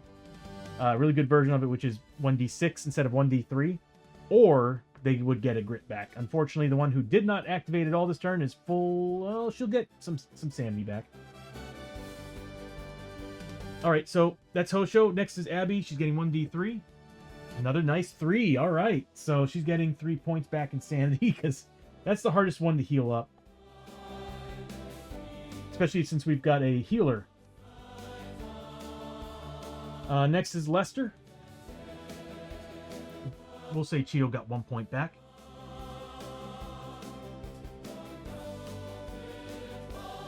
Lester gets 1 point. Obviously going into sanity.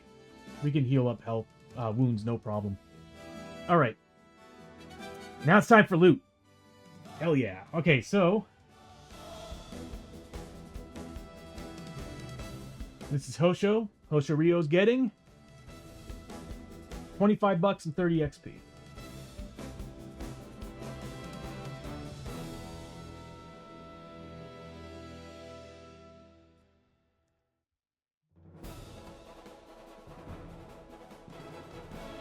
Next is Abby.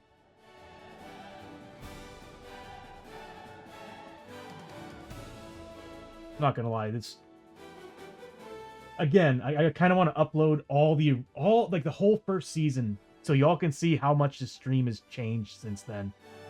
It is insane to see the difference when I had no audio to audio, and on top of that, the original version of the stream was just a really tacky looking circle in the middle, or a sphere, not a sphere. Yeah, it was basically a circular extrusion in the middle that had the depth track and initiative and all that. It's night and day how this stream turned out. All right, so 30 XP and 25 gold for Abby. Good XP, but not finding great loot on this one. Whoops. It has come a long way, man. I'm proud of all the work. Thank you, Matt Art. And I'm really looking forward to getting you all back in on this. I'm gonna have to say though, until I can figure out how to fix the stream, I'll definitely be grabbing the audio from Discord, but I'm gonna avoid doing video because on my end, my stream dies. So what I'm gonna do is I'm gonna take probably a screen grab of you all, Or if you want, just let me know and I'll create... I know you already sent me your character's description.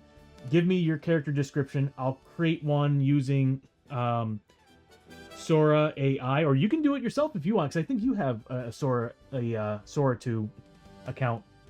And I'll just put that inside a player box. I'm creating new player boxes. It's going to feature a screen grab of what the character looks like. So here's Chio. 1 Darkstone. Oh, you know what? We forgot to do something earlier. So she gained 1 Darkstone and 20 XP.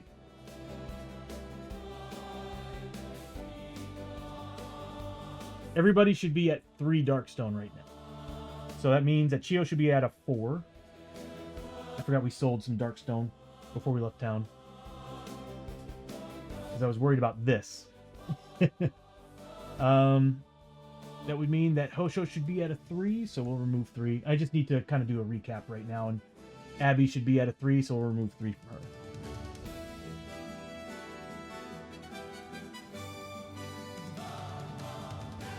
There. Because we sold Darkstone before we left town. I didn't want to see the characters holding too much Darkstone at the end of an adventure. Then we finally have Lester. Hells yes. Okay, so we found an artifact and 20 XP for Lester.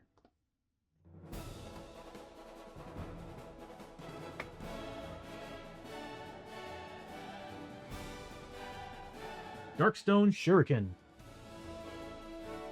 Stealth only. We don't have a stealth character, I think. Nope. Good money, though. Make some good... Make, like, what? 375 off of it. 2 Darkstone item 2. But, man, free attack. Range 5. Shots 2 with +1 damage. May be used at any time during your move. But not while adjacent to enemies. You may use 1 grit to ready this item, so you can do it twice.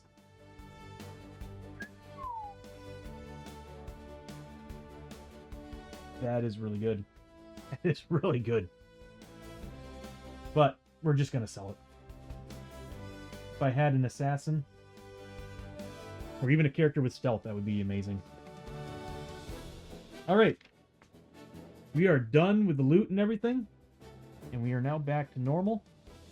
Except if we do fail the darkness roll, these dickwads might come back.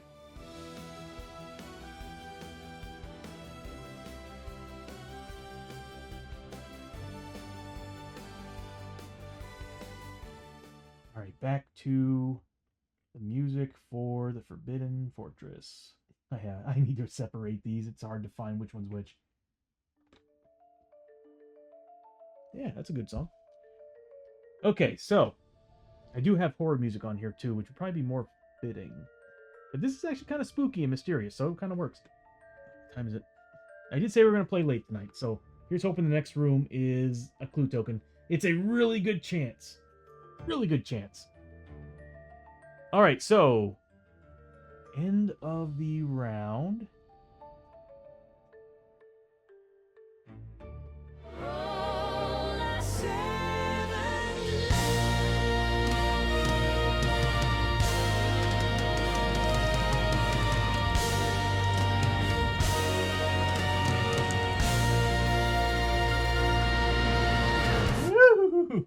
Thankfully, we got that 6. So, yeah, we got the 7+. We're going to be spending grit to get the hell off this tile. Okay, this way we don't have to deal with this. Although we might still have to. I think they stay there. Let me take a look.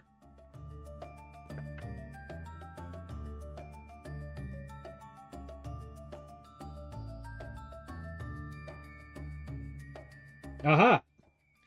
As long as we get off this tile, they're no longer a problem. Whenever the Hold Back to Darkness rolls failed, immediately make a rise up for all corpse tokens currently on the same map tile as the heroes. Unfortunately, well, if I can... Dang, we're gonna have somebody on this tile no matter what. Yeah. They might be trouble. They might be trouble. Hold on a second.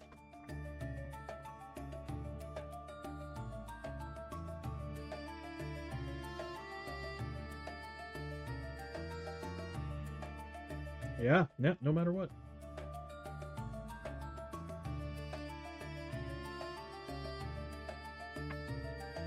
Even if it's a clue token or a boss fight. That's extra trouble. Now I see why they kind of up the well, not up the difficulty, why it's a little easy to get through here. Okay, so as long as if there's a passage, I'm not gonna lie, if it's a passage, I'm gonna be a little happy because if it's a room, we have a chance of this being a problem in a fight. Okay, so we passed. We start with Abby. Abby's gonna move up. She's first gonna roll for grit. Yeah, I think 6 plus double ones. She's gonna move up 1, 2, 3, 4, 5, and she's going to check that room. Thank you, God. We found a passage, so we can kind of like avoid this, or at least take them down before going into that room. So Abby moves up, finds a small passage. It's actually a really good draw for what we need.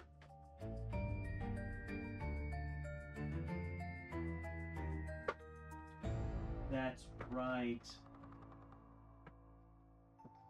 Oh, man. Missing my small passage. I don't know where it is.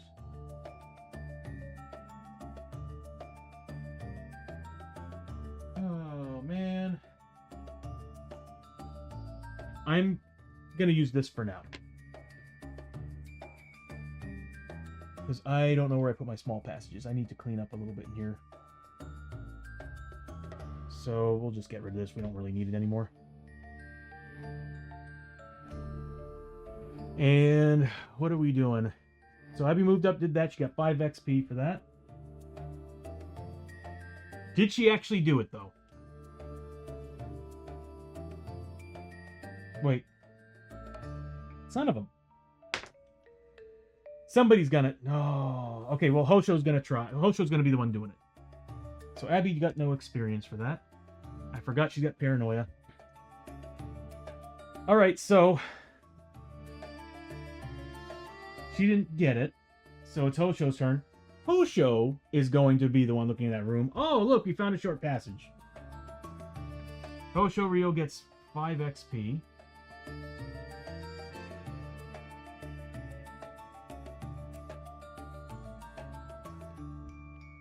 And... Damn.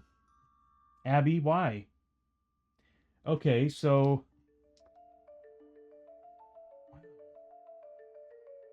Was that 3 ones in a row? Did I roll double ones on her grit roll and then a 1 on that? Here's Hosho with his grit roll.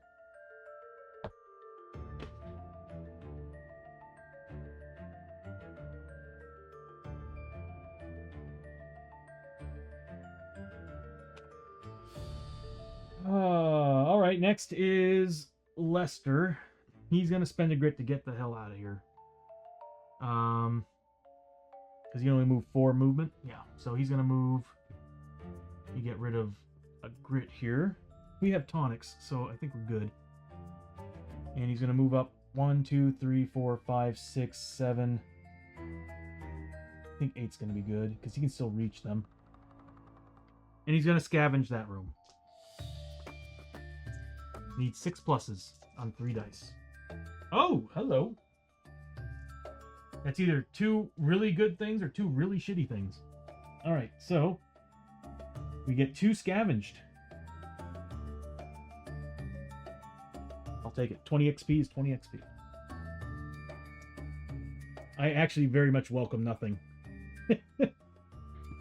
So 20 XP is given to Lester. And that room's been scavenged once. Next is Chio, who's also going to spend a grit so she can get out of here. She's going to move 1, 2, 3, 4, 5, 6, 7, 8, 9 because she's got 5 movement points, so she can do up to 10 if she wanted to. I could have her go over there and search. While these guys are here, that's a bad idea. So she's gonna sit right there, look pretty, do some scavenging. Finds a scavenge. So we have officially fully scavenged this area. I've kind of reached the point on the stream that the first time I run into something really bad, like a darkness card or whatever, I usually avoid it. She's going to be making 3 horror hits at 2 damage a pop. But she also has spirit armor of 6+, I think. Yeah, 6+. But she gets a 3+ defense against, willpower against these first. So 2 pass, so she's taking 2 sanity damage. Everybody should be getting some health back. Or sanity back. Except for Abby, I think I already counted hers. No, I did not. Okay, so 6+ is on these. So technically she's going to get 1 because at the beginning of the round she should have gotten 1 sanity back. Everybody should have gotten that. I now need an all button for sanity. Because they're all wearing gear that has an upgrade that gives them 1 sanity at the start of a fight. Yep. Let me start removing those.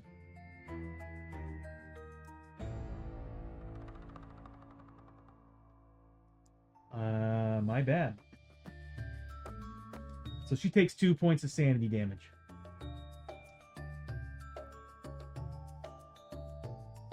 Because she failed that, and she failed both of them. Yeah.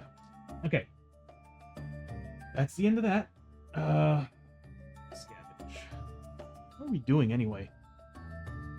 Yeah, we're doing alright. Health-wise, she needs to heal Hosho, and he's way over there. So that was everybody's turn. She needed to roll for grit at 6+. Nothing. If we hold back the darkness again, fail, they come back to life. We actually are 1 room in.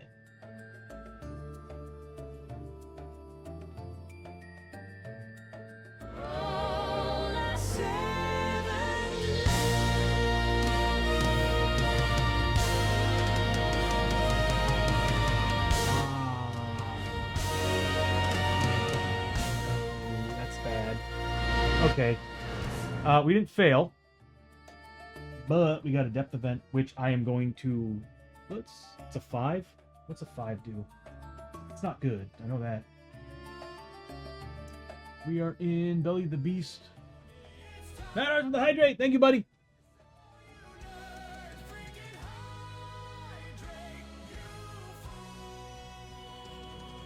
Oh, thank you, bud. Love you.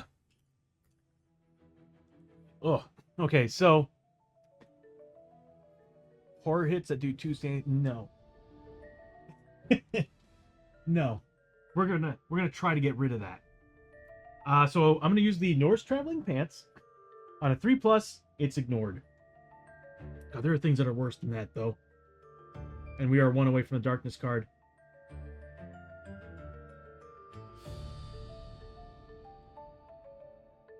We are gonna take the damage. Oh, yeah. Yeah. We are a darkness card. We're 1 away from failing on a darkness card and getting a bad darkness card. Potentially bad darkness card. So, I am gonna save the Norse Traveling Pants for something really bad. This isn't horrible. It still sucks. I do too, Mad Art. Darkness or a really, like, for all we know, we could roll double 1s on the darkness roll and get an ambush attack in the middle of a boss fight. With also corpse tokens that could come back to life. So I'm gonna say we're taking this. So it's gonna be, let's see what we got here. I really can't wait to create the new character sheets on the screen. Because I plan on adding all the ability scores and everything to it. It's a pain in the ass to set up, but it'll be better. I want you all to see everything. Like what their defense rolls are, willpower rolls are, our melee range attack, and on top of that, the Agility, cunning, spirit, strength, lore, all that stuff. It's going to fill up the entire bottom of the screen. I'm going to make a 4-player version of it. But I plan on upgrading to 6-player because I'm dying to do a 6-player game of this. Can you imagine 6-player Shadows live? That'd be freaking awesome. Okay, so here we go. You can do a 3-player game with everybody having two characters a pop. So this is going to be Abby first. Abby needs a 4+, 4+ for Hosho, 4+ for Lester, and a 3+ for Chio, and she gets 6+ saves against them. So here we go, Abby. Abby saved them all. Hosho failed 2, passed 1, 4 points of sanity. He's gonna have to start drinking here in a second. Lester, yeah, how's he doing? I'll have to take a look here in a second. Lester, with a 4+, takes 2 points of sanity damage from the 1 miss. And then finally, Chio, who gets a 3+, and she gets a 6+ on any sanity damage she takes. Wow. Okay, so she does take 4 points of sanity, but she gets 6+ spirit armor against all those sanity damage. Okay, there we go. She does take 3 points of sanity damage. She has the best chances of ignoring this stuff, and she takes the most. Go figure.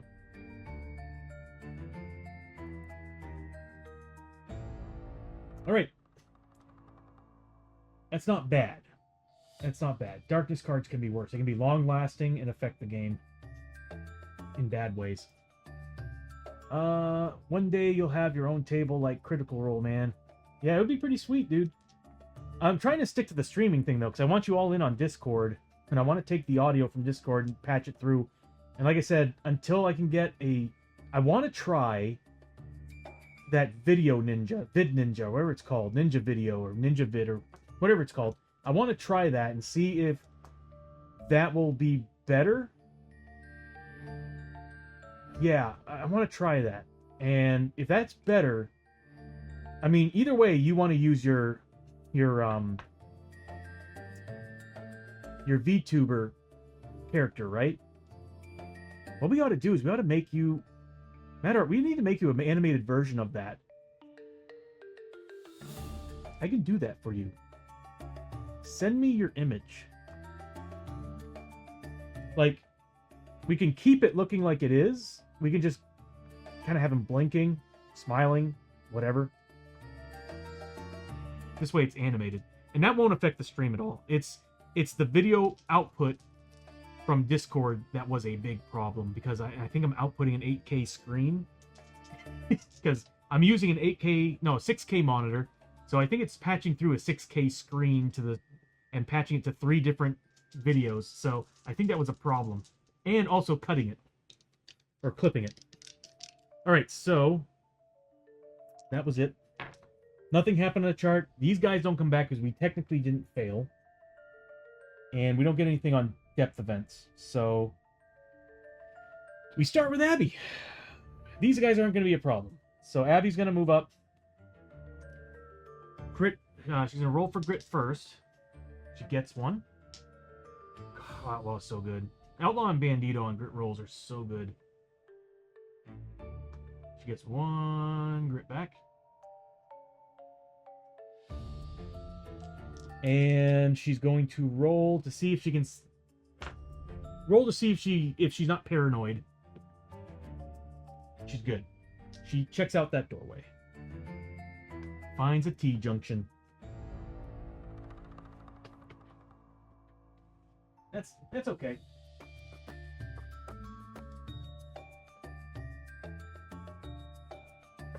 We have a really good chance of finding the next clue token. Passages don't count, it's rooms. That's right. Okay, so she finds that. She gets 5 XP. I really can't wait to build in the chat room assets so that players can do the work for me. Adding 5 XP, type in the command XP and then whatever plus whatever, and it'll do the work for you. That would be nice. And I think I can easily add that. I think I can. Because all I have to do is match your name to what's in there, and it's good. Next is going to be Hosho. He's going to roll for grit. He gets a grit back. He needed one, too. And he's going to move up 1, 2, 3, 4. He's going to scavenge that room. Sorry, I've been quiet. I've been painting oh, yeah, I see you're painting your magma fiends. Very awesome. Sorry, I have like 3 different areas I can read this stuff. Finally got a look I am happy with. Just had to finish the body, but the magma is good. Awesome! I can't wait to see them, bro. Like I said, I really like the direction you're going with your tentacles, so I'm very, very curious to see how your magma fiends are going to turn out. I'm still debating on what I want to do. When I saw people doing multicolored versions of the lava, I was like, that's pretty cool. But I think, yeah, just going regular lava is the way to go. Is what probably what I'm going to do. Oops, oops, oops, oops, oops. Okay, so here we go. This is Hosho. He does fine. Nope, he ignores it. First 6 he rolls because of the chills. Ignores that. So nothing. Next up is Lester. He's gonna roll for grit as well. Yeah, he needs to. And he's gonna move up 1, 2, 3, 4. We'll go this direction. And he's going to scavenge. Nothing. Next is Chio. Chio's going to roll for her grit. 1's not going to do it. It would in the regular rules, but not in advanced movement. She's going to move... Well, hold on. Who needs healing? Hosho does. I'll do some healing before she moves on. So she's going to spend... And she's going to help Lester with that. Yeah, she's probably going to take some shots of whiskey as well as him. So first, she's going to heal some people. But Chio is going to spend... She's going to help Hosho, and she's going to...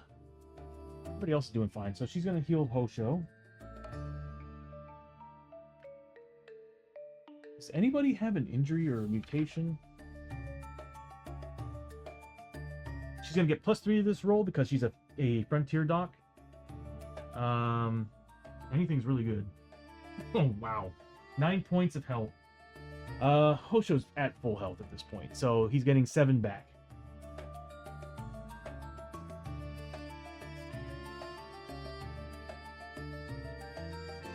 Traveling Monk heal. Traveling Monk Frontier Doc is stupid good. And she's going to get 35 experience for that.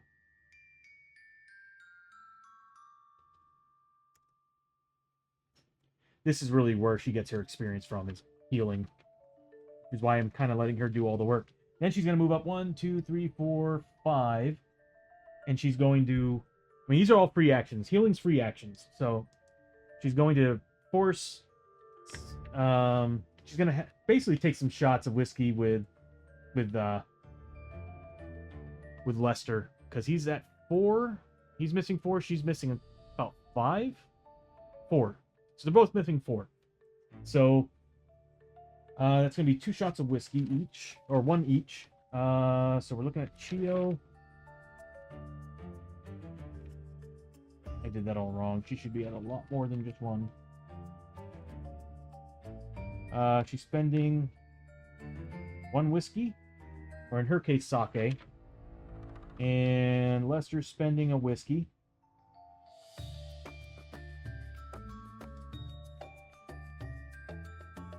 And that's going to be...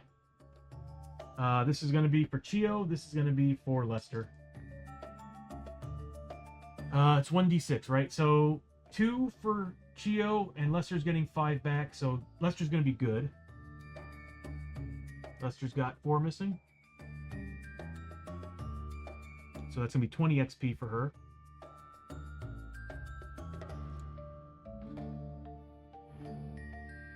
She doesn't get XP for healing herself, but she's getting back 2 sanity. Good. Oh, she should have done it to Hosho as well. Damn. Why not? I'll say that Hosho took a shot before she left. I mean, I could do it next turn, too. It doesn't really matter.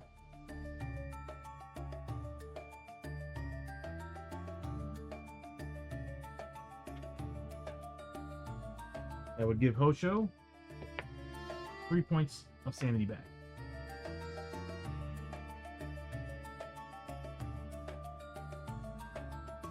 Giving her 15 points of experience. There, everybody's looking better. Nice thing is that first round of combat, everybody's going to get +1 health, or +1 sanity. Okay, so that's it for that round. They don't really matter because nobody's on that same tile as them. Even if we fail the roll. That's a pass.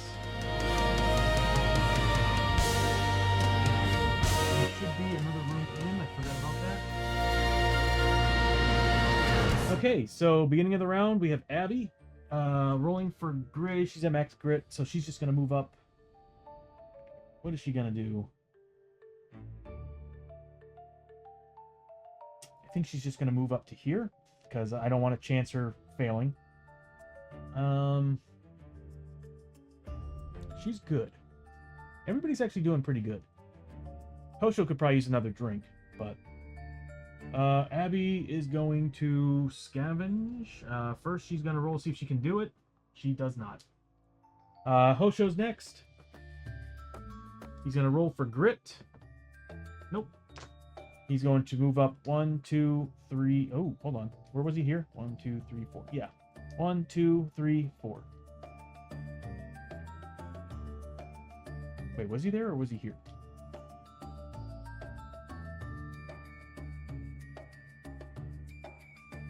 Yeah, I think he was here. So, because I think it was Chio and Abby. 1, 2, 3, 4. Dang. Too bad he can't use push. So he's gonna move up there and he's going to scavenge the room. Yeah. He does find with his luck, he's got chill. The chills. So first 6 is ignored on scavenge. Treating characters like Pokemon. I mean, that's what they are, bro. They level up. They do your bidding. Next is Lester. Kind of don't want him any further into that room.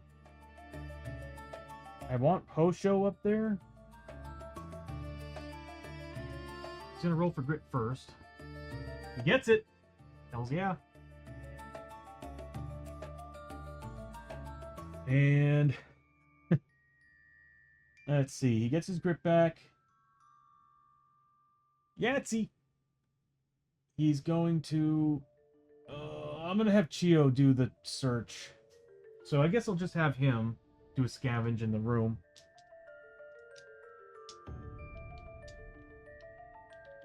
How's he on health? He might be able to do it. I'm risking it. He's going to search that room. Another passage. We need to find a room here. All right, so we find yet a long passage.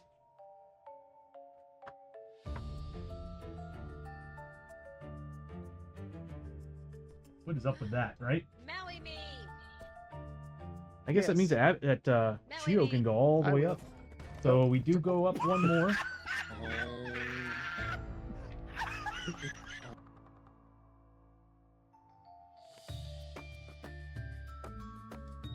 Remember, children, born feet first, or their mom as a hat at one point.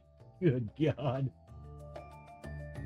Thank you for the now you know moment, Lance. The more you know. And thank you for giving the shout out, Matt Art. All right, so, all right. well, we found yet another passage. Isn't that nice? I don't know which way I want to go with this. We'll just do this. Okay, so... Chio's going to go next. Oh, 5 XP for Lester. I'm guessing I'm glad I had him go up. I can have Chio go all the way across and check the next room, but that's going to be a dumb idea because everybody's so far behind. So 1, 2, 3, 4, 5. And she's going to scavenge.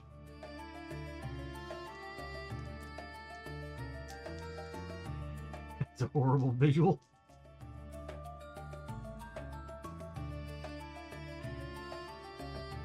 Nothing. Okay, so that's the end of the round. We need to find a room here.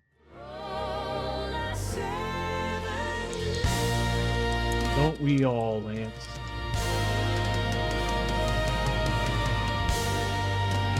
That art is naked, Lance. Keep that in mind. Naked and in bed. Oh, thank God. We got a 7. Saw that 1, I was like, no! And it's a 7. I'm like, okay, as long as I've got the 6, we're safe. Oh, that darkness card is scary. Okay, so, beginning of the round, we start with Abby.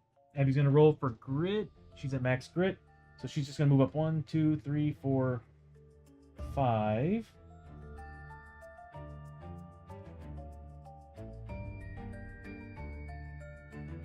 I'm a giver of back shots, not receiver. I mean, I don't know. I was saying he was naked. I mean, maybe he would receive him. All right, so Abby moved up. She gonna scavenge the room? Yes, she is.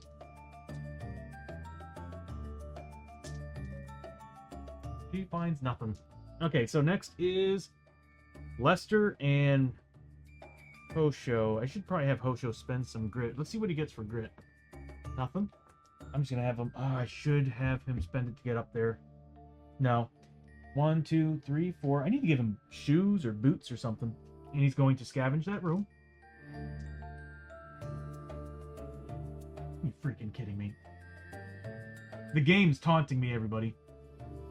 So, again, he's got the chills, so that's ignored. So, never mind. God. Next is Lester. Lester's going to roll for grit. Nothing. But he's going to move up 1, 2, 3, 4. He's also going to scavenge that room. Ooh. I think I should be a little scared. That's 2 scavenge. He's been doing pretty good on his scavenge rolls.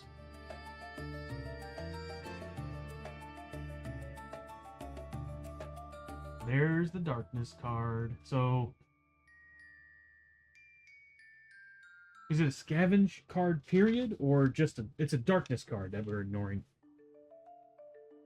It's we need the magnifying lens. We need we need the lens so we can like ignore scavenge cards. So we're getting 20 XP for Lester. And let's see what the darkness card is before we decide to get rid of it.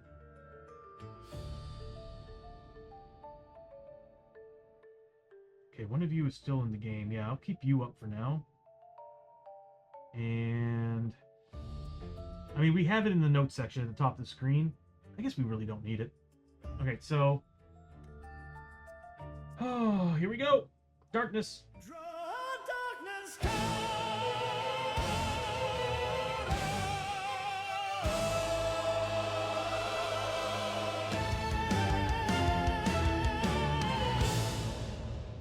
Animal savagery. Okay, so all beast enemies gain an extra +2 combat for each 2-hit roll of 6+ they roll. It's not terrible. That's not terrible. I've seen worse. And our chances of running into a beast are minimum. If we do run into a beast, that sucks. But also good because I have a character who gets lots of bonus damage with his rifle on beasts. I'm going to say we're going to keep it because there are worse things out there. There are worse things out there. Okay.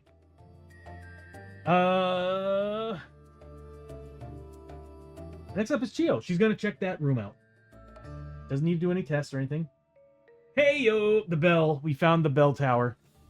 Again, I'm avoiding advanced rules until I get them built in the stream. I'm hoping I have an entire day to work on the stream tomorrow, because if I do, that's something I'm adding. The advanced rules, because I miss having them. They're fun.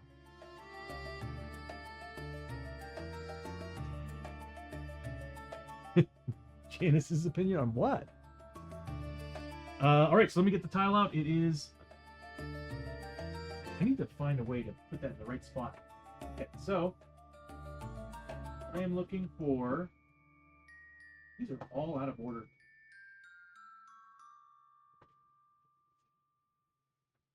There it is. If the bell tower is the boss fight, that would be actually kind of cool. But also sucks, because the very middle, you can't see through. So people with shotguns and whatnot, and rifles, will have a hard time fighting in this flippin' room. But, cool room, though. Okay, it's going to be a little bit weird for you all, but I don't want it going from left to right. Primarily just because... We can get rid of these. Primarily because I kind of like how it looks top down, this angle.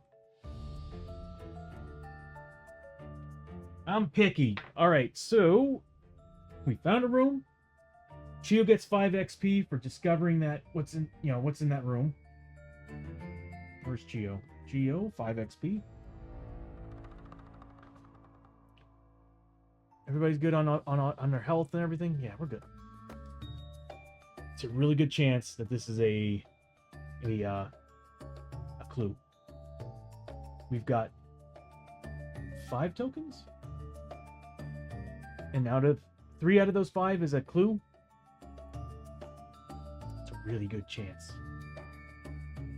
And we went down one room. Oh, this needs to be it. This needs to be it. If we want to keep 7+ rolls. Tony is picky about how it looks with every angle. For 6 rolls. Anyway, let's do this. All right, so exploration time. Our journey continues. Draw inspiration. Hails to the yeah. We found the last one. After several rooms. I'm glad we did, because that means we're making 7+ on our darkness test from here on out, not 8. If this wasn't it, we'd be making 8+ rolls.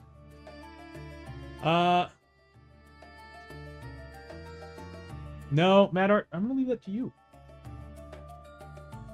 You're the one that said it. All right. I need a drink of water. And also probably tell her over Discord.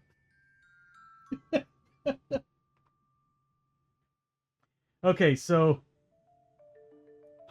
we do find the final clue, which means we are taking on the final sister. Let's see what we have to do with her. Oh! I'm going to put up a poll. Which card do you all want us to take on?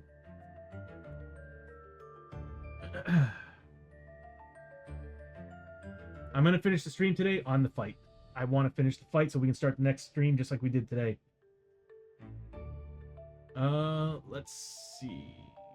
I need manage polls. New poll.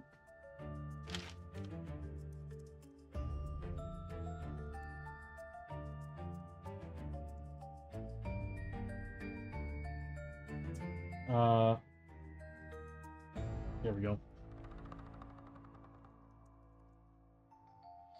There we go. Polls up.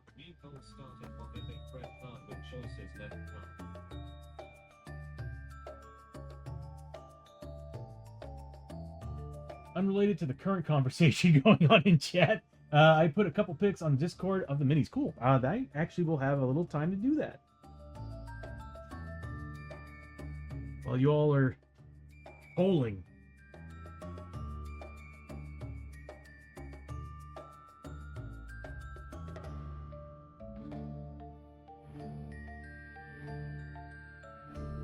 Yeah, Bishop, I agree with you. I mean, I do have the Frontier Town. I do have music that, and I'll play it right now. That is very much steel guitar, all that stuff. I actually have some new battle music for the Frontier that sounds freaking awesome. Like, I love it. And I actually have I had created battle music for, I think, 4 of the bosses right now. Belial, the Ancient One. They're all themed to their style, too. So what I did is I went online, looked up different types of styles of music that kind of complemented that character's background. So, like, the Ancient One is otherworldly from space and stuff. So I looked up something for that, and it sounds awesome. Belial's is very much, you know, crazy. It's very much cultist and all that underworld. I have one for the Gunslinger that is very Western, and it's awesome. There's one more. Oh, no, I did those 3. I have them right here. Hold on a second. I'm going to go ahead and turn the music off since we're about to do a battle. Let me go to the boss section of my... I really need to separate these. Okay, so I've got Belial, the Ancient One, Shoryu. That's right. Shoryu has a epic battle song. Gunslinger. Epic threat card ending. The winning choices. Is it right card? And I got a generic battle villain. Those are old. I'm trying to make new ones.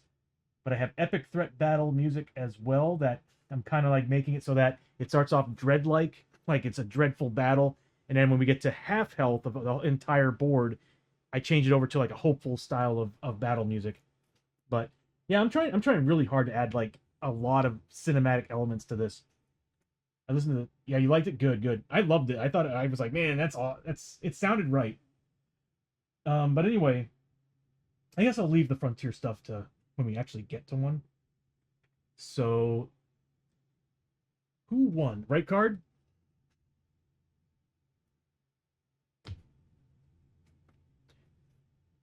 Oh, okay. So we are taking on the Harinaga. That's the worst one. We're taking on the Harinaga with 2 low threat cards. She gets an enemy trait.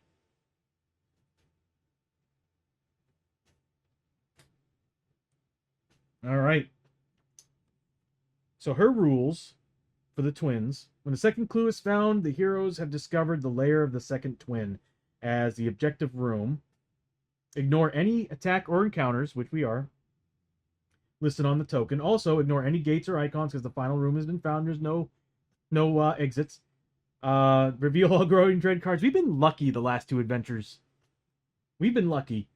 Reveal all growing dread cards to the stack. As normal, then the heroes must face an epic threat, which is what we're doing right now. What was the other one? Let's take a look. It was actually, I think it was just a medium threat. Yeah. It's whatever threat level we're on, which is medium. So, instead we're taking on 2 low threats, which could be worse than having a regular medium threat. Because we could always pull a really bad low threat card. Oh, and on top of that, this room happens to get 2 corpse tokens. So they're the first ones on the board. I'll go ahead and pop on some background music for now. So we get 2 corpse tokens. So they're a threat of coming out. And we need 2 low threat cards. We need a trait card. You know what? Again, while I get everything set up,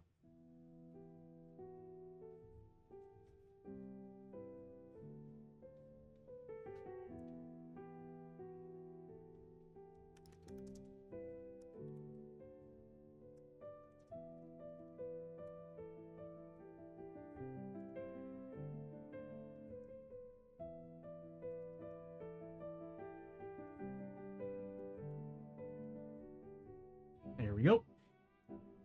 We got a poll set up for which card you all want to choose. So we got left, center, and right. Good with that. What else do I need to do? Let's go ahead and get some We'll put this at the bottom of the screen so we can see what our threats are. So, first threat card.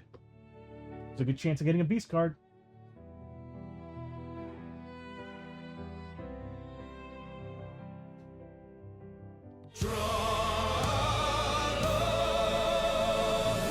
D3 plus 1 Clan Ninja. Holy.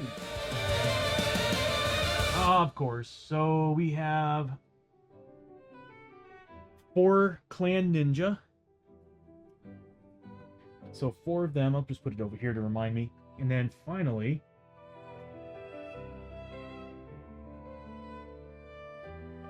it would help if I actually move the other card, right? Oh! Oh no! I told you it's worse. Oh no! A Darkstone, a boss fight, a boss in a boss fight. Oh, that's bad. Do we have a way to avoid this? Hold on a second. Is there a way for me to stop that card and re-roll it? I think we're doomed with it. I think we're doomed. At least it's painted, right, Bishop? Oh, there's going to be a lot. We're going to make a lot of loot on this, but... Oh, that sucks.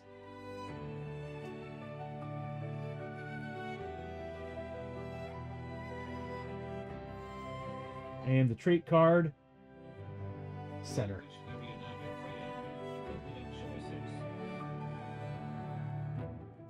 I'm gonna go get the models. I need 4 Clan Ninja, which kind of sucks, and a Hydra. This is gonna be challenging. Really challenging.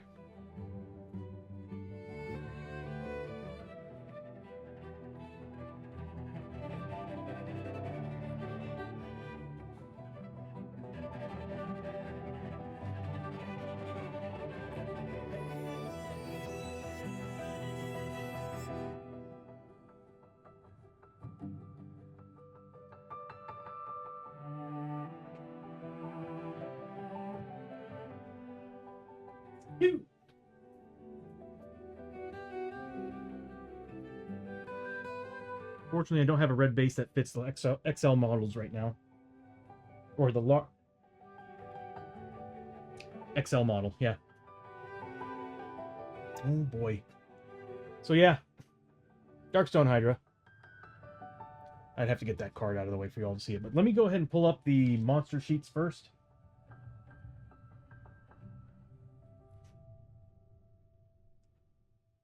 And that's the card we're dealing with. So here's... we already got the Haryanago up. So that's good. We got these guys up. So that's good. We've got... Clan Ninja. I think they come with a trait card. They're a 6 initiative. Oh no. Well, luckily I go first with our gunslinger. So I'm going to see if I can get her to take them down first. Shadow Clan. If there's not already a Shadow Clan card in play, draw 1 for this group. Damn.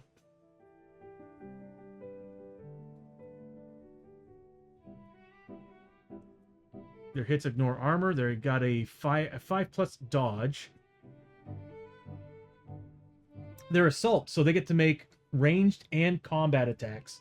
So what they do is they move in. During their move, they make their ranged attacks. Then when they get to their spot, they make combat attacks. There is hit and run, but that's not hit and run. So they are straight up coming in and attacking. I don't know if it's a good idea to have an elite ability on this big of a group of enemies. You know what? I'll leave it up to you all. Could go either way, because nice thing about going against elites is we get a lot of XP going up against elites. So, while I set everything up... Nah, we're good. What do y'all think? Elites or no elites? I kind of figured, why not? Yeah, I am too, Bishop. So let me go ahead and set these all up. We still need the monster card for the big guy. That is a Darkstone Hydra. This is going to be a crazy fight. This fight will actually determine whether or not I should up the difficulty.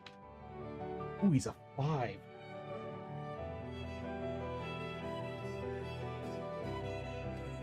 Dang. With 30 health?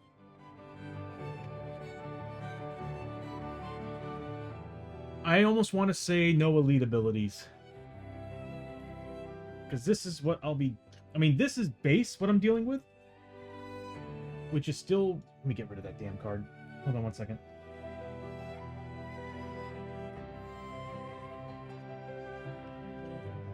This is what I'll be dealing with, which doesn't seem like much, but this is 2 bosses. Oops, hold on. We got 4 clan ninjas, and we have a chance for 2 of these guys to come out. Which there is a really good chance they're going to come out. But I don't know, there's part of me who wants elite abilities. I'm just not... I'm a little scared of what the Shadow Clan is going to be.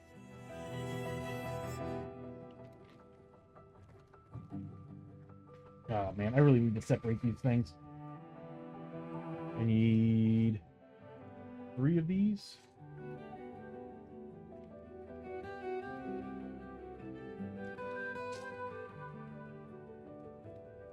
I need to separate these.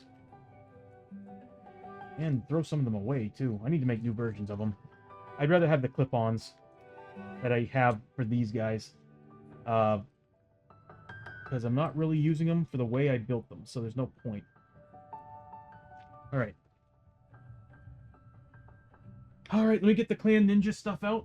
I think it's Factions is what I have it set under.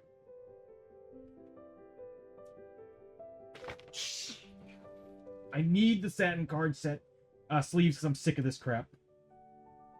These are 2. They just... Ugh. Okay. Wasteland Warriors goes here. I really, really hate card sleeves like this. See, these are nice. That's the satin. Nice. They feel great. They stick. Not like these regular card sleeves. Alright. Clan Shadow Ninja. Infamous Bandits.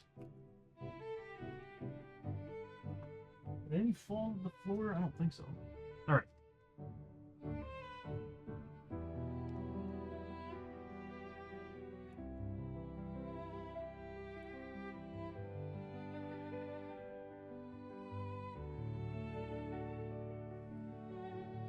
Oh my god. Okay. So let's see what we're dealing with. And we'll save her for last. Welcome back to the ad break, everybody. We're about to reveal what that card was, and we're about to reveal what the Ninja Shadow Clan is. I'm just going to grab one for random on the Shadow Clan. But the Shadow Clan... Children of the Spider. Once a powerful ninja clan... I can't read it there.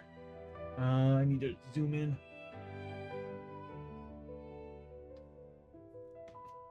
Once a powerful ninja clan, the Yokubo were corrupted by the vile influence of the Spider Queens, tainted by the sweet venom and dark magic of the Joragumo. They have become enslaved as spider thralls, forever caught between life and death, and bound to the will of their vicious masters. So, these enemies gain keyword myth, undead, and arachnus. Luckily, not beast. Spider thralls, they're +1 defense. Venom dipped weapons. Any hero that takes 1 or more wounds from the children of the spider also immediately discards an ability token or grit. They need to die first. Oh, well, we have the Darkstone Hydra too. Well, that sucks. And then finally, a normal Haryagano. Okay, you know what? Elite abilities. Elite abilities. Oh, but she does get the barbed hair. So we'll see what that does. So that was a good draw. Thank you, everybody.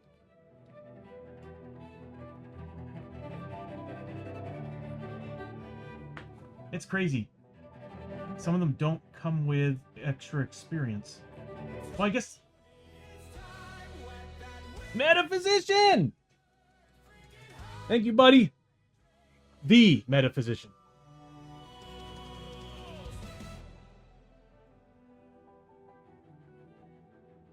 Oh, thank you so much. How you doing, buddy? Get him? Fucking A. Look at me go. Oh, that's a shoddy. I don't want the shoddy. We got a lot of problems. And too many enemies on the board is one of them.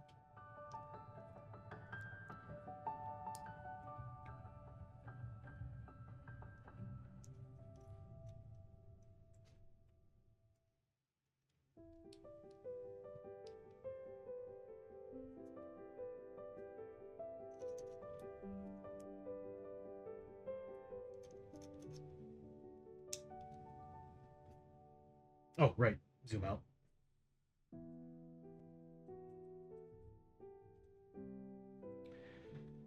Okay.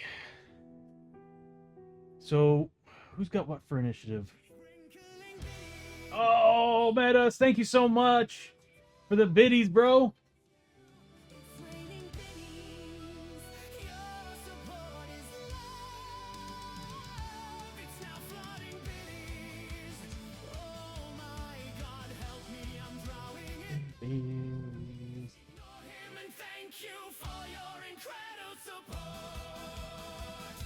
You're obviously missing a syllable in incredible.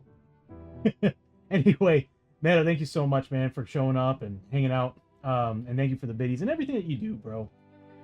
You gotta let me know when next time you're playing Sorcerer. Okay, so what we're looking at here is who's got what for initiative, because it all depends. Oh, hello, it's at the bottom. So there are two. If I remember correctly, it goes fastest to slowest. So next is going to be the Darkstone Hydra. No, the Clan Ninja. So I guess you're there. Clan Ninja's next. Then the Darkstone Hydra is going to go here. And then the Haryanago is going to be right there. Oh, okay. Wow. All right, everybody. Children of the Spider, are you freaking kidding me? We're going to need the cards out. Yeah, Bishop, that's a lot. That's a lot of health, too. That's a lot of health. All right, so the Haryanago, I think, has full health total.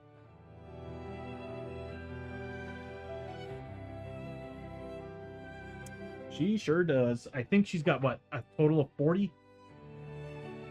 We fought one that had 30. Figures YouTube has been serving me snake videos lately against my will.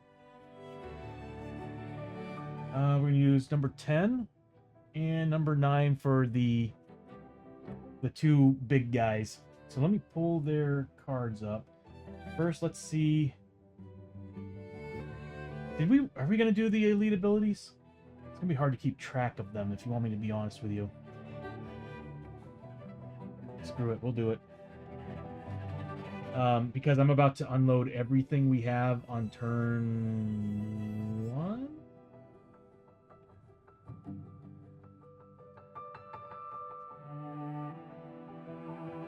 Movement, of course. Wow, that's actually... It finally connected. I finally connected the dots. Yeah. Oh wait, no, it's Spider Clan, not Snake Clan. Okay. Movement 7, and then she's a movement 3. So it might be better for me to wait for turn 2, but No, I need to do turn 1. It's just, I'm gonna have to spend, Hosho's gonna have to spend grit to get up there. Okay. So let's start building up some elite abilities, I guess. So we'll start with you. Oh no, one's usually the worst. Flickering movement, +2 movement, and gains fear +1 additional to its normal terror. Oh, okay. You can deal with that. Next. Oh, well, yeah, actually, it would be a new group of guys. 4. +2 health and increased to fear. That kind of sucks. Ugh, Clan Ninja. Alright, what are you a-holes getting? A number 5. They're getting Darkstone Shuriken. His enemy's Shuriken hits are now +2 damage. That also sucks. And then this guy. This big bad.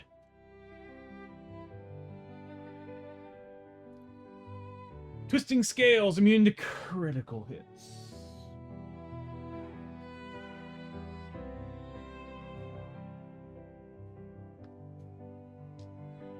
That's bad. That's bad. That's real bad. Chio actually should have a lot more than this. She should be at a 6. Okay, so I keep forgetting to give her points every turn. She actually might be at a 7. Yeah, she should be at a 7.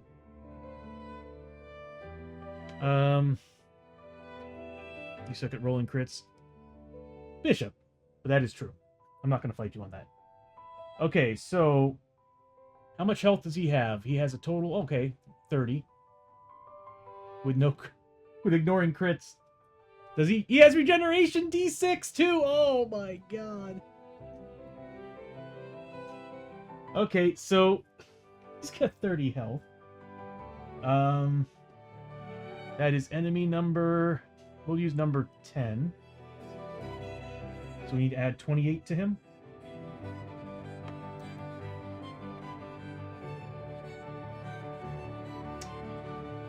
No crits, and he's got 30 health. At least doesn't have armor. But regeneration sucks. So that means pretty much take everybody out before the Darkstone Hydra. Because if we can't cut through his defense. You know what's awesome? The Knights can ignore all those rules. I read their stuff and they are borderline broken. Okay, so that's the Hydra. And then this one is getting a full 40 health. So number 9, wounds. And she's getting straight up 40 health. This is going to be rough.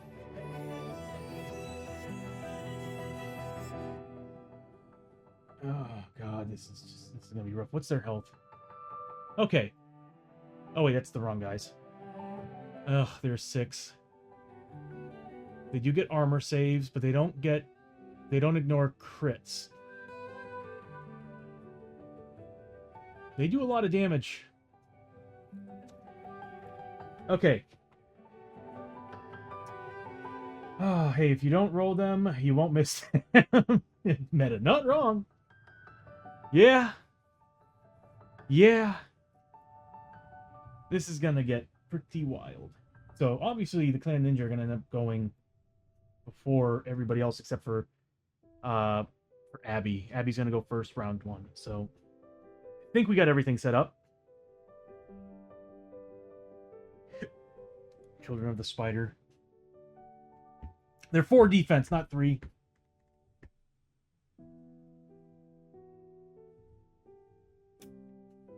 This is gonna be rough. Okay. I am and I'm not ready. Okay, so let me bring up some battle music. I have epic battle music.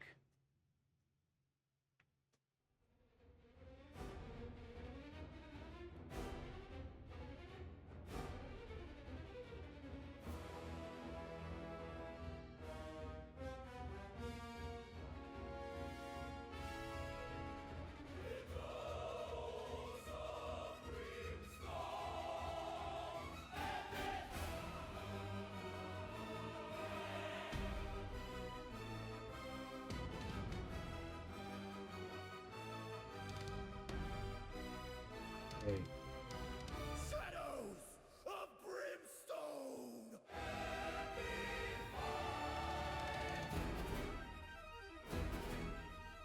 All right.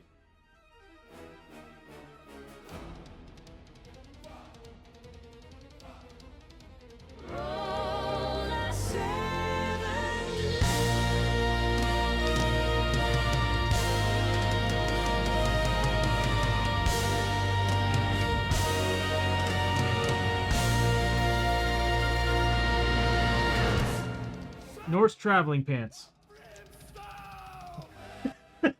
Norse traveling pants. We didn't use it yet. On a 3+. Oh, come on, come on, come on. Oh. Yeah. Oh, man, with a +1 roll. Thank you, buddy. We're going to need that. One roll. We promise to use this wisely. May your name echo through history for your support. Oh. I say we're going to need that, but if we ever use anything, we are definitely adding to the red side. The balls -1 roll. Janice with the negative roll. The joke's on you because it kinda helps us. It does. Freaking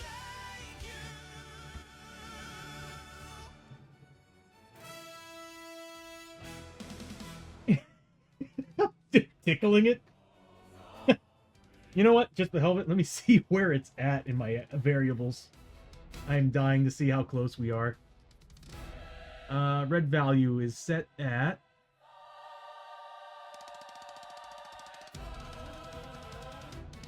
If it's at that number...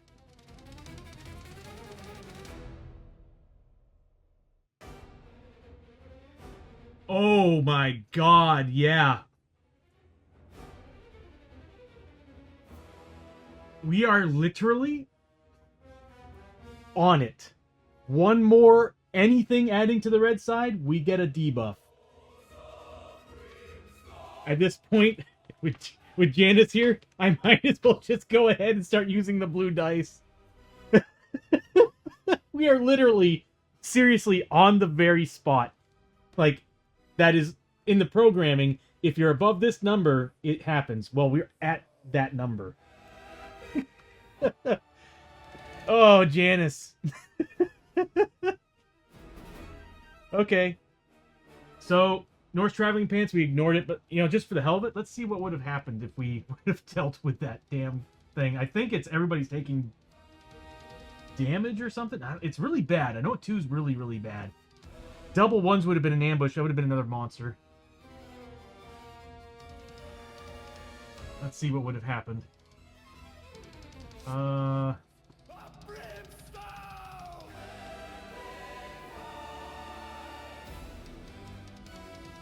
Growing dread would have happened. Oh, no. I'm glad we ignored it. Although we are one away from a darkness. One fail away. Okay, so start of the round. Abby's going first with her 10. She's getting +1. Oh, yeah, that's right. I'm blowing my load on this. Everything's going off. Okay, so first thing that's happening. Chio, I'm glad Chio is where she's at. She's on the puzzle piece. So when I do the bell, everybody on any tile is going to get their bonus, their cover saves against anything happening for this turn. Because all these guys can get anywhere. Except for her. She's slow. Alright, so we're going to use the bell. So we're going to get +3 cover saves. And everybody's getting 2... Oh, hold on. Let's first look at what Abby's got. She's got the Flag of Conquest. So once per adventure, heal 2 sanity from every hero. And every hero gets +1 damage on all their attacks their next activation.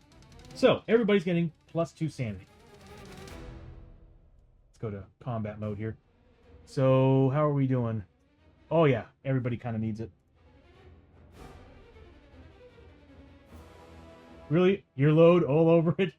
Makes the sign of the cross.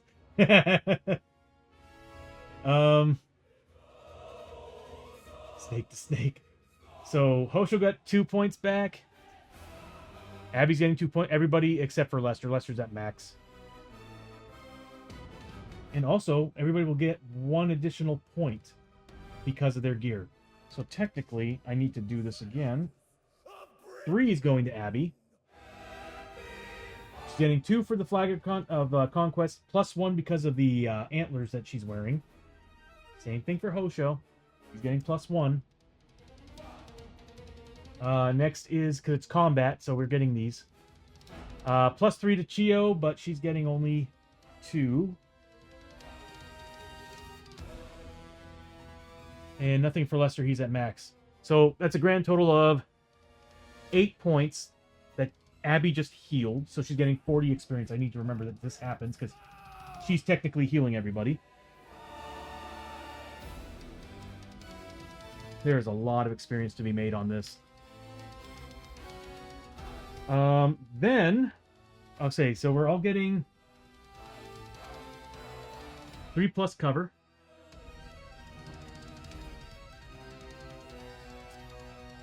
And okay, that's not really helping. We're all getting 3+ cover.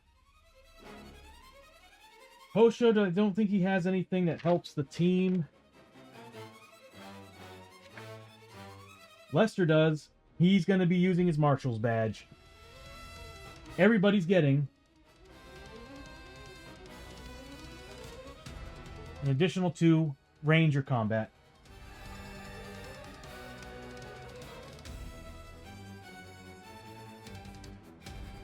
And I think that's all he's got. We still have the Explorer's Canteen, too, on Chio.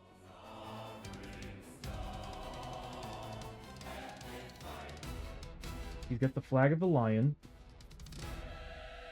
So that's all he's got. And Chio's going to be using the Sacred Bell. So once per adventure, all heroes on the map tile are getting cover 3+ against all... Oh, yeah. I should probably put this up there for +1 damage.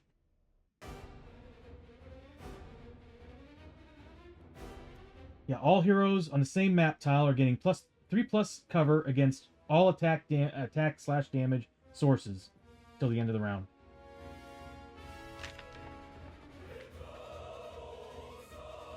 She still has this Destiny Sacred Rune, too. That's an XL monster.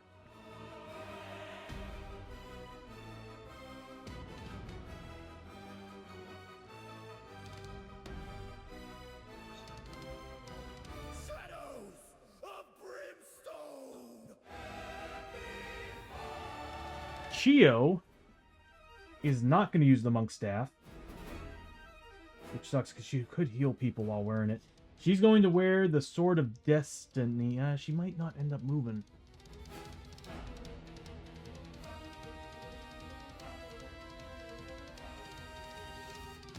For the first turn, she's really just going to sit here with the Monk Staff. So she's getting D8s on damage. It sucks because it's like I'm looking at this and I'm like, if that snake comes over to her, I can have her switch that out. Because I can have her... She's wearing this, and I can switch it out, one of her weapons out with this. And she'll be getting not only +1 combat, but +3 damage against the snake. I would like to give it to Hosho, but he can't wear it. He's a 2 lore. If I can bump him up 1 lore, I'll be able to get him that weapon.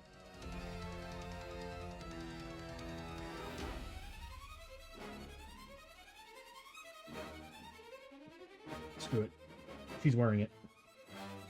This way she gets +1 combat. So, Sword of Destiny. On anything that's extra large or bigger, she's getting +3 damage. Okay.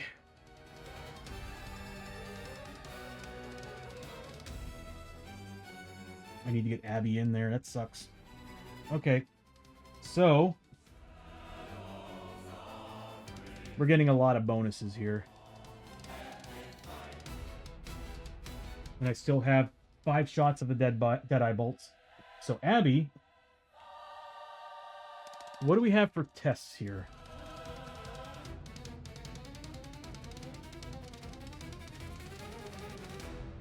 These guys don't give tests. So Terror, so same map tile. So Chio will be taking these. Fear, so you have to be adjacent to it to start your activation. So right now, the only thing that's a problem is the Haryanago.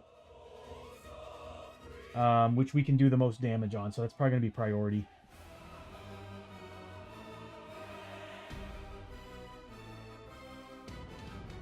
Yeah. Yeah, that's going to be the priority.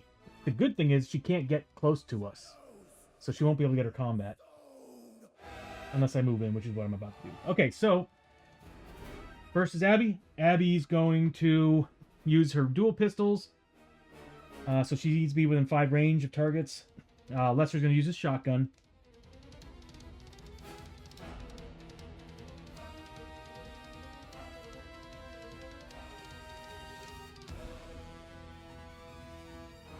That Hunter's rifle's where it's at with the drone. He'll always be getting whatever I roll for damage with the beast rifle.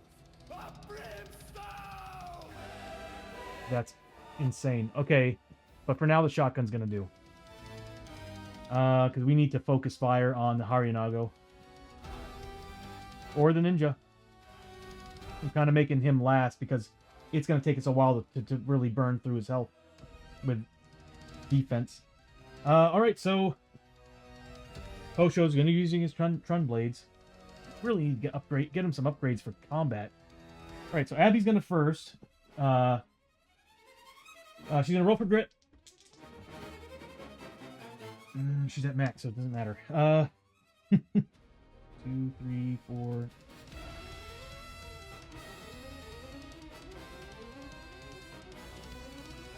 This is dangerous.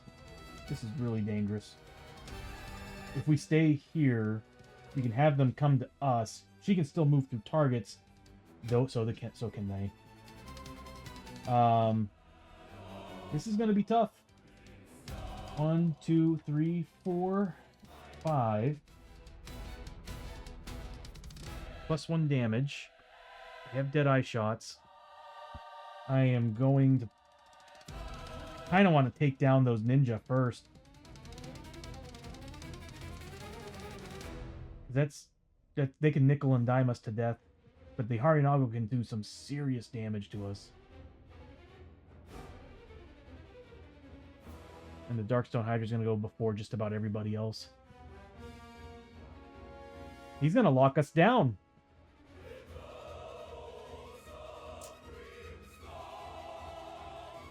Where am I? Hold on a minute.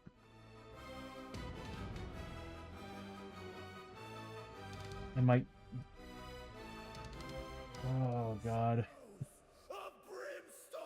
Yeah, she's just going to move up here. She can't do anything against him. If I move here... Yep. So she's going to move there. And she's going to get... She's going to pop all her shots into the Haryanago.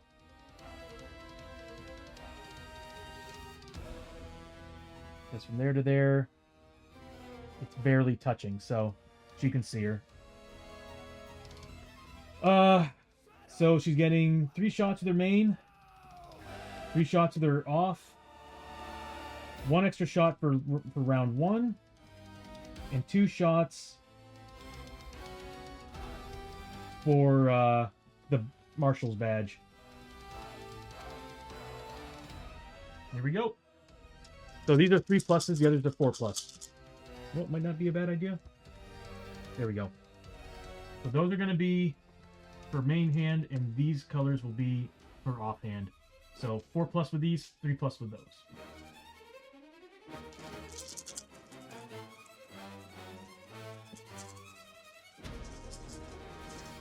He did quite a bit of damage last time against it, but it's also a 3 defense.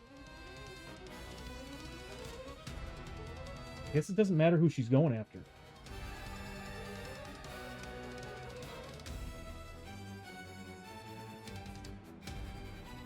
I'm beginning to think the Hydra's the way.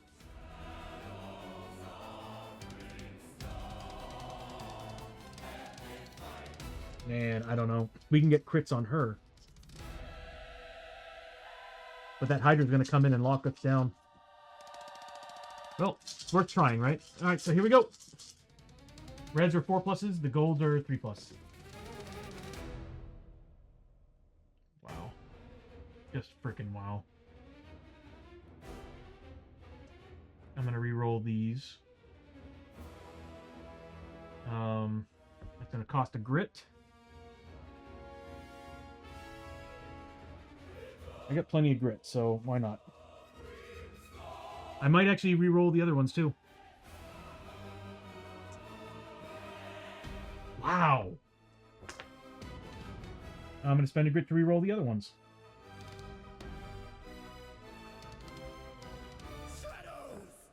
There. Good. So that's how many shots we got. It's going to be -3 to all these rolls, except for I'm going to be adding Deadeye shots. So it's going to be -1 for the first 5 shots. I'm using all of them. All 5. There we go. Yeah, it's empty now. So here we go. -1 to these here. So -1.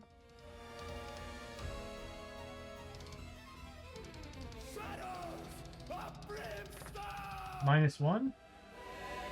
Ah, there we go. That's a 5. -1.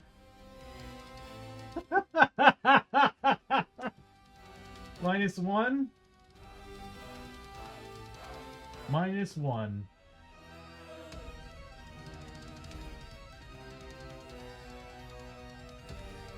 I'm gonna grit roll that one.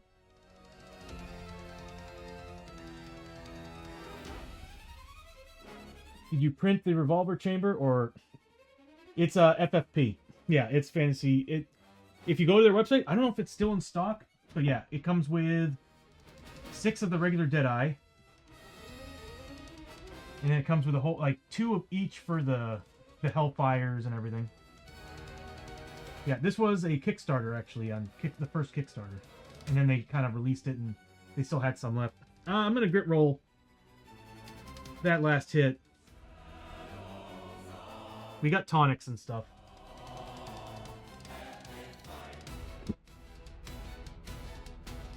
Are you freaking kidding me?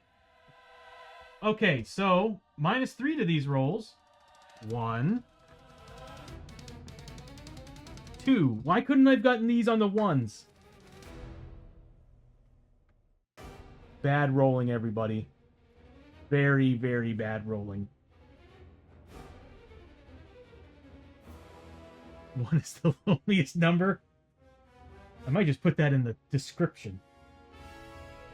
Oh, wow. Well, at least we did 10 points of damage. 9 points of damage. Oh, I'm missing damage! Wait. I had +2, right? He's 3. +1 damage. These all should be +1. I didn't factor that in. I factored in the deadbolt. So, because we're getting the +1 from the flag. So, technically, 6. A 2. A 2 and a 3. Oh, thank God. Still could have been a lot better. A whole lot better. Yeah, because at that point it would have been whatever I rolled. Wow. So we did she did some decent damage. So we're looking at 6, 10, 13 points of damage total. It's still really low considering what I could have done with her. So, let's see. So I unloaded all the Deadeye bolts. Or Deadeye shots. It's number 9. I'm sick of it, and I'm fixing you.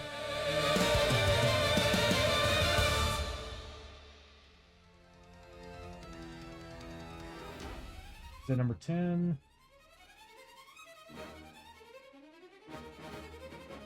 I'm using number 9. Okay, there we go. Alright, so got 27. She's got 27 wounds left. Doing how much experience do we get off her? She's 15 plus 5 for each. So we're looking at 30. So 45. Should I calculate that? I should. get the calculator out here.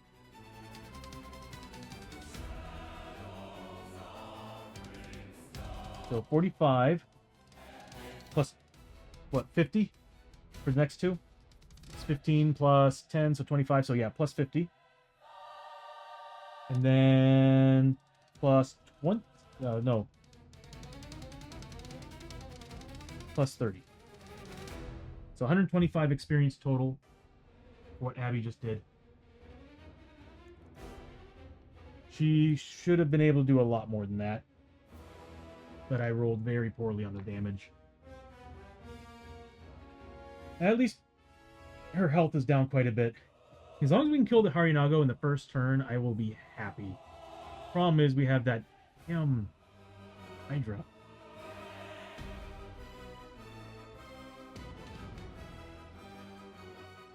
Yep. So that means Clan Ninja is next. Shadows of Brimstone!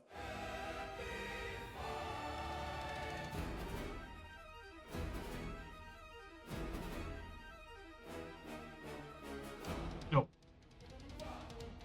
I'm constantly pressing the wrong one. There we go. Alright. They got to choose targets. They have a 7 movement.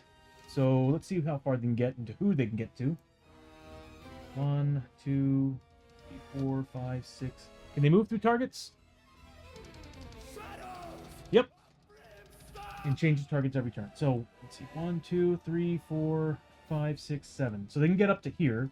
So that means we have 1, 2, 3, 4, 5, 6 on us. Or at least that one. So let's start rolling. Who's going after who? So this guy here at the very end, we'll start here and work our way down. So that guy's going after. That's going to be Lester. So 1, 2, 3, 4, 5, 6, 7. The next one is going after Chio. So 1, 2, 3, 4, 5, 6, 7. At this point, it's either Chio or... Oh, God, Abby. I'm so sorry. It's either Chio or Abby. So... that's going to be Abby. 1, 2, 3, 4, 5... Yep. And then finally... Chio or Abby. Abby. So they're all making ranged attacks first as they're moving to the target. They are doing... their shurikens now do 2+2 damage. They're getting 4+ against on these with 2 shots. So 2 shots at 4 damage. So we'll start with Lester. Or we'll start with Abby and work our way down. So that's 4 on Abby.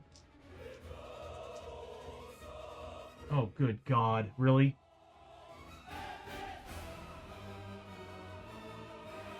That's 4 hits. Abby needs a 4+. That's 3 saves and a miss. So she is taking 4 points of damage. I need armor.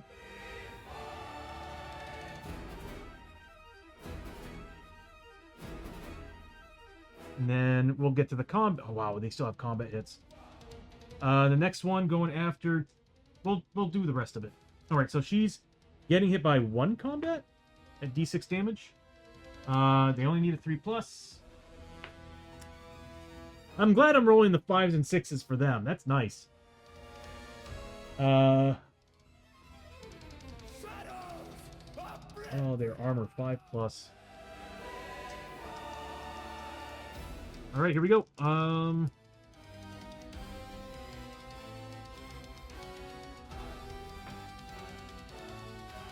Let's see if we can avoid it. Ignores armor. All right, here we go. Need a 4+. Failed. They deal. Oof. Oh, God. 5 points of damage. There's a strong chance we're going to fail this mission. Oh, cover saves. Cover cover save against that. 3+.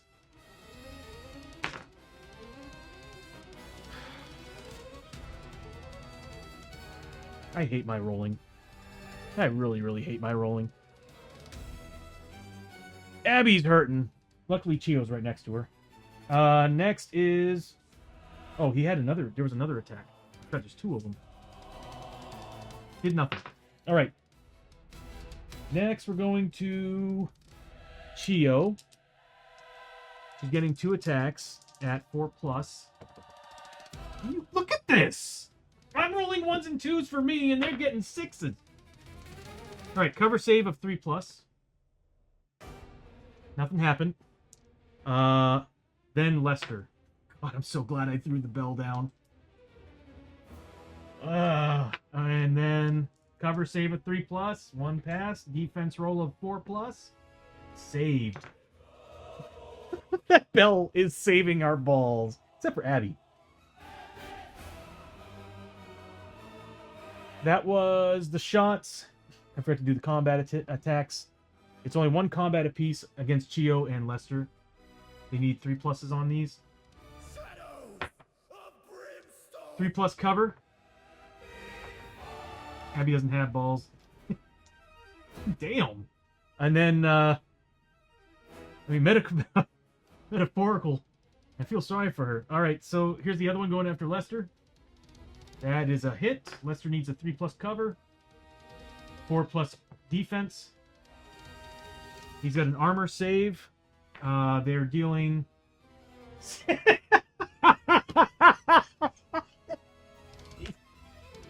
He's making 6 saves. 6+. He's taking 5 points of damage. Oh, God, dude. Could you imagine if we didn't have cover? So 5 points of damage.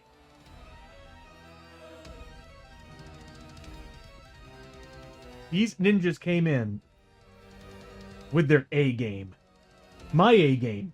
That's what they did. They came in with my A game. Okay. Ouch. This kind of brings me back to the Oathbreaker King when his squad was just beating the hell out of my team. Okay, so that's them. Next is the Hydra.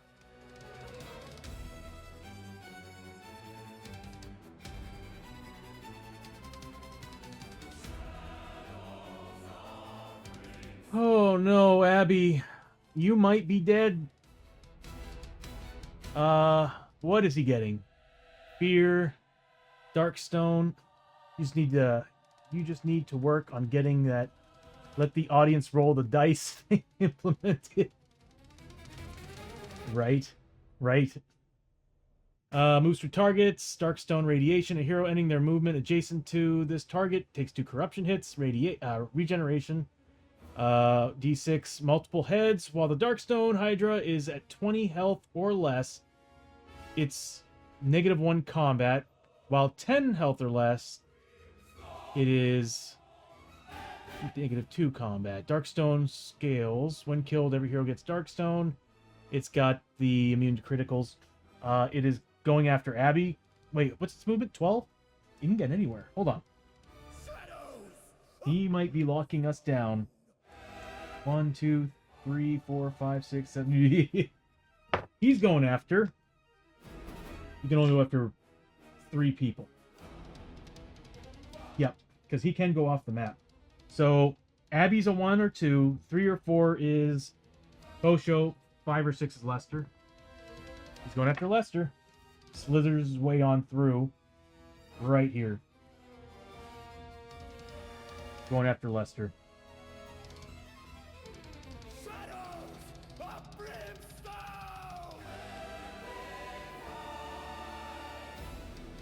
You can blame us instead of yourself.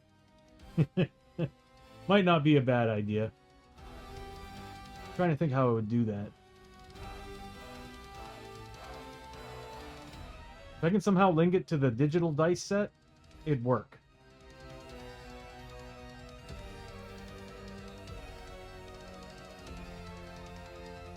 I don't know. Or, I don't know. I'll have to figure something out.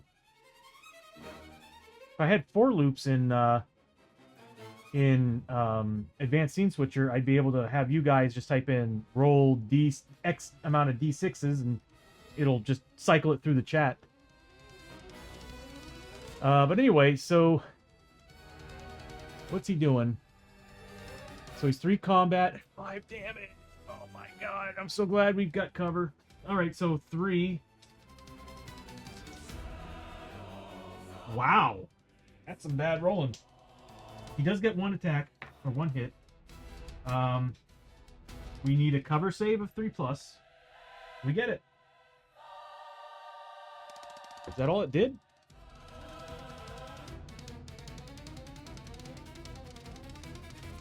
That's all it did.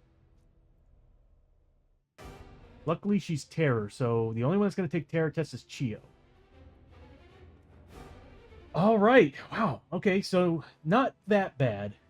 Hosho's next, and I think Hosho's stuck. I'm going to try to do an escape test to see if he can move over 1 space, because I want to get rid of that ninja. He gets it. I kind of am bummed out I did that. He's also going to have to take a fear test of 3. He's a 4+. He's good. Moves on up.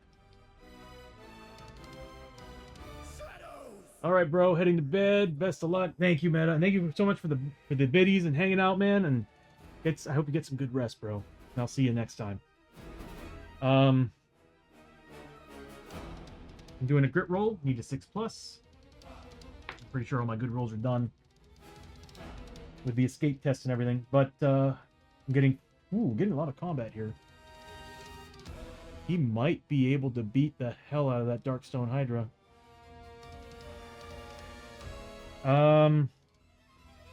He did the test. He moved up. He's getting 4 combat. He's getting +1. He's getting +1 damage on top of all that. He has grit. We have tonics, so I can re-roll with tonic too. Let me take that token. Might actually have to take a break after this turn, because I do have a chore I need to do before 3 minutes from now.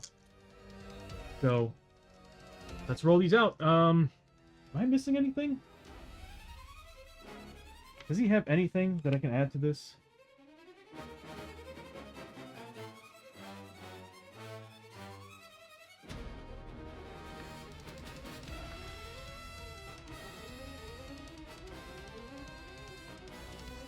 He's gonna... Yeah, he's pushing. Oh, it's forward. So, yeah, he's on that same tile, but he pushed it forward, basically just into the wall. So, technically, he's on the same... I'm going to say he's right here. You know what? There we go. Yeah, I need to find a better way to do this. So, he's right there on the same tile as that... No, he can't be on the same tile. That's an XL. So, yeah, he just pushes it, giving him +1 damage. Hold on.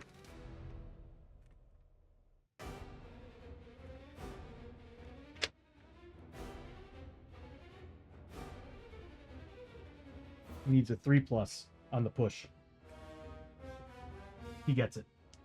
So he moves up, pushes the Darkstone Hydra, and it's going to give him +1 damage to the attack rolls. So he's getting +2 on top of everything. Hopefully I get some crits. We're going to need them. And I'm probably going to throw them all in Darkstone Hydra. Because now that I'm looking at his card, I'm like, getting rid of those heads is going to be very helpful.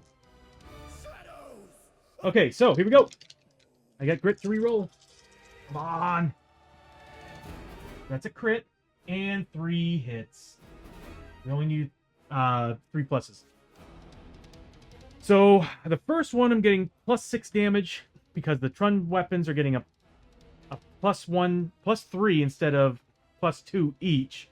So that's +6 there, +2 for the flag and for the push, +8 damage total. So +4 to whatever I roll on this first hit. I will grit roll this if I have to.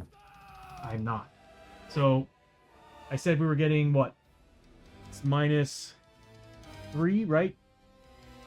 Oh, its defense is 3. We're doing +8 damage base with the weapon.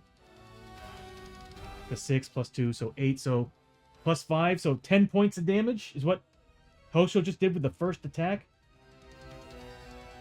Because we can't ignore, we can't get the defense crit. Well, if we did this much to it, we need to kill the Hydra right now. So that's 10 damage.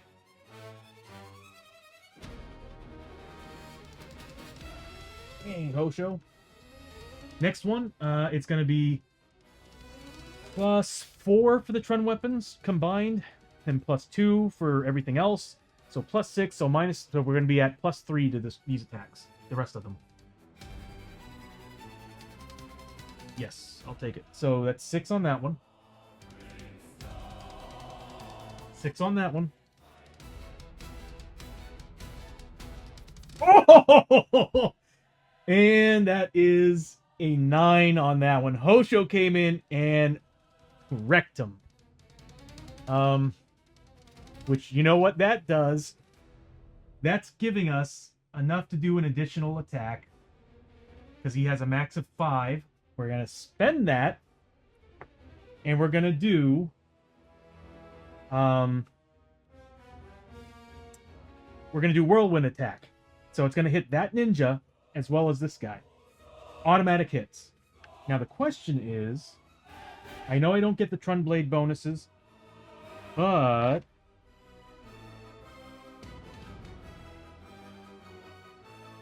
what is the push? Is the push on all hits or combat hits? Shadows of Brimstone!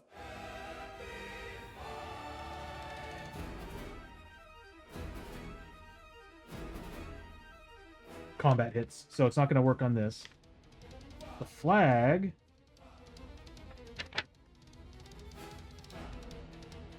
on attacks, so combat hits.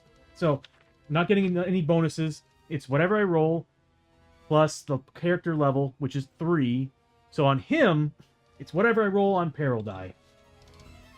The ninja we'll do here in a second. So 4 points of damage. Look at all that damage that Hosho just did.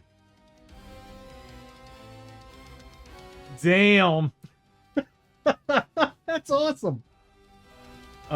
Let's go ahead and do the ninja after we do all the damage and everything that we're putting on this guy, because he's got 30 points. We just did a ton of damage. He might only have 1 head. But he does get to regen. We're gonna have to take him down. What do we need to do here? So we're looking at 10. Right? That's 10. 22. I think we just killed the Darkstone's Hydra. Hold on. So, 10. That's an additional 12, so 22. Plus 9. That's 31 points of damage that it's not getting any armor or anything on. Hosho just completely... wow, he just beat the living hell out of this Hydra. So this never happened. I still would have used it on that. I still would have used the extra attack just to get the ninja. Would I? No. No. He still has his 5 points. Yeah. At break starts in 5 minutes, everybody. So we're looking at 31 points of damage. Am I missing anything?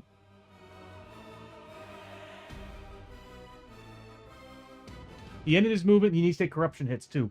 That might affect this. Hold on. No, it wouldn't. He's only at 2 out of 5. So he needs 3 pluses against these. He saved both of them. So no corruption. Am I missing anything? We didn't do any crits. He's dead. That's a dead Darkstone Hydra. So, oh my god. All right, so we're looking at a ton of XP here. That's going to give Hosho how much? So that's 10. So 50 plus 15. So that's 65. Let me just put it on the calculator. 65. That's 6 plus. So that's 30 plus 15. So 45. Plus another 45. Plus. Let's see. 8. So 40. So plus 55. 210 XP is what Hosho just got.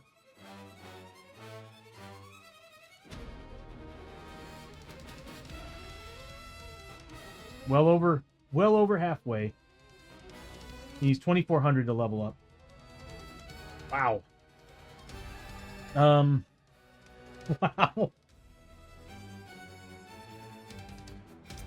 Wow. He gets bonuses for killing that target. So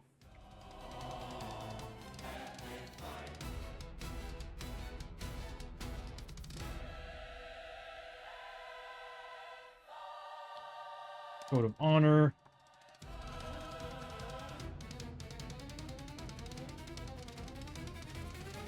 Can you get something? Oh, kill enemy on a. He gets grit on a d6 roll of 5 or 6. He gets it.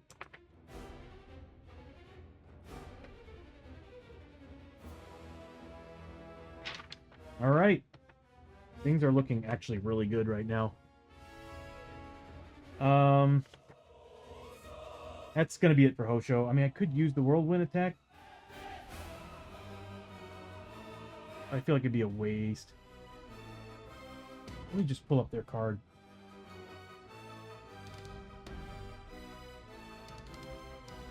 Shadows of Brimstone. I could kill him. Oh, he'd have armor 5+.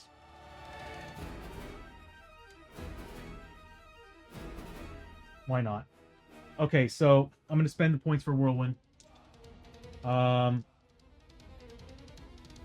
to have no defense because the base damage of the weapon is going to be 3, or the attack is going to be 3 because of the level of the character. So whatever I roll, if I get a 6, he's making 6 armor saves. So 4 armor saves. 5+. Oh, wow! In my face. Wow. Saved all 4 of them. Ad start in 1 minute, everybody. Wow. Okay. I'm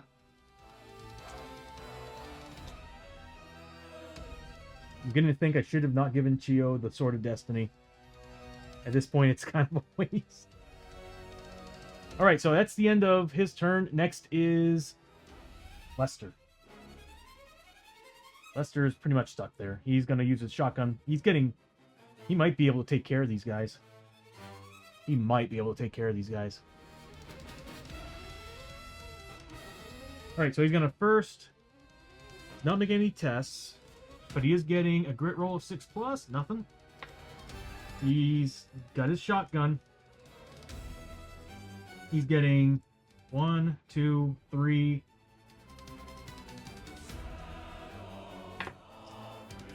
4. You know what? We'll use you. 4 attacks with a shoddy. That's 4d8. He needs 3 pluses to hit, 6 pluses to crit. Here we go.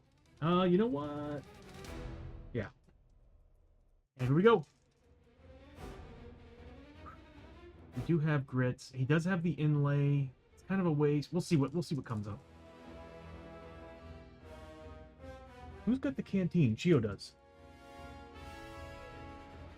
Okay, wow. That is 2 monster crits. A regular hit. I'm going to use the inlay. That's a hit. So that's 2 huge freaking crits. And 2 regular hits. Plus 1 damage to these weapons. These are ignoring defense. So we'll start with this guy and work our way down. Or actually, I'm going to try to kill them. So here's the first one on that guy. Take a break. So plus 1 to the roll because of the flag. 6 points. They got 6 health. That's a good roll. I'll keep it. So 6 points. Needs to make 6 saves of 5+, which I god rolled last time.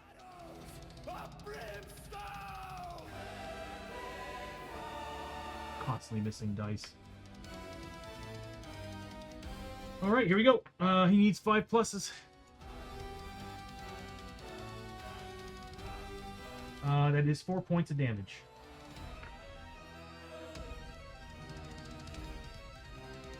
Dang. So he's got 4. We're going to use the regular hit. So it's going to be -2 to the roll. 4 points of damage. He needs to make 4 saves of 5+.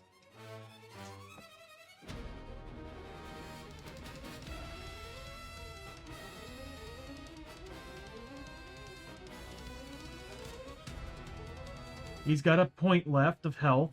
Ridiculous. Regular hit, -2. 2 points. He needs to make 2 saves. Come on now.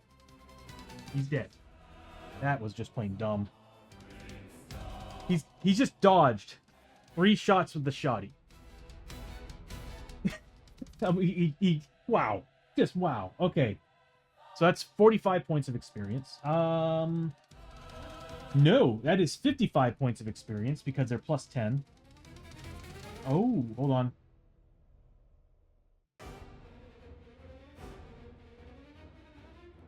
So the first one we did 4 points, so it would have been 3. Then it would have been 4. I rolled. He's still dead. Okay. They have +1 defense, but that last one definitely was the last point we needed.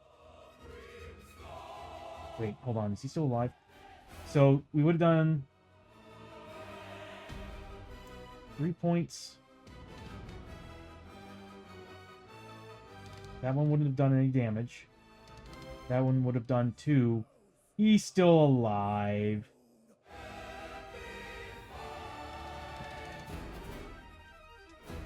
Make 6 saves, you jerk. There, he's dead.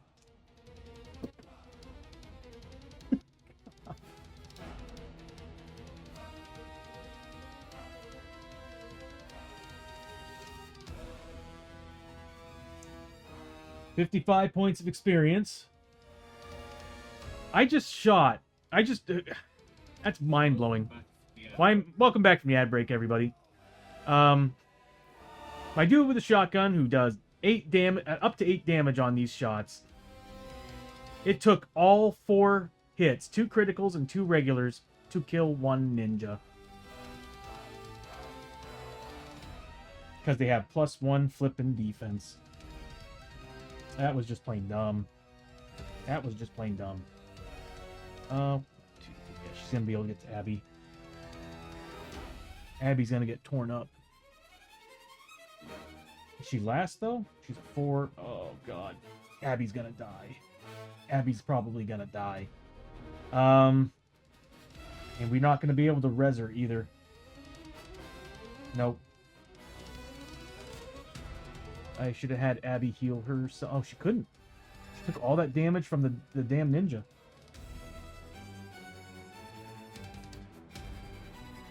Chio is a 4. The Hariyanago is a 4 as well. Well, anyway, the Darkstone dude, we get D3 back in Darkstone on death. At least we get 2 Darkstone out of that. That's Hosho.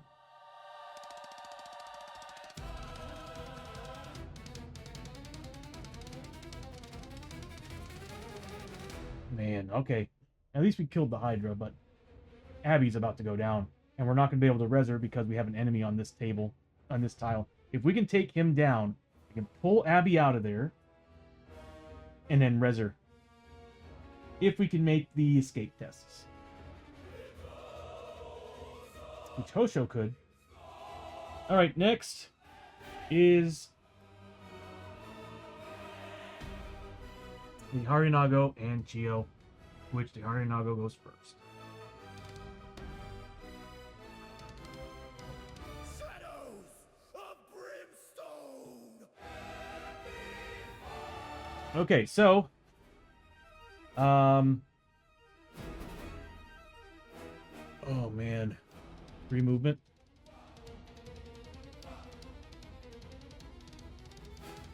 Well, it actually can't do that. It needs to go full. Yeah, because it can't go like that. So it was right here. 1, 2, 3. It's still adjacent to Abby. And it can still hit 1, 2. It can still hit everybody here with her hair. A hero that takes 2 or more wounds from the Harinago's animated hair gets ensnared. That's bad. And these ninja are in our way.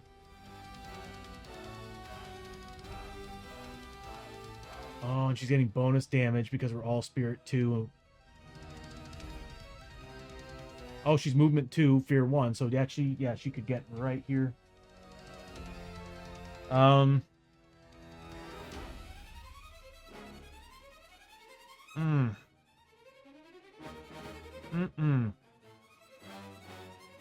At least we get cover saves. We do get cover saves. Okay. First things first, she is making barbed animated hair attacks at everybody.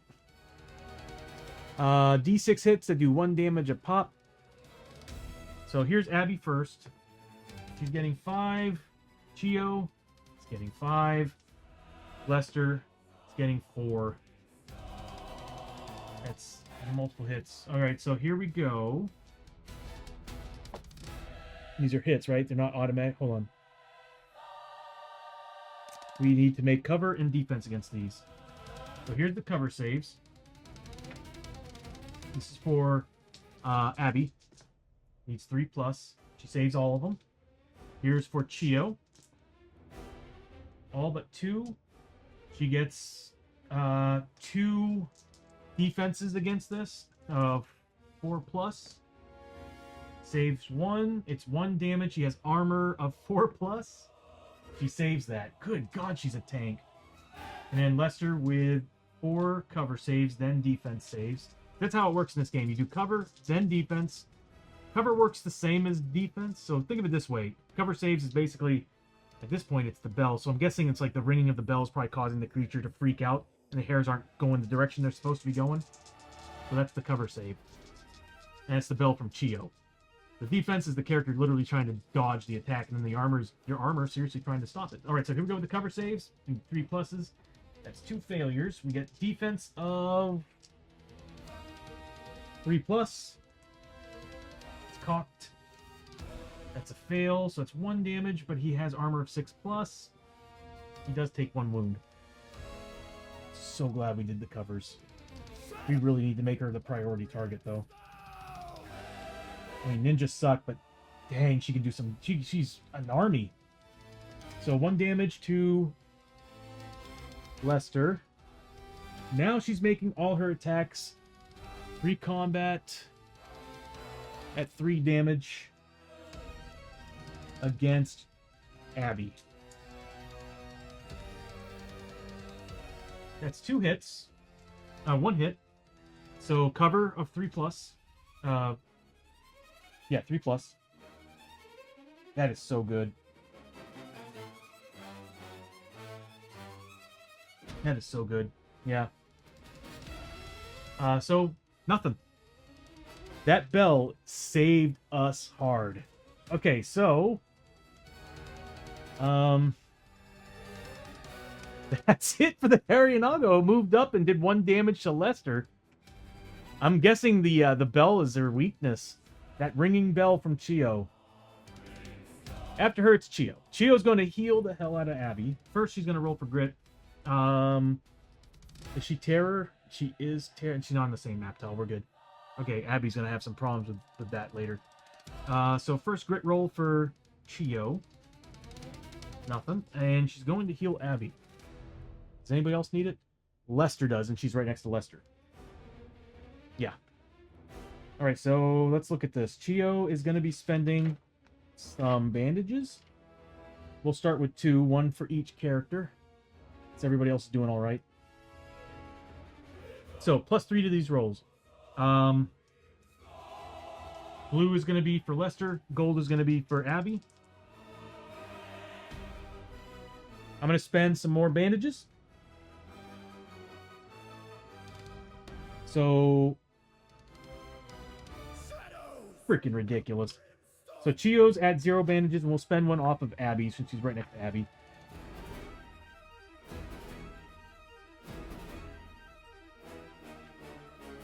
Again, the blue one is for Lester, gold for Abby. I'm gonna have to spend another one for Abby. He's got a lot of health that needs to go up. So right now we're looking at 3 and... Wait, hold on. We're looking at 4 and 5, so 9 points. That might just be enough. Yeah! Okay, so we got that. So right now we're looking at... I think we just fully healed... At 6, 9... Yeah, we fully healed Lester. Abby, not so much. We did heal her... What was that? 4 and then 5. So, 9 points. Okay. Alright. Let me do this here. This will help me with experience. So 9 points, and then Lester's getting back 8.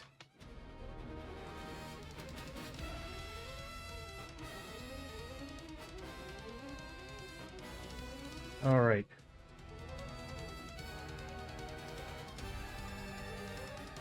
So Abby's getting 9 points, right? Lester's getting 8.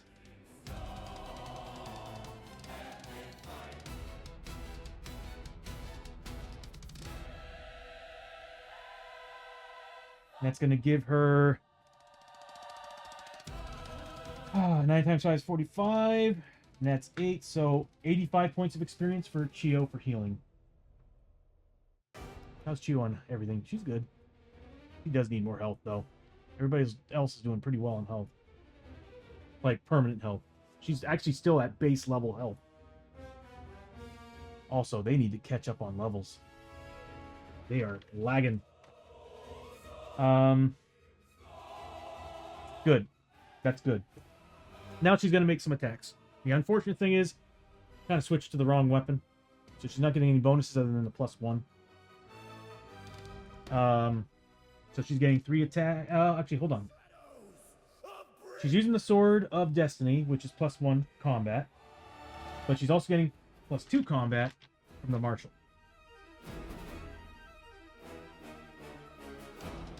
We are in trouble for that Hariyanago. Next turn, we're not going to have her cover saves. So she's getting 5 attacks at 4+. Not getting any bonuses, I know that for sure.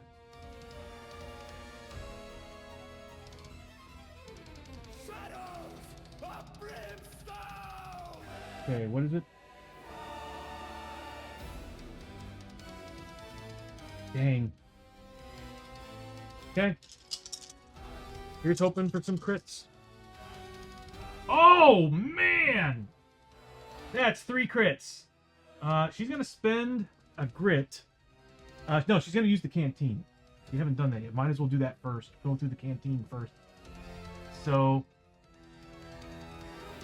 Oh, she's a 7 on that. She should be an 8 now. You'll be able to do more damage.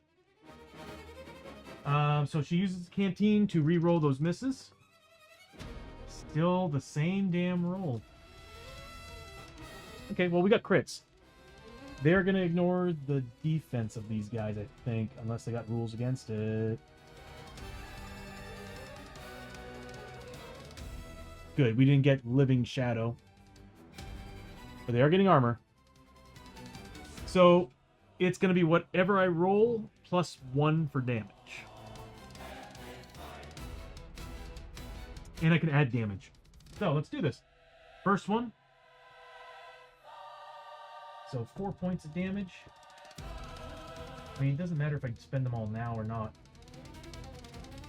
I'm going to add 4 more points of damage to this attack using her key. So, that's 8 points of damage. It needs to make 8 rolls of 5+. And that's against this guy right here.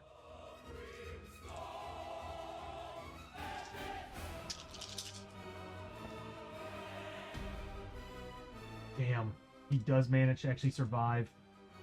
He's got 1 wound left. So, +1 to whatever I roll. Oh, good luck with that, bud.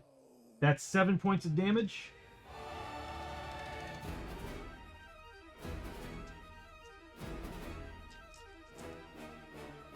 He's dead. Yeah, he missed that many. So he's a goner.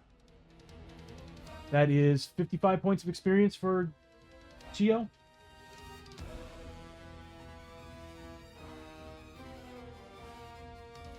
Because they are +10, and then we're ignoring the defense. Yep.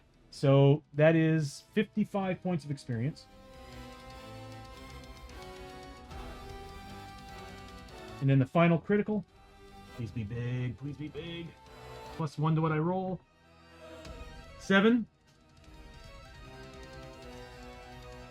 So that's 1, 2, 3, 4, 5, 6, 7.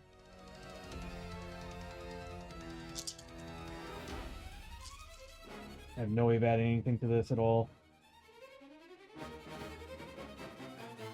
Yep. Man, if I had the surgeon saw, that'd be +2 damage. Oh, yeah, he's got a 5+ armor. He is dead. That's 6 points of damage. Chio, hell yeah. That's another 55 points of experience for Chio. Dude, Chio. Yes. All right. Now that we are seeing how things are going, let's change to a more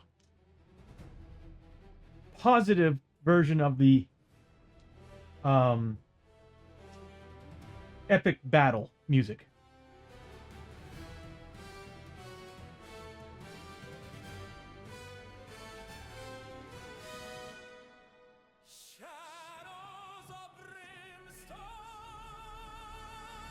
Hell yeah, man, the team came through.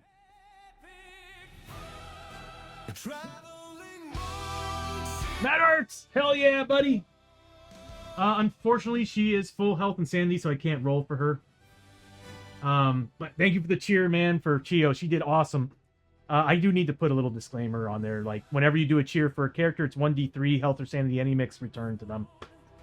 Although I might just say that if she's at max health, then they get a grit back. That might be a little broken. That's a little broken. But eventually what I'm going to do is the cheers are going to give you a... it's going to be a randomized ability.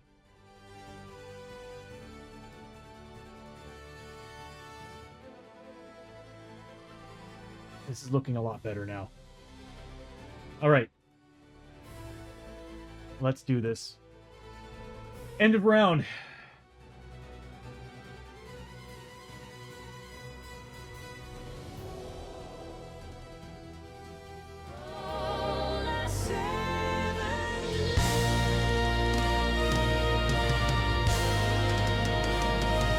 Fail.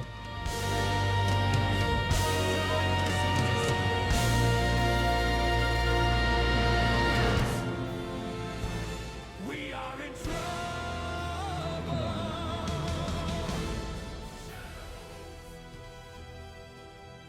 Brimstone. And they fight. Might have forgotten about that. Alright, so darkness card.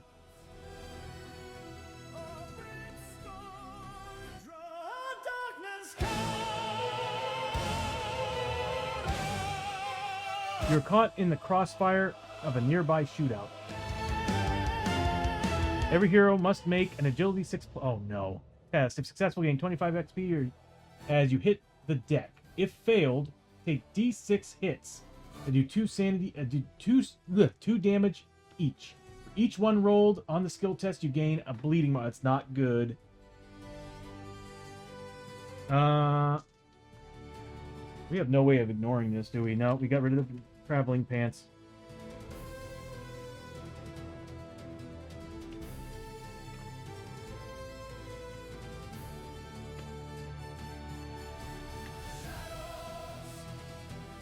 Yep. All right, Mad Art. I'll see you in a bit, bro. So what we're looking at is Agility 6+. We're not horrible, but not great either. So Chio needs to make... We'll start with Abby and work our way down. Abby needs to make an Agility 3, so she needs 3d6.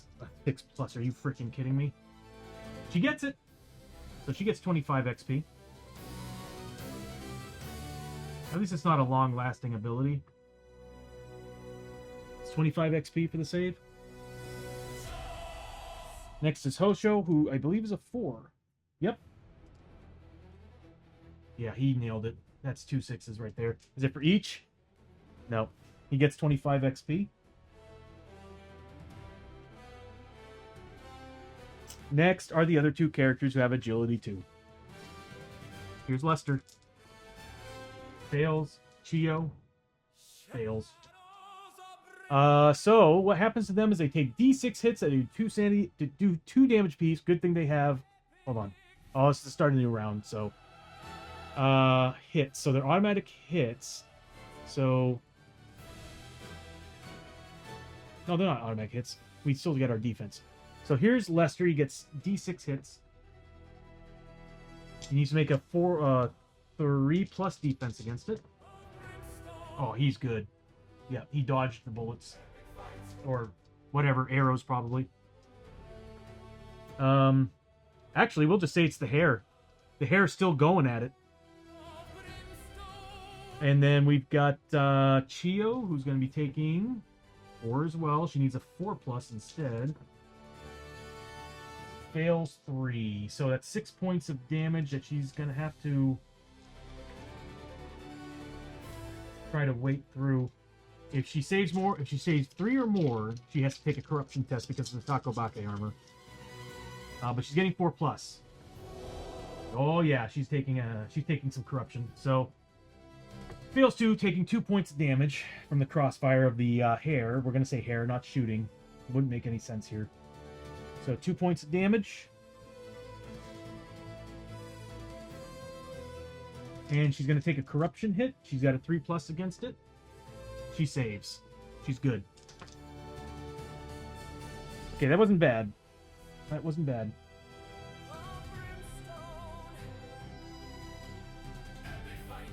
Alright. Clan Ninja. They're going to be going first this round. Yep, because they're sharing initiative with Abby. There's only one of them, so hey, all right. They get to change targets. They move through targets, so he might be going after somebody else with his shuriken attack. He needs to move to make his shuriken attack.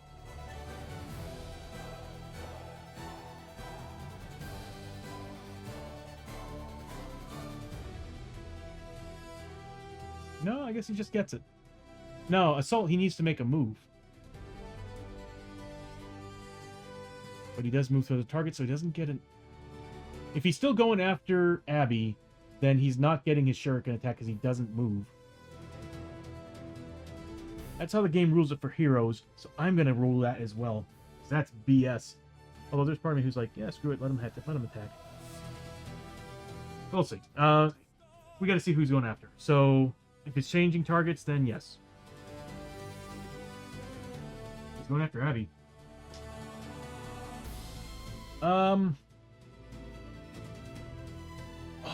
Let's look at the assault rules for a second. I just want to make doubly sure. If it does have something they're saying that they still get it.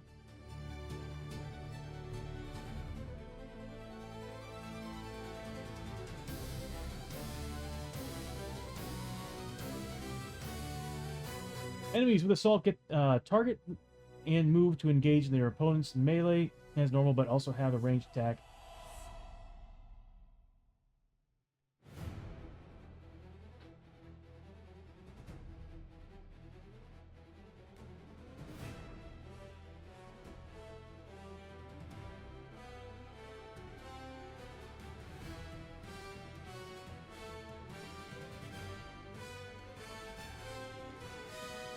They don't have...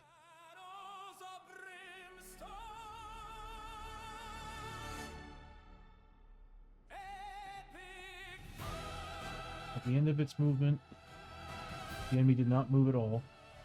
It makes free ring... If it... Okay, hold on. At the end of its movement, even if the enemy did not move at all. Oh, okay, so it still gets it. So he still gets it. Okay. Wow. When I play as an assassin, the rule is you have to move to be able to use your shuriken. That's kind of lame. Yeah, everything's always in the favor of the enemy, but you know what? That's fine. As we saw, we just did a lot of damage. So I guess it's kind of fair. He should be right here. So he's going to get his shots at Abby first. Abby's not getting cover this time. It's a range of 4, and it did not get him. Doesn't matter. Getting 1 combat. Good thing, because it's plus 2 damage on his shuriken. That's a crit. Okay, so she needs a 4+ save against this. She gets it. Abby's good. That's the end of his turn. Hold on a minute.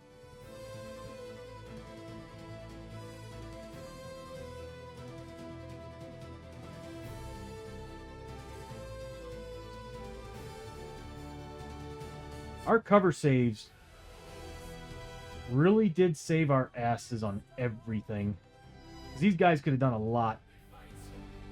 They could have done a lot. Okay, so...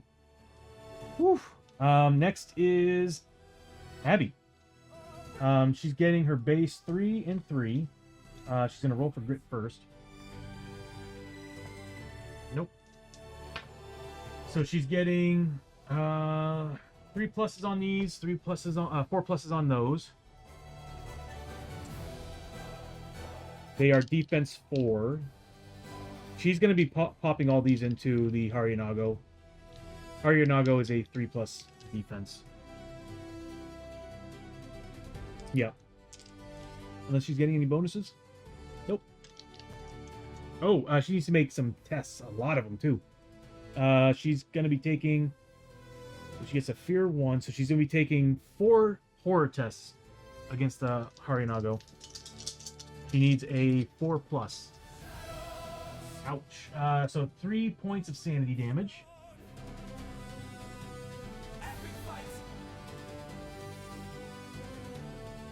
So we're back to shooting.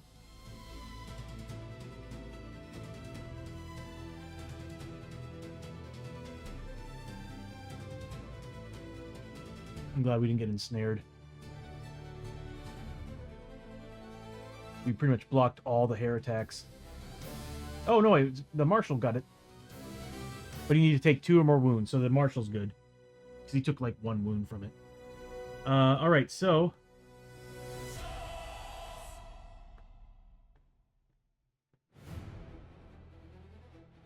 all its hits. It might have done more damage. I think we already calculated that in. Yes. Yes, we did. That's why I had to roll 2 dice on that attack. Okay. So we got 3 and 3. 3 pluses on these, 4 pluses on those. Oh, I wish I had crits. I really wish I had crits. She's even standing next to her. The gun belt would have gotten me some crits. Alright, so it's going to be, at this point, -3 to these rolls, which is still better than -4. So, I don't have any more dead eye bolts, so we're kind of just, at this point, whatever I roll for damage.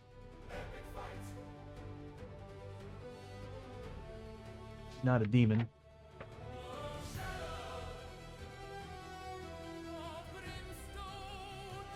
Alright, here we go. -3.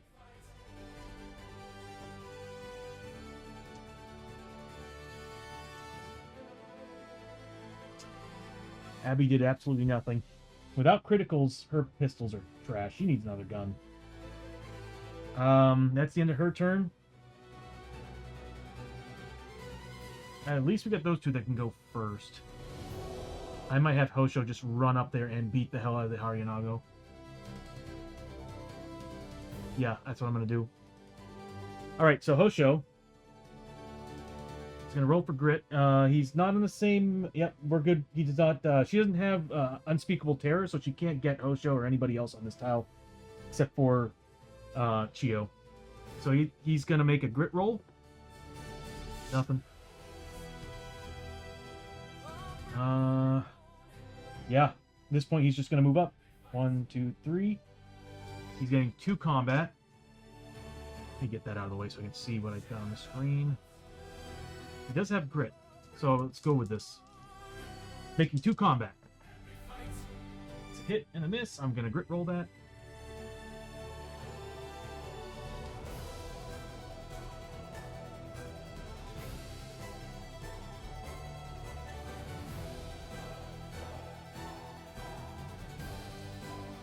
All right, so I'm getting... Oh, no, I didn't declare pushing. So I'm getting 4 minus 4. So I'm getting +1 damage to this roll. Damn. All right. Yeah, that's all I can do.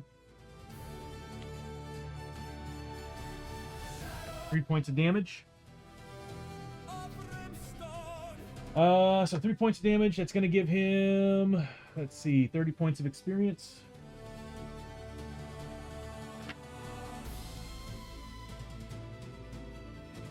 And it's going to remove 3 points of health from her. I was really expecting a lot more out of Osho on that one. What number is she? Number 9?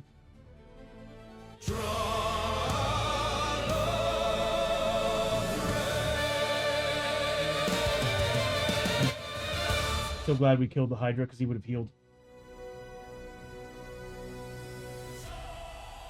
Although I'm also getting a little bit hungry here, so...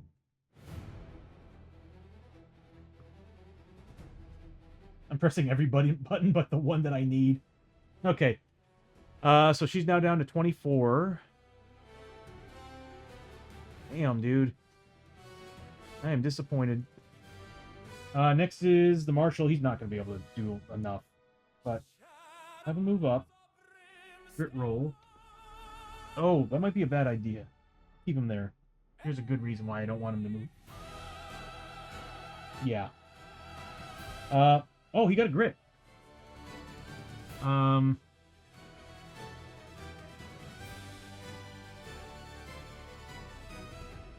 was the grit roll, right?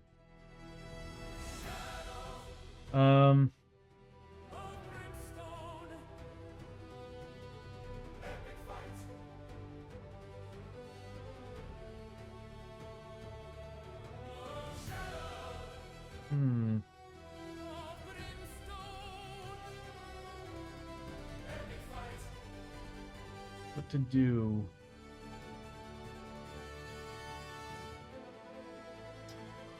We're getting 2 shots with the shotgun because we didn't move, so we're getting 2 shots with the shotgun.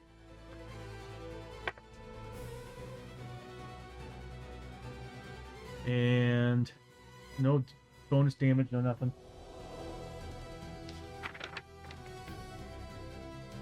So Lester, we have a reroll, and we still have the other item that once per turn or per fight, once per attack. If a soldier rolls, a soldier can reroll a roll of 1 on a to-hit roll. Once per attack.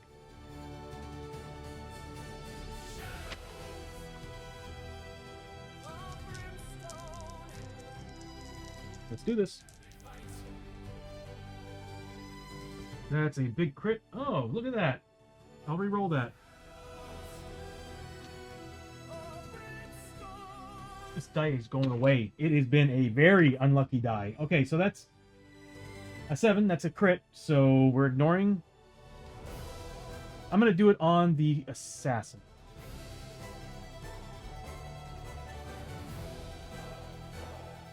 Yeah.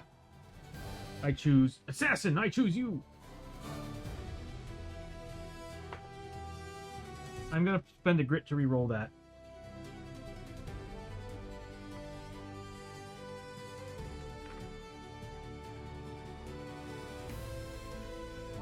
For the love of God.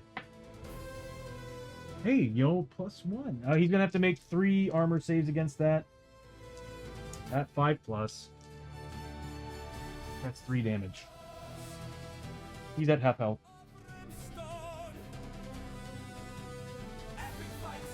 Chio's not gonna be able to do anything. I need to get her a ranged weapon. She needs a crossbow. That's all there is to it. Alright, so... that's Lester. Now it's the Haryanago, who's going to be making... oh, no. Okay. First, she needs to change targets.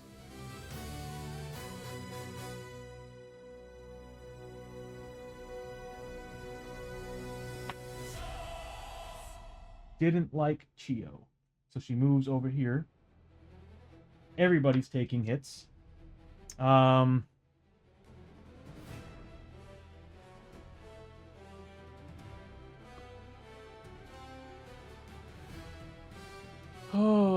no. Okay, so she's... well, at least she moved. Now Chio can attack her. Alright, so she's got the hair barbed. Was it barbed? Oh no.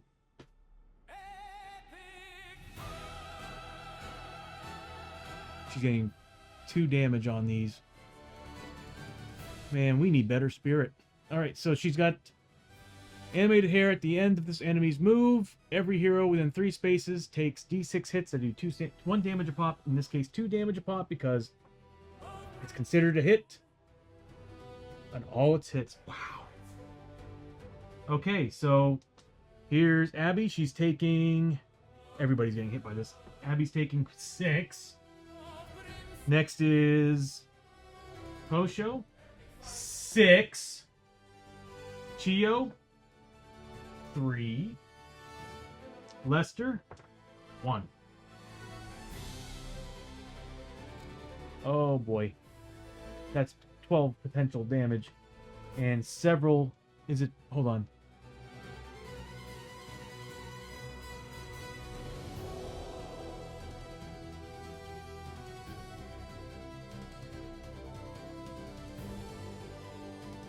I think everybody's about to be ensnared.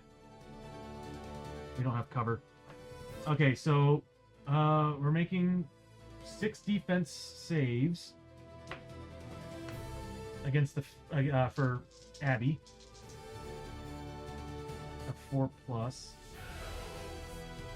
So she actually did pretty good. So that's ignored. That's doing a grand total of 4 damage, so yes, she's ensnared. I gotta look up what the rule is on that. Oh, this is all gone. Damn.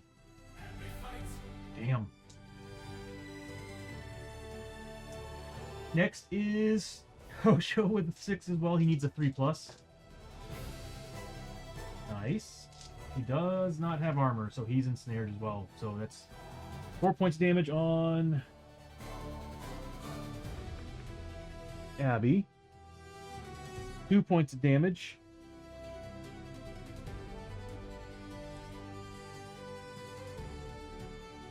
on Hoshiryo, and he's ensnared as well. I gotta look up what that is. 3 saves with Chio. She needed a 4+. She's got armor, 4+. Wow, really? I was expecting that armor to do something. She's also ensnared. And then finally we have Lester. He needed a 4+. Or no, was it a 4+? Might have been a 3. He's a 3+, and he still freaking failed. 6+ armor. Yep, not surprised. Everybody's ensnared.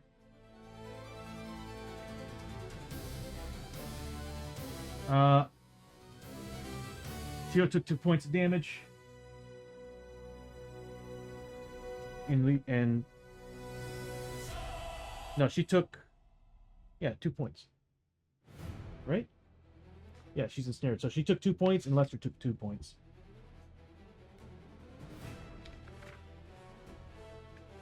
Sorry. It's getting late. I'm hungry and my brain's not functioning properly. So that's that, and then she still has her combats against Chio. She's getting +1 damage, so she's a 4 damage with 3 combat. Needs a 4+, failed these two. Chio needs a 4+ save against this. That's 4 points of damage. So 4+ rolls. We saved 3. We needed a corruption test. So we took 1 point of damage, and we need a corruption test, which she passed, so she's good. So 1 point of damage to Chio. You did pretty good. Now it's Chio's turn. I was a little worried she wasn't going to be able to do anything. Oh yeah. Well, I guess I failed to say that she was going to use her weapon from the beginning of the turn. Everybody should have gotten some sandy back, by the way. Yeah, Abby should have gotten the sandy back from her item.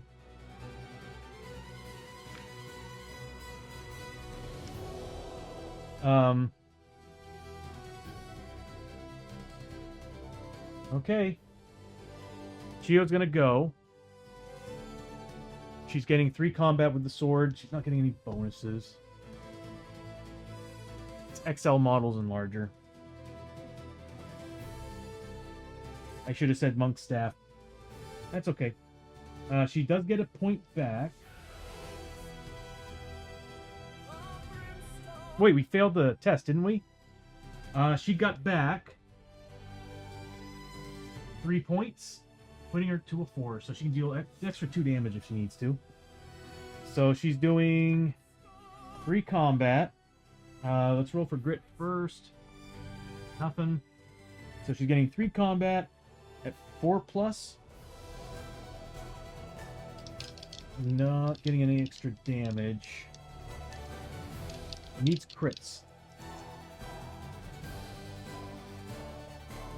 We need to bring that 24 down here. It's been a 6.5-hour stream. Oh, Chio! Oh, hells yeah! So that's 2 crits and a hit.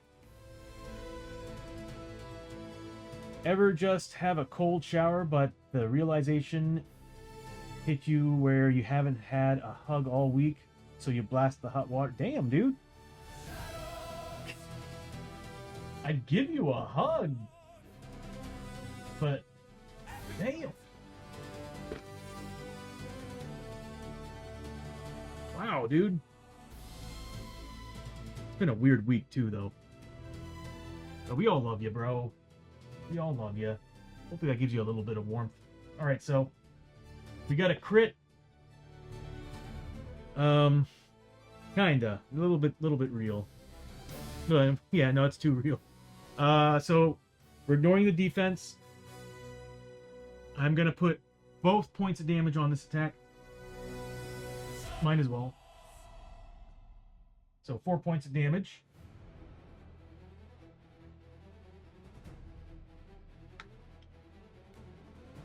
Next one. That's 5 points of damage. And the next one's -3 to the roll. Yeah.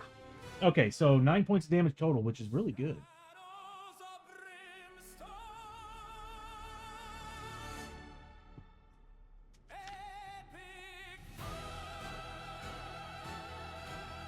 He's down to 15 health. Chio just gained a ton of XP for that. Anybody need healing before we end this? Chio does. And Abby. So, what are we looking at here? We're looking at 20 plus 15, so 35, and then 25 plus 15, so 40, so 25 plus 40, 65. 65 points of experience for Chio. God, she needs all the XP she can get her hands on. Just to clarify, I'm fine and good, just lacked actual physical contact. That, yeah. Yeah, I get it, man. I honestly don't remember the last time I had a hug.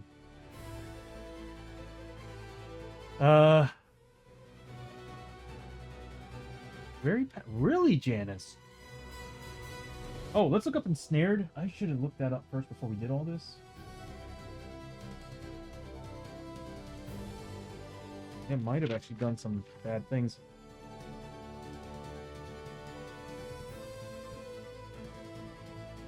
Okay, Ensnared. Any model with an ensnared marker is -1 defense and cannot move, so we're fine there. At the start of the model's activation, we make a Strength 5+ test to remove the marker, or on a D6 roll of 5 or 6, the model does not have strength value. Okay. Chio needed to make that. I mean, she was standing still anyway, so it doesn't really matter. But let's see if we can get rid of that token. So she is a strength of 2, so we need a 5+. She got it. She doesn't have it anymore. So it doesn't affect fight, it just affects movement and drops your defense to... Hold on.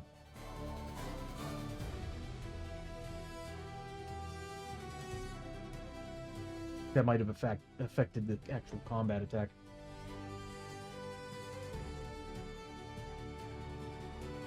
This game has too many damn rules. I mean, it wouldn't have killed Chio just the same. I'm about to heal her. So, Chio's going to heal up Abby and herself. Yes. She is out of healing, but she's next to everybody else, so she can steal from everyone. So, yeah. We're going to take from...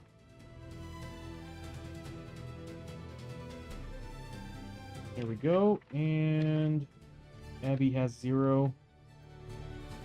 Yep.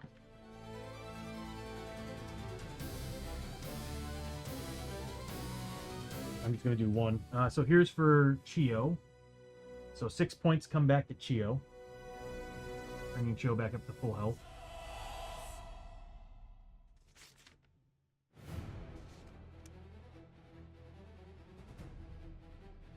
And then for Abby, nice, that's 9 points of health. Which is really only 6. Sorry, I'm trying to get this done as quickly as possible because I do need to get going. It's already 10 o'clock. And I don't want to carry this over to the next stream. Alright, so what we're looking at is 6 points of health, so 30 points of experience for Chio.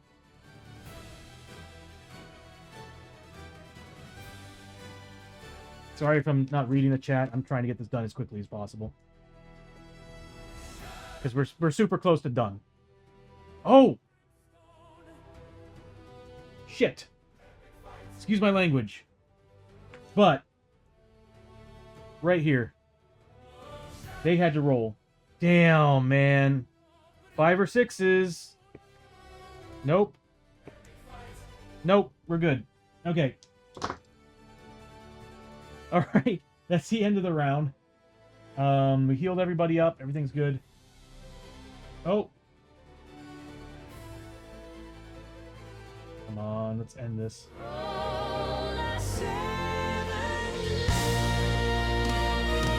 We're safe. We got a 7. On passes, nothing really happens. So, Ninja goes first. Ninja's doing, who's he going after? Abby. He still wants Abby. So he's making 2 shuriken.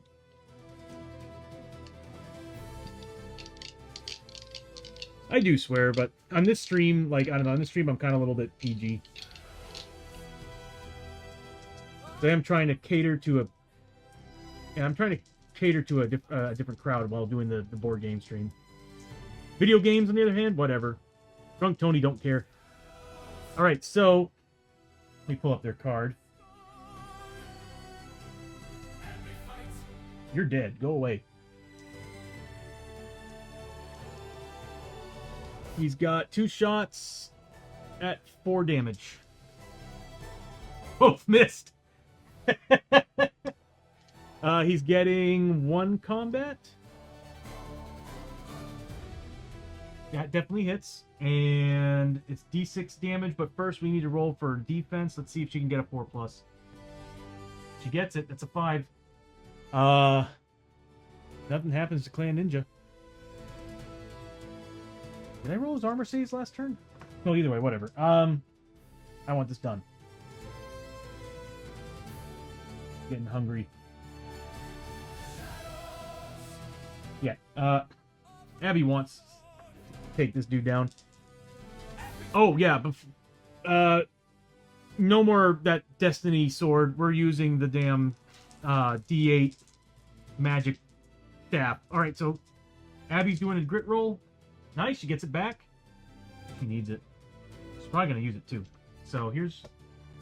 I'll just give it to her just the same. 3 range at 3+, 3 range at 4+. We'll just roll them all together, different colors. So reds are the 4+. Are you effing kidding me? Those are misses. These are hits. I'm gonna grit roll that.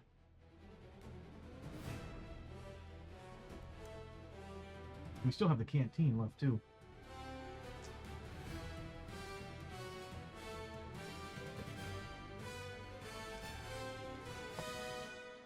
I mean, come on. There's 3 pluses. Alright, so -3 to these rolls. Oh, okay, there's 2.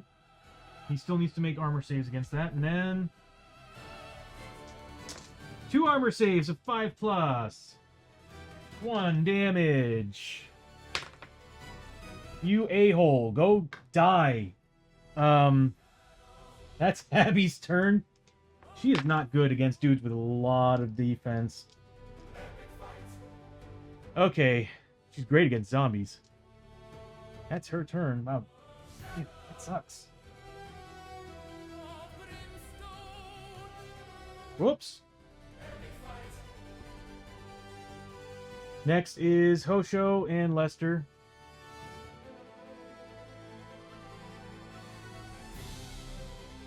Hosho's gonna try to escape. Oh. Horror test. Actually, terror test for... Hold on. Nope. Nope, they're good. It's Chio who's on that tile. He failed the escape test. He's stuck fighting that dude. So, grit roll. Nothing. 2 combat. Does he have any grit left? He does. I'm spending it. I am spending it.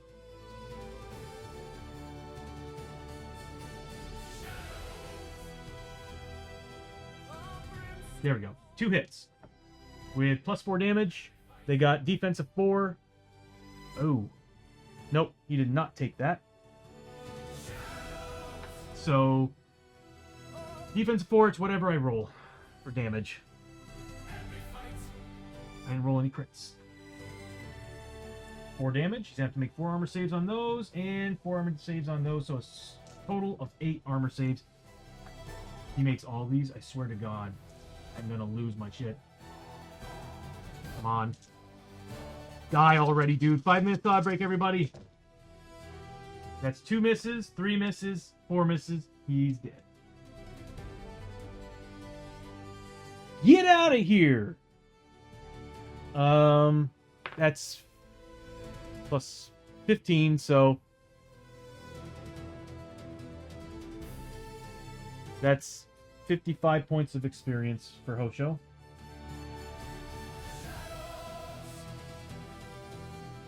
Goodbye. I'm gonna put that over here. Where's Ninja Clan? Ah. Okay. Now it's just the Harinago with 15 health. We can kill her before these guys respawn. We will be golden.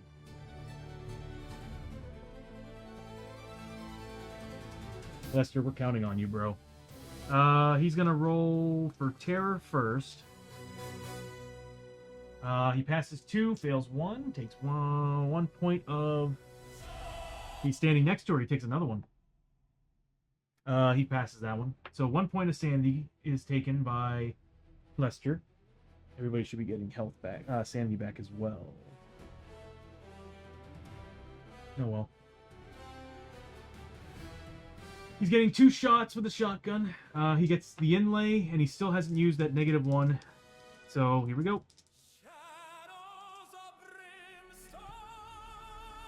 And they both hit. I don't know if I can accept that. I don't know if I can accept that. Here hits. Oh god, it's -3 to these rolls. He's not getting any bonuses.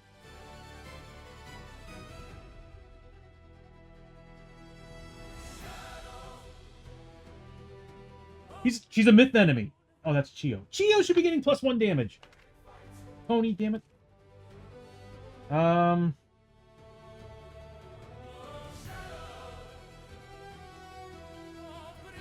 It's 2 regular hits.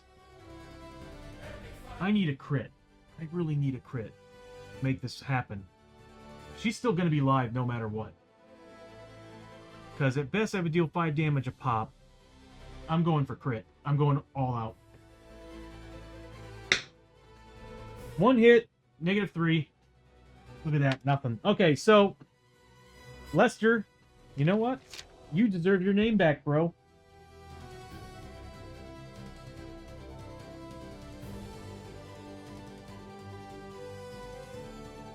There, asshole.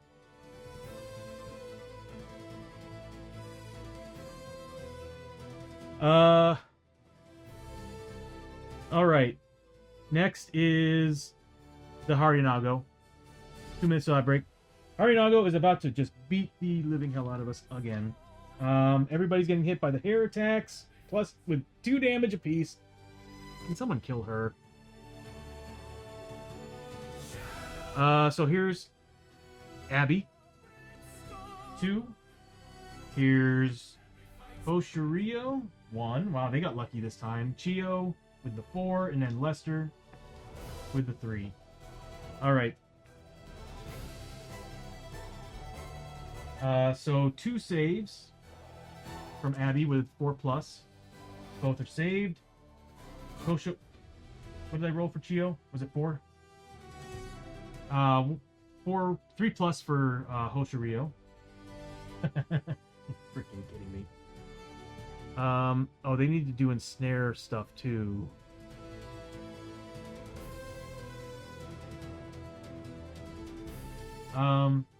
They do need to make these. It's important. Who went? Abby went. She's a strength 3. Did she make her ensnare? Nope. So she's -1 defense.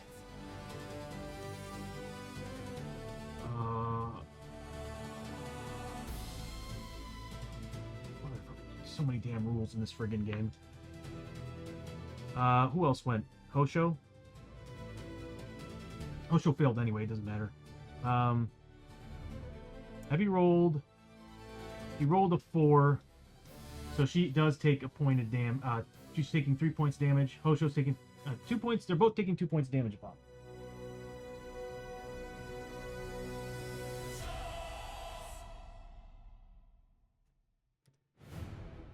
And they're both ensnared. Next is Chio with a 4. That's not a 5. It's a 4. She's not ensnared. Oh, Lester needs to make his as well. I think he's a 3 strength. Let's see if he can get out of his ensnared. He did. So he didn't have the marker. So he's actually getting his regular saves against this. Chio needs 4 pluses. She's getting 4+ armor saves. He needed to do 2 points of damage to do this. Yep. So 1 point of damage. And a corruption test. And stop. Take a break. Corruption test is passed. So Ichio is wearing Takobake armor. Anytime you save 3+ in damage, you take that save. So then we've got Lester, who also has armor. He's got a 3+ save against this. 4 6+ saves. Look at that. 3 damage and ensnared. Come on, dude. You're a 3 frickin' plus. Again, lackluster lesser. Dude, you are becoming more and more disappointing. Although, the Marshal's badge is where he wins. So, 3 points of damage and ensnared. So from here on out, he's -1 defense, so he can get himself out of it. And he can't move.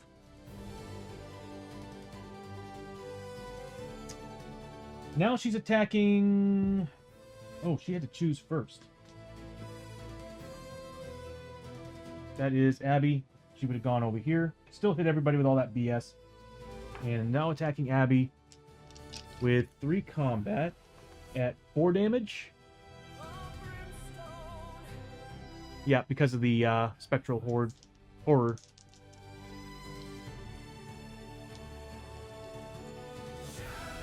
Ah, 4 attack. Is she 4 combat? No, 3 combat at 4 damage. Needed 4 pluses. These 2 miss. Abby needs to make a 4+ save. She saves. We're good to go. Alright. Chio can't do anything because she can't move past them.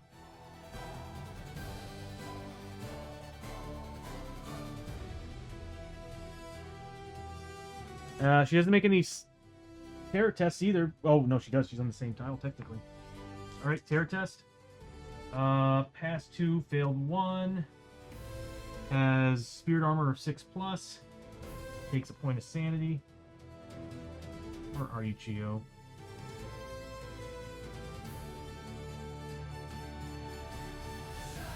My god. Okay, so... I'm gonna grit roll. Nope. I'm gonna spend the last one, giving us a grit on Chio. That's the canteen. I wish I could move characters out of the way. Like, be able to use the pull move and then move forward. That would be awesome. Again, I need to give Chio a crossbow. Because there's nothing she can do. She has no ranged attack. She doesn't have range, nothing. She can heal. And so she's wearing that. Welcome back from the eye break, everybody. This battle's just lasting too damn long. Theo. I mean, she stays there, she's healing everybody 1 wound.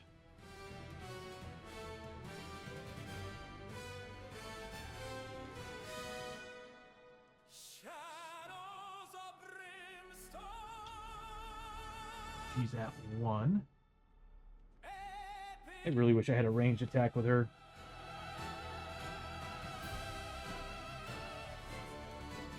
I'm going to use the keystone.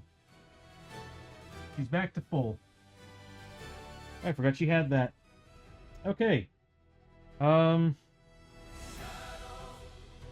all I can do. The damn Harinago moved away. I was hoping to actually be able to attack her with Chio, but she ran. She flippin' ran away. Ah, okay.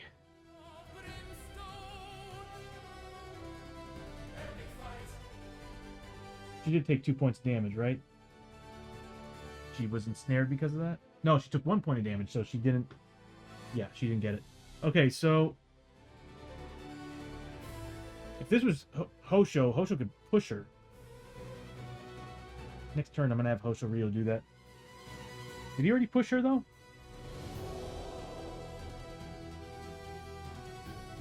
No, he did it to this... No, he didn't yet. Okay, so... End of the round.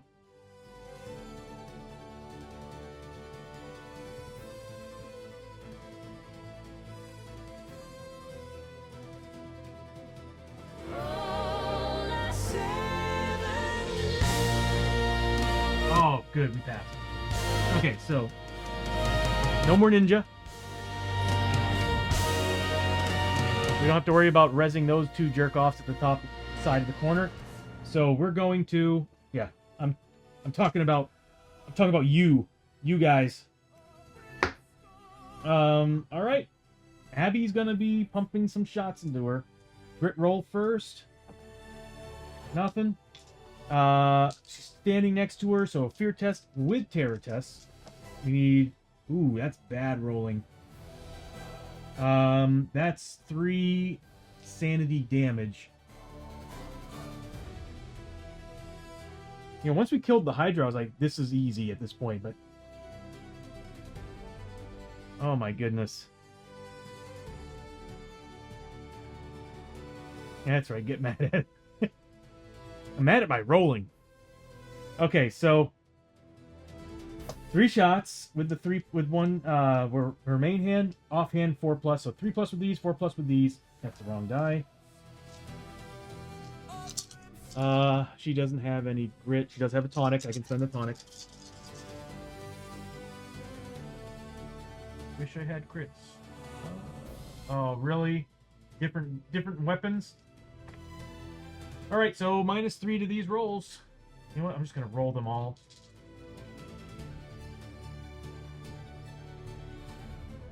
So 2 damage on this one. Is she the only one that's actually dealing damage to this thing? And 1 damage to this. Okay, so it doesn't get any bonuses against these.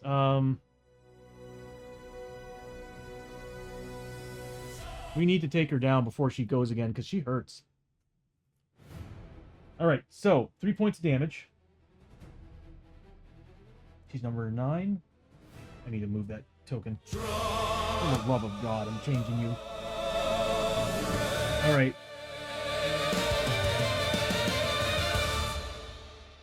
And we'll move the token. Because she keeps moving. That's going to be 10 plus 15, so 25. 20, so 45 points of experience for Abby. We're making some really good XP on this, though.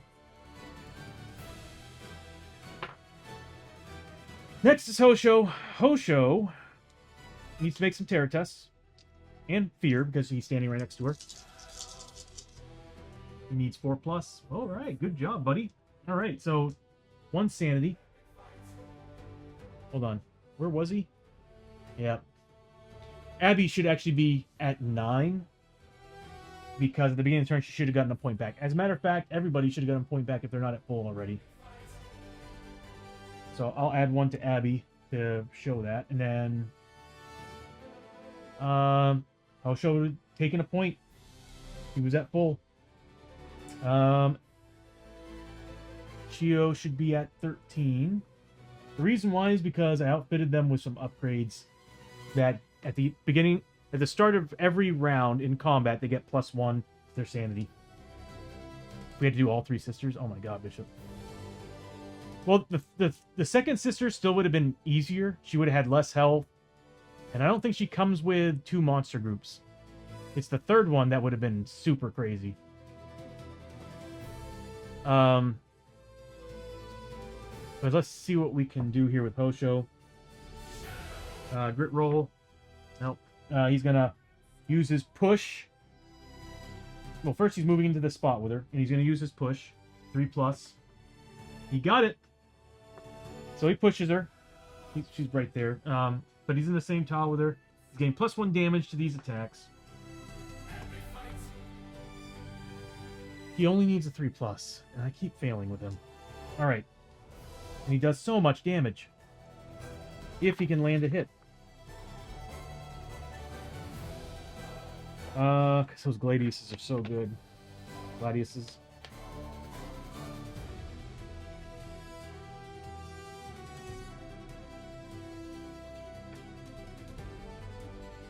Yep.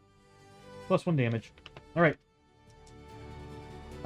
He has no grit, but I think he has a tonic. He does. I'm spending that tonic. Watch me roll 1s on the damage roll. But either way, it would still do something. Spending the tonic to reroll this one. That's 2 hits. So, what we're looking at for damage right now is he's getting +1 for the push, because he's holding her... Like, he's just rushing right in there, pushing her up against the wall, and stabbing her with his giant Trun weapons. So he's getting +1. It's +4 base for the weapons that he's got. So... We're looking at +2 damage to both of these attacks. Here's the first one. 7 points of damage. Come on, Osho, you can do it, buddy. She's got... what? 5 points of health left? All I need is a 3+. Come on, man! Come on! 4 points of damage? I knew it. I was like, this game's gonna piss me off. It's gonna give her another round of combat. Okay. Why is it like that? Every time I fight these guys, Bishop, everybody, they always end with 1 health. They always last. Yet again. Alright, so we're looking at what? So 7. Yeah. Hold on. 7. Yeah, 11. 11 damage.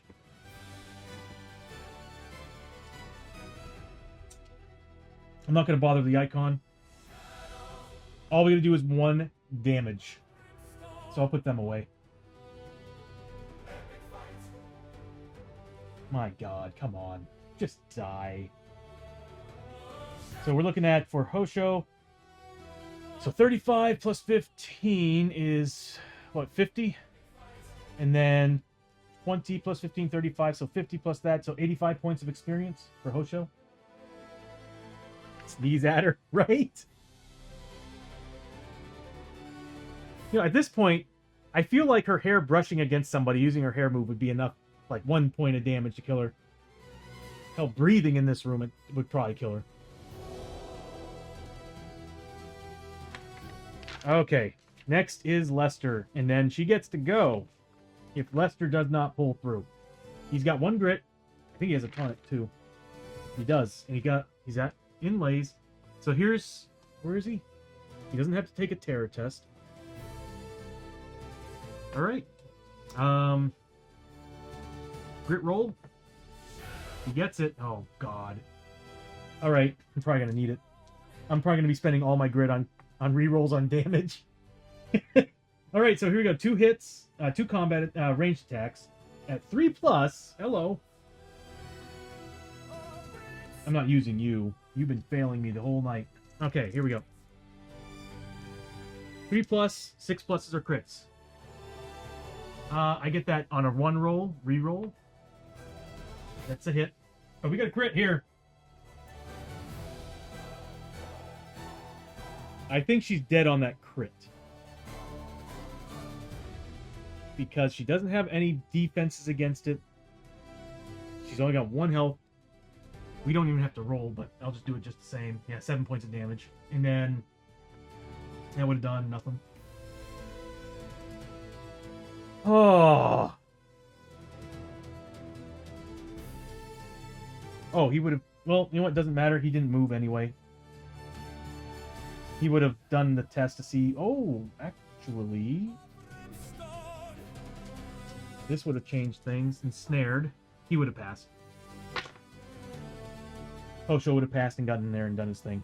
The same thing with... I mean, it didn't matter. He could stand still. Lester would have been fine, too. Alright, so... Good riddance. That was 1 point of damage, so Lester's getting back 20 points of experience. And he and Chio are just... That's sad. They are so far behind. So far behind.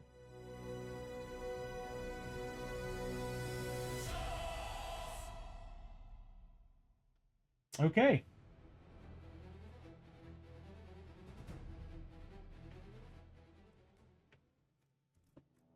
Victory. Oh.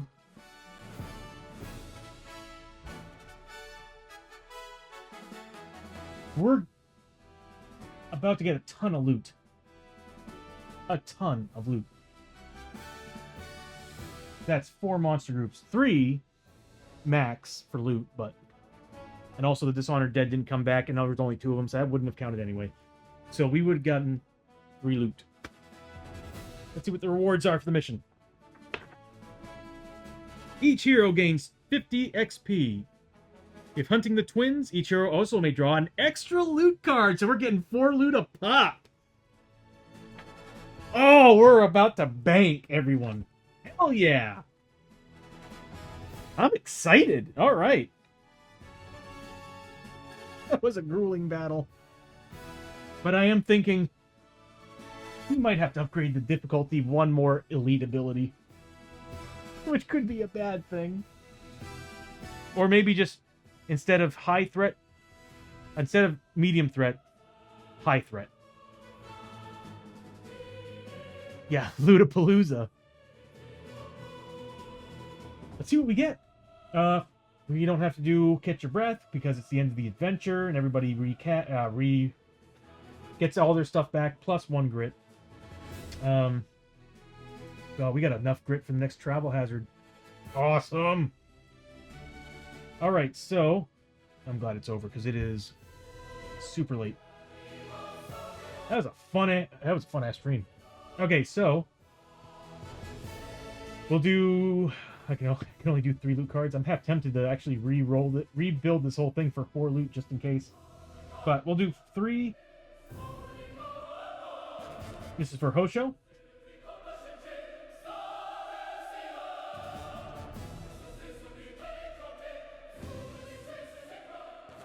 So Hosho-ryo's getting 70 points of experience from those just alone. And 175 in gold. That was kind of a weak set of loot. And 1 more loot card. Yeah, oh, there we go. That's better. So D6 times 25? 75 gold. So another 20 XP and 75 gold. That's much better.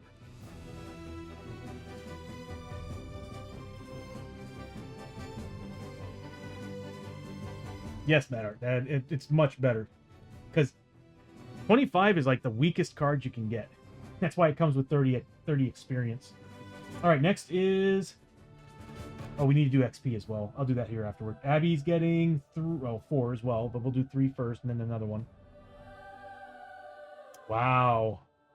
This is where what I talk about when it comes to big win, big loss when I'm using the system. So she's getting 60 XP, 80 XP. And 150 gold. A little disappointed in those. 1 Darkstone and 30 XP. Good XP, I'll tell you that much. And 1 Darkstone.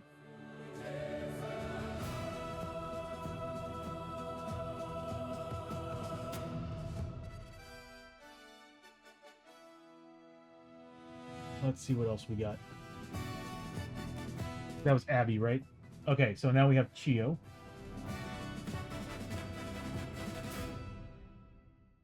It would help if I was in the right screen. There we go. Oh, there we go. So $300, 60 XP, and a gear card. Please be the Gunslinger's Belt. That would solve all my problems with Abby right now. And $300.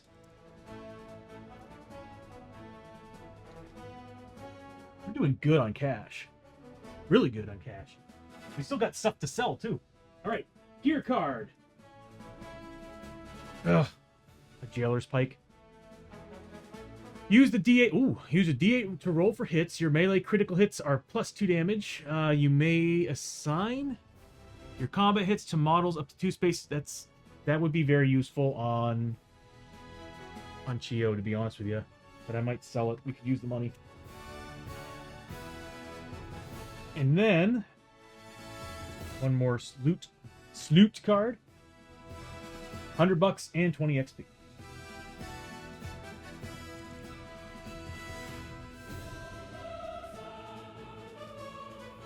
Could you imagine if Abby had the note from the messenger on this mission? She'd be getting an additional loot card and 100 XP instead of 50. All right, next is Lester.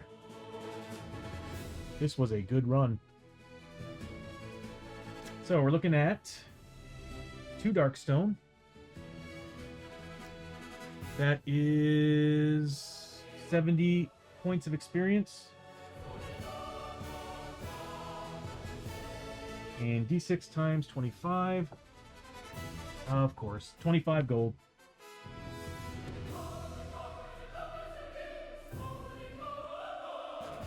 Head to bed. Have a great rest of the stream. Oh, thank you, James. We're actually about to be done anyway, so thank you for sticking around and hanging out this late, too. I hope you have a good day at work tomorrow and get some good rest.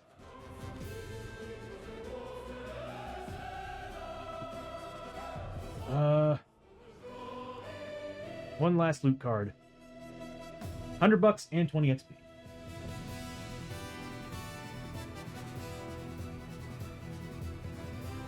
Oh, whoops. I need to calm down here. Okay, so there we go. Then everybody gets 50 experience. I need a do-all button for that. I don't have a do-all for XP. So 50 XP for Kosho. Get rid of that card. 50 experience for Abby. 50 experience, whoops, for Chio. And 50 experience for Lester.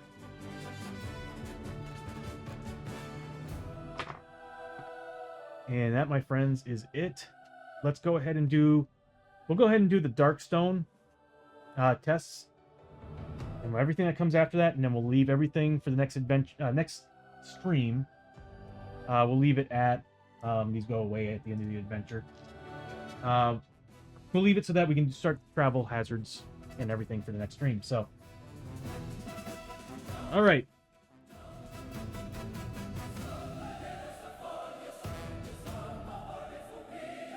In order. Nobody's fused with Darkstone anymore. Isn't that nice? And as far as what we fought, we didn't have many enemies. So we had 4 of the ninja, we had the Hydra, we had the 2 of the sisters, and we had 2 of these guys show up, if I remember correctly. Yep. The Dishonored Dead showed up, I think in the second room. That's right, they had 4 health instead of 2. Or was it 6 health instead of 4? I don't remember. All I know is they were kind of jerks. There we go. Alright, so let's do this. What do we have for Darkstone? We have a lot. We got...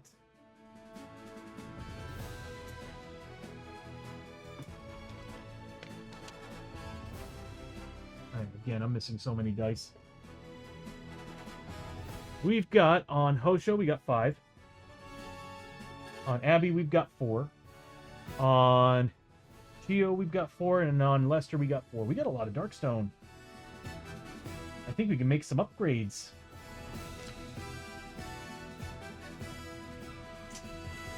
And as far as items are concerned, Abby has 1 more. Kosho has none. Lester has 1. Lester has 1. We're probably going to see some stuff happen here. Chio has 2 because of the Takobake armor. Then... Chio has an additional 1 because of the Book of Secrets. We do have a Tansu box. And we got 2 for the Darkstone Shuriken. We got a lot out there in Darkstone. I'll say we're putting the Shurikens in the Tansu box. Who's doing what? Who's got what for corruption? Chio's gonna mutate. Lester's gonna... I think everybody might be mutating. Alright, so we'll just say that the Shurikens are in the box. We got 4 more slots. Yes, we removed them when we were in town. We were finally able to do it. That's how we were able to sell our stuff. In town, yeah, I think we did it all in town, if I remember. But anyway, we still have 6 slots left. The ones I want to get rid of it on, I want to get rid of 2 on Lester.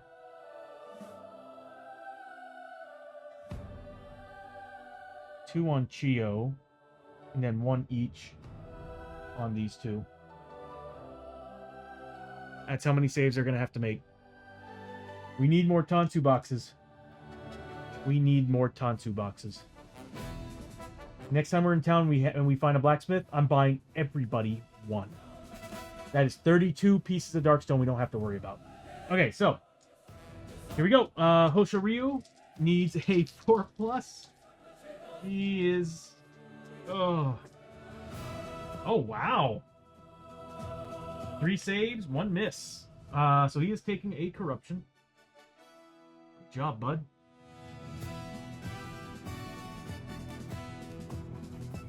Abby is 2 away from it, so she needs a 4+ as well. Yeah, the only one that's got a 3+ is Chio. Not as lucky. She does mutate.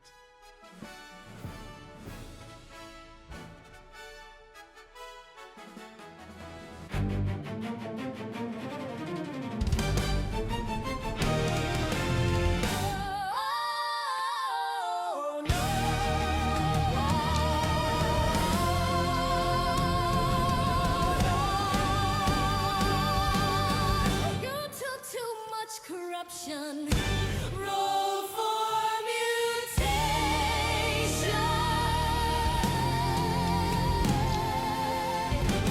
Oof, okay.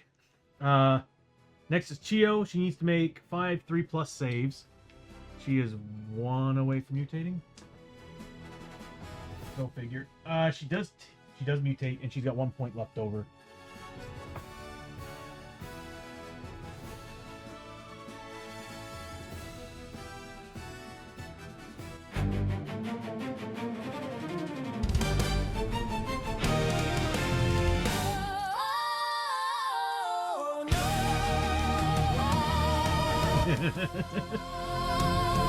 Here's Lester. He needs 4 pluses. You took too much corruption. Roll for mutation.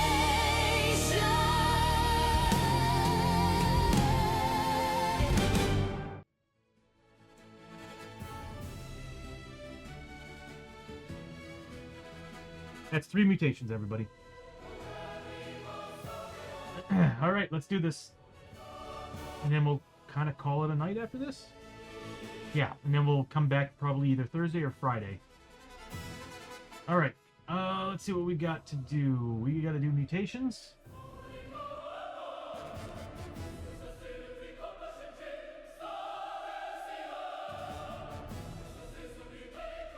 I think the stream's acting up.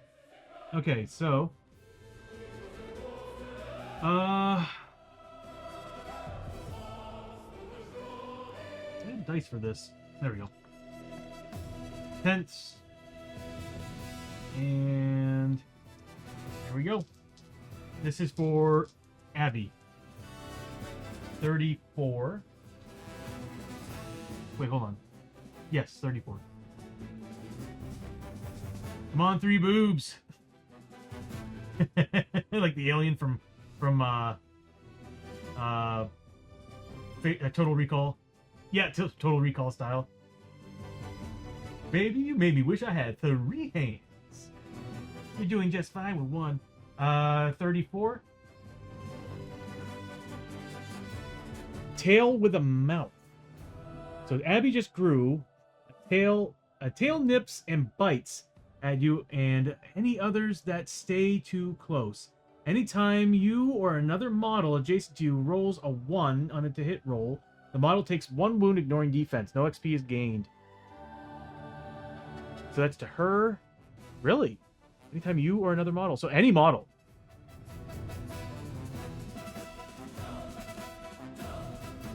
We gotta get rid of that. We gotta get rid of that.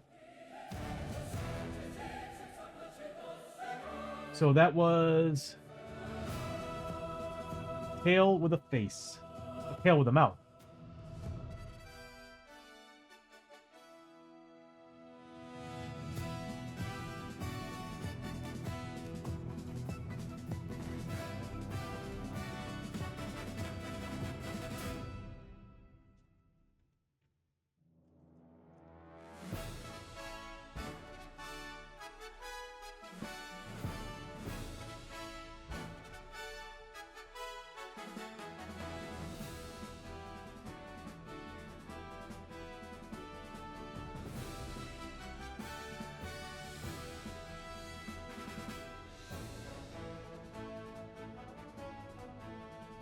Damn. All right, next is Geo, 24. Melty skin. Why do we always get melty skin? So Chio got melty skin.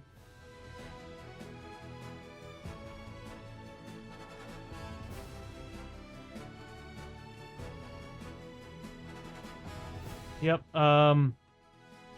Yep. Wounds from any source, take an extra.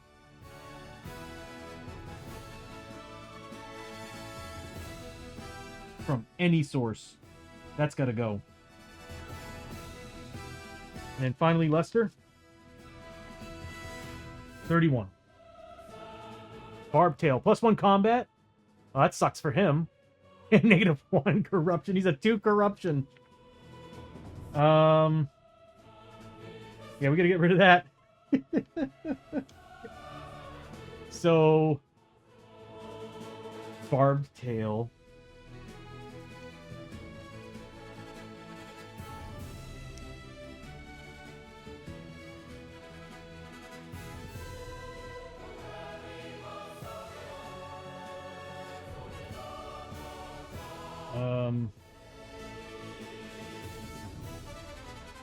+1 combat. -1 corruption. There we go. All right, so that's that.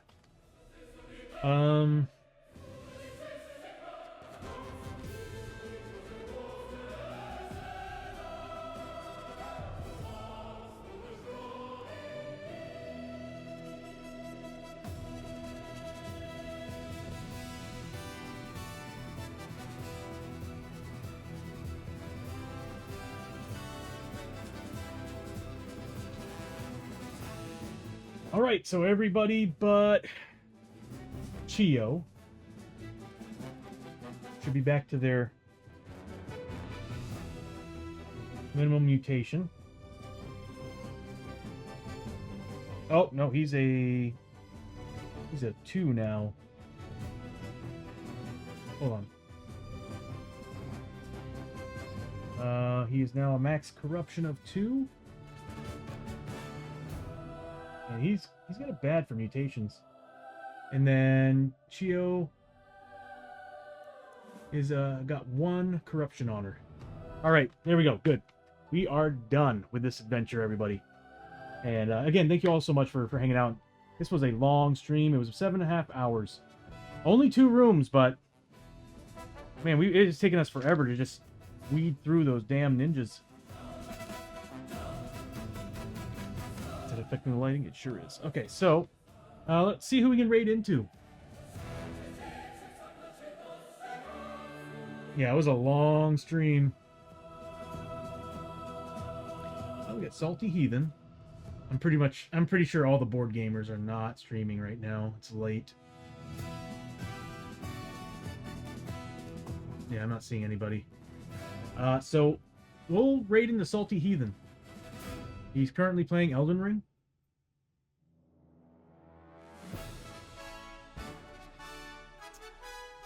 And yeah, all right. So yeah, next stream Tuesday we should be doing a paint session. Thursday, if I have time, if I don't have any crazy chores to do before the weekend, I'll be streaming on Thursday. We'll be picking back up. Although I'm gonna see if I can get the new characters done, because I kind of want to play as the knights on Thursday. I gotta figure out what I'm gonna do with them. Board Game Step for the raid! Oh, wow! We were actually just about to raid out, as a matter of fact. But Michael and Steph, how you all doing? Good to see you. And thank you so much for the raid.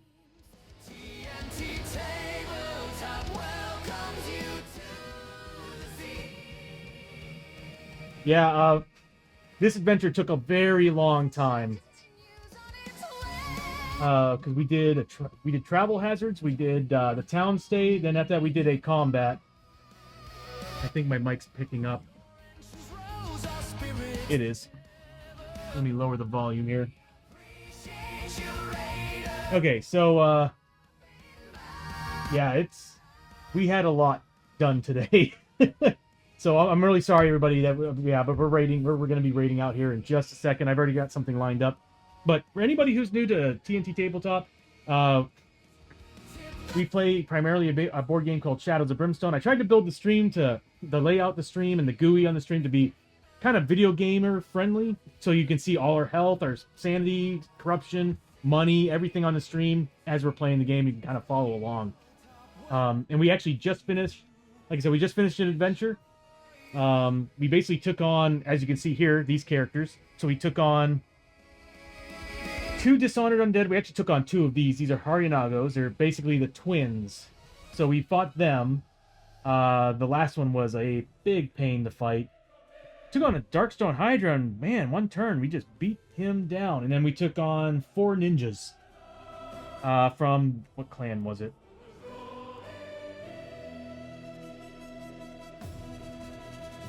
I don't remember. It was the Spider Clan. We did our top 10 of January, our weekly recap. Rules teach and playthrough of Warlock of Firetop Mountain. Then overview of cats knocking things off ledges. Cats knocking things off ledges? That sounds hilarious. And Cozy Stickerville. Ooh. Nice. Children of the Spider. That's right, Bishop. Awesome. Sounds like a great stream. You all did quite a bit. But it's good to see you all here, Michael and Steph. Awesome. And thank you again for so much for the raid. Cats from the OP. Awesome. But yeah, it's great to see you all here. We are actually, like I said earlier, we are actually raiding out right now. I tried to breeze through that last battle as fast as I could because I'm starving. And it is 11:40. Yeah, wow. I should be out of here. But yeah, thank you so much for the raids. Good to see you, and I'm glad that you had a good stream. We just finished doing the adventure. We did all the loot for the characters. We did all the corruption tests. We had 3 mutations. We had somebody... What did we have? Abby, this character here, like gunslinger / outlaw, grew a giant tail that has a mouth on it. So now whenever there's any model next to her or herself that rolls a 1 on their to hit rolls, the thing's biting them. So taking damage without defense. Lester grew a barbed tail, which is not great for him. He's all about range, so he's getting +1 close combat, but he's also a -1 corruption, which makes him a 2 out of 5 now. So his chances of being mutated have skyrocketed. And then, of course, Chio grew... I put it on the wrong character, didn't I?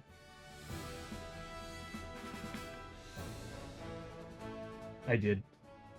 The melty skin is supposed to be on Chio. So Chio's got melty skin. So what's happening is that her skin is literally melting off. Anytime she takes damage from anything, it's +1 damage. I need to fix that. But anyway, yeah, so Tuesday I'll be doing the paint session. Thursday I'll be... If I have time, like I said earlier, I'll probably be doing knights. I'm going to see if I can get my new knight characters in on this. If not, we'll just continue with these characters. I really want to get them up to level 4, and 2 of them are well over halfway. So, I mean, Hoshirio and Abby are just leveling like bandits. And then Friday, definitely we're coming back to these characters. Hopefully we can find a portal. But at least we did the first mission of one of the quests, so we can continue on to the next one. It all depends on what it is. If it's one of those ones where you have to build the entire board on the table, it's not going to happen here. I don't have a big enough table for it. All right, so that's going to be the end of the stream. Again, thank you everybody so much for being here. Michael and Steph, thank you so much for the raid, and everybody who stuck around for the raid, thank you so much for sticking around, and also the raid from earlier. Sorry, there was a lot that happened today. I believe it was Lance. Yes, Lance gave us a raid earlier today, so big shout out also to Lance. You also have a great knife, Steph, and same thing to you, Michael, and everybody else on the stream. I hope you have a very easy week ahead of you. So we're gonna go ahead and raid into Salty Heathen. I was hoping to see if we can find a board gamer, but I wasn't seeing anybody on here. So we'll go ahead and raid into Salty Heathen, and until Tuesday, I guess I'll see you all late on Tuesday, and y'all take care. So let me see if I can I gotta learn how to navigate my own system. I've been doing this for like more than half a year now, and I'm still struggling. All right, everybody, you all take care, and I'll see you all on Tuesday doing some painting.